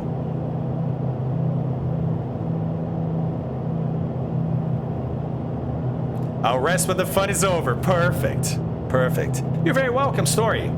Glad you're here, man. Really glad you're here. Hey, there's Deuce down there. Making a beeline for the airport so he can actually sleep. Look at this. There's some small plantations here. Look, there's some more over there. See, they're not like super large scale, right? Yeah, but they're big. They're big trees. I wonder, what kind of agriculture is this? Could it be fruit? Maybe fruit trees. Look, there seem to be more here, maybe. Where it's more sparsely populated by trees. Oh, look, another one there. Huh. Cute, stop. No, don't stop, please. But you know what I mean. Look, another little one there. This one is starting. This one is starting. Really spoiled us, yes. Yeah, same here. I don't think agave grows that big.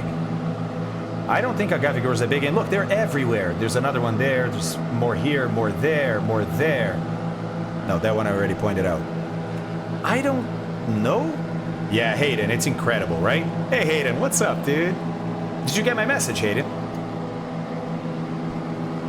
All right, there's the airport there. Okay, let's start getting ready. Look at that shadow. I love that. Dancing over those trees, right? Look at that. All right, let's get ready for landing here, peoples. So first things first, fuel pumps. I always forget those.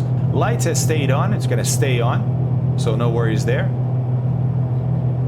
All right, mixture is going to come full rich now.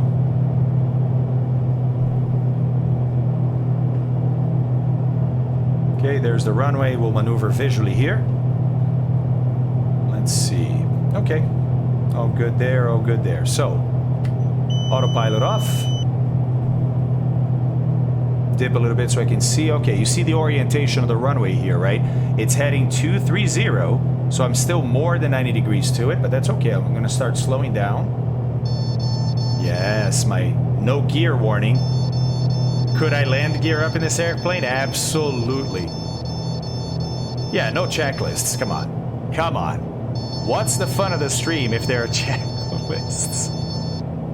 Yes, Jesus. All right.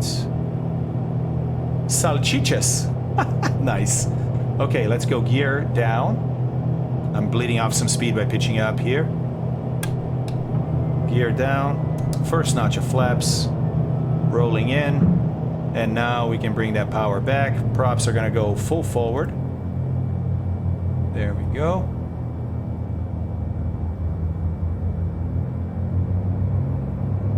Oh, past final. No worries. We got room to fix that. Watching that airspeed. Watching that altitude. Right, I'm watching the Pappy on the left of the runway. I have 4 whites, so I'm a little high still. So I'm coming back down steeper than I would on a normal approach. There, 1 red light next to the runway. 3 whites, 1 red. So I'm coming back on the glide. 2 red.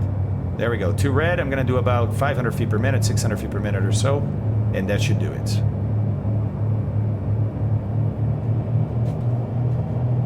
Okay, 95 knots. Wind's coming from the west, so it's aligned with this runway, right? But it's only 2 knots. It's not going to be much at all. Little high. Only 1 red, 3 whites. Correcting. Make that second or third white be red. There we go. More on the ramp now. Okay, 90 knots. That's good. Hey, look. The gear's down, guys. The gear's down. Just 1 notch of flaps.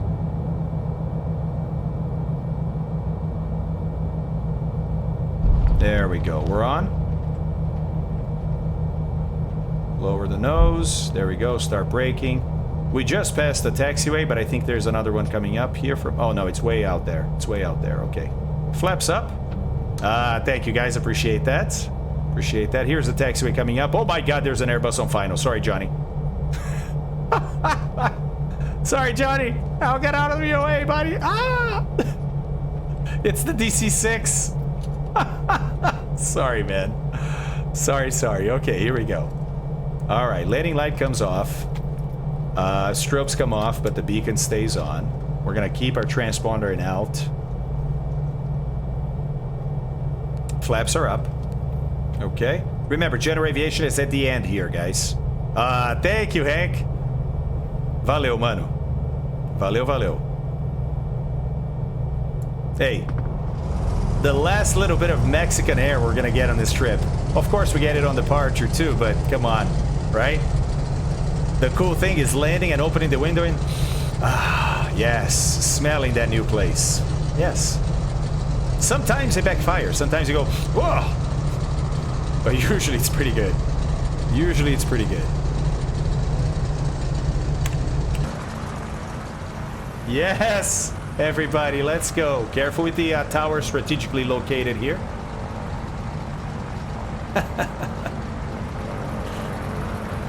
Nice. Nice.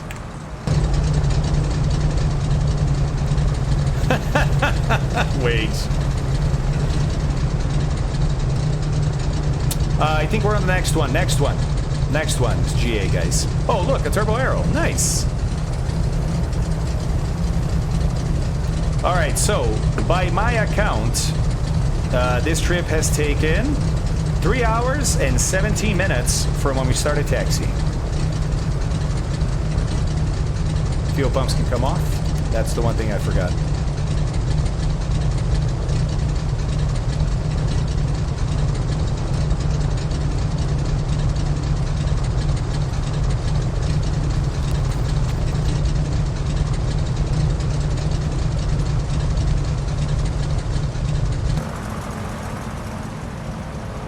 Oh, look, there's parking spots for everybody. Yeah, park right there, Baron. Yeah, right in the middle of that taxiway. Because the rest is for pulling out of that parking spot. But you nailed it.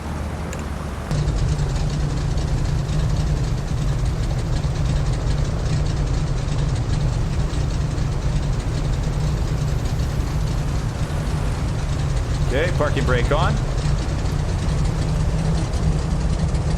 Bring up the RPM a little bit. Let's clean those spark plugs. Yes, guys. Yes. Let's go, everybody. We got a couple people on final. No worries. There's parking spots for everyone. This is awesome. Gamer. Yes, sir. We just finished, man. It was like a 3-hour flight from Toluca, Mexico, outside of Mexico City, and here to Tapachula, which is, by the way, real quick. Let's go back to this. Look, right on the edge of Mexico. Here's the border with Guatemala, right? So we're right there. Iban is landing the caravan. Oh, dude, landed short enough to exit right there. Nicely done. Mechanical Madness coming in with the diamond. There's Matt. Oh, this is awesome, guys. Yes, yes, Inverteris. That sound right there. This. Especially the idle. Listen to the idle. That sounds amazing. That sound is amazing. That sound is awesome. All right, guys, somebody's knocking on the door. Hang on.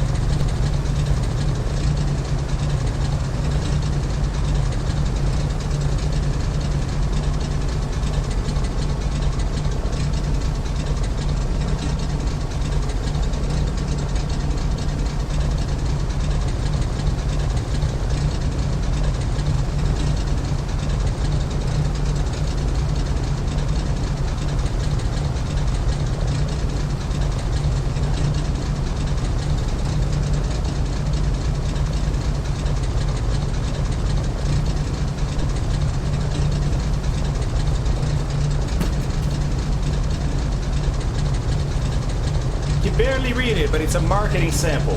Another one. What? What? What? I can't just yet, Crunch. I'm waiting for a countersigned contract before I can show this stuff. Whoa! Yes. Yes. Special delivery for Mongo. What's in the box? You guys are gonna find out. You guys are gonna find out. Ibanez! Oh, this is amazing, guys. Look at this. Hey, by the way, I gotta... Yeah, let's turn everything off, right? There's Ibanez pulling in. Fantastic. With the Xbox, by the way. How cool is that? How cool is that he's in the Xbox? I love that. I just love that. All right, don't need those guys anymore. Let's cut that. Let's cut this. Lights are coming off. Lights are off here. Those will come off after we turn off. I think it's everything. That was all the electrical stuff, right? Right. Okay. All right. They both stop. Yep. Mags. Mags. Alternator. Alternator. Beacon comes off. Hello, kitty. Oh, that's Trek IR, kitty. Thank you. Got it back. Got it back. Got it back. All right, let's close. Oh, the window is closed. Wasn't that open? This was open. What the hell? What the hell? Okay. That's all good there. Okay. I think everything is good here. And...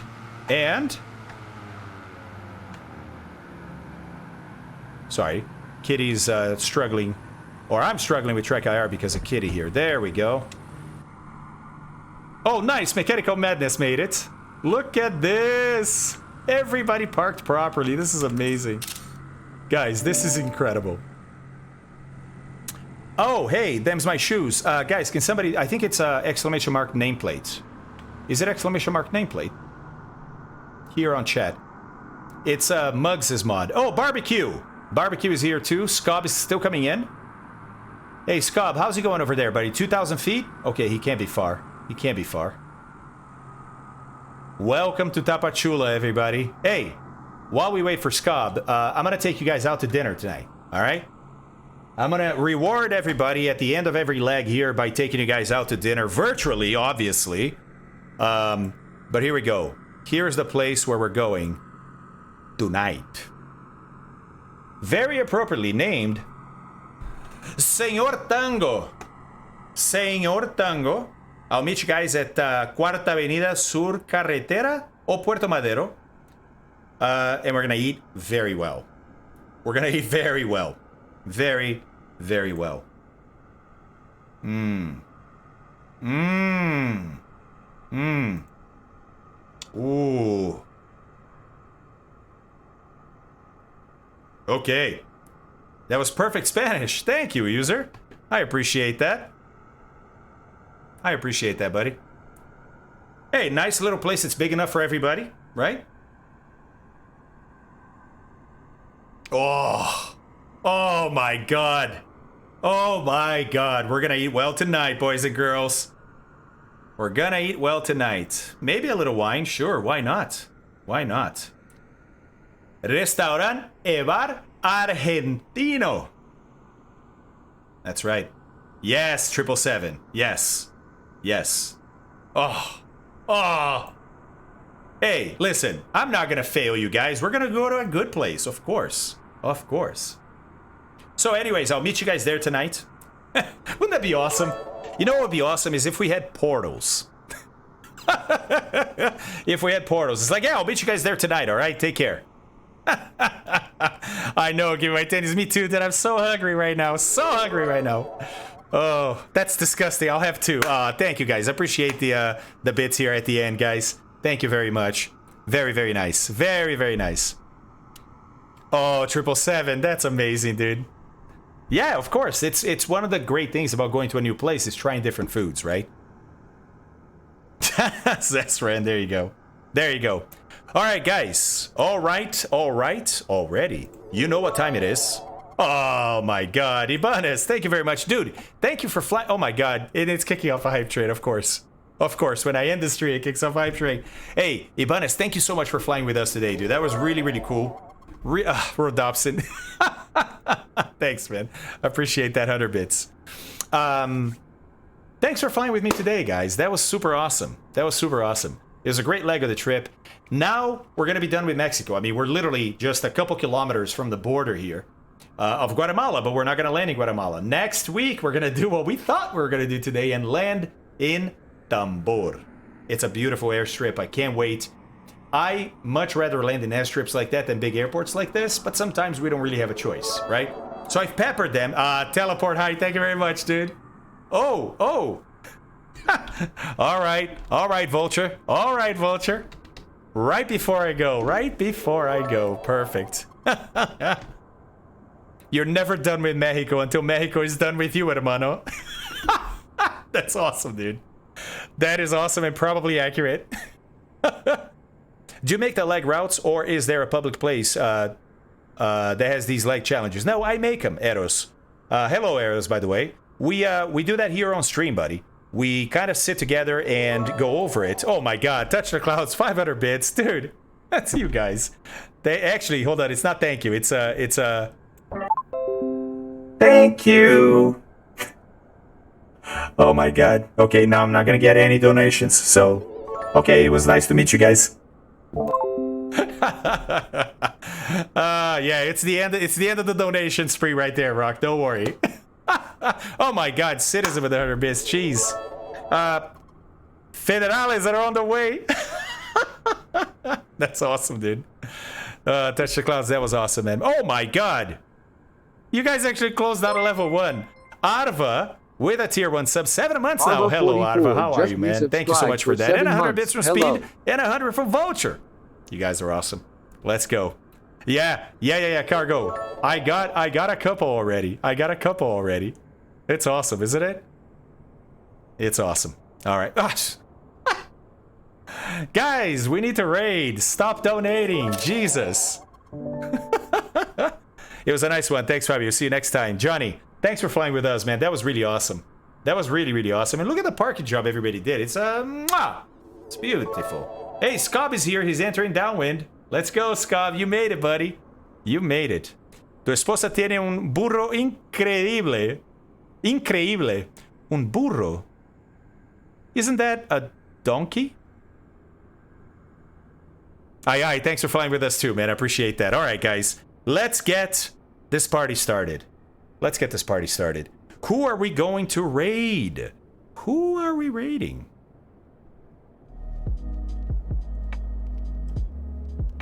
Yeah, DC, I was a little confused there. No, she has. So maybe he's referring to me. All right, guys, you can buy the raid. Hey, wait, did somebody buy the raid yesterday? And I was like, oh no, we did go there. Do I owe? Okay, you got it. You got it, Hayden. Black box it is, man. Black box it is.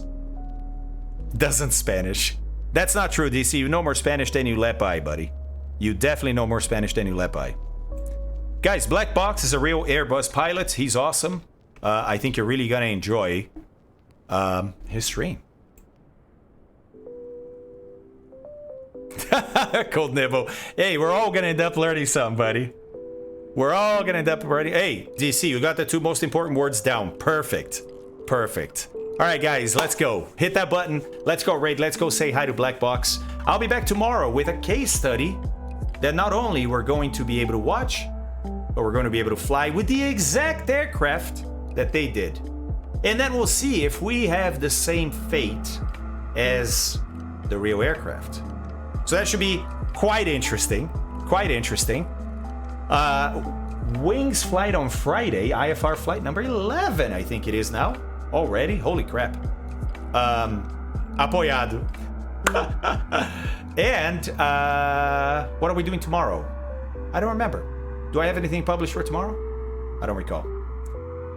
La Cuenta. Yes. All right, guys. Hey, I love you guys. Thank you for being here. You guys make my day. I really appreciate it, guys. Thank you very, very much. And I'll see you guys next time. Take care.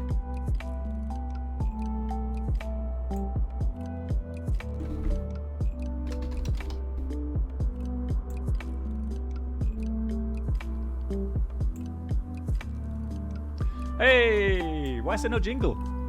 I don't know. Flying Fabio. Fabio, how are you doing? Thank you much for the rate. I hope you had a fantastic stream. So we are currently in the Tolis A321 in X-Plane. And we're going to fly from San Francisco to Las Vegas. Yes, Fabio. What have you been up to?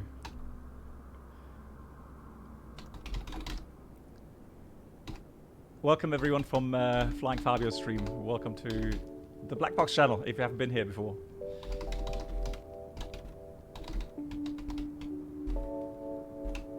Hey Silent Hunter, how you doing? Right, just trying to set up the departure now. So we've got the Vesla 5.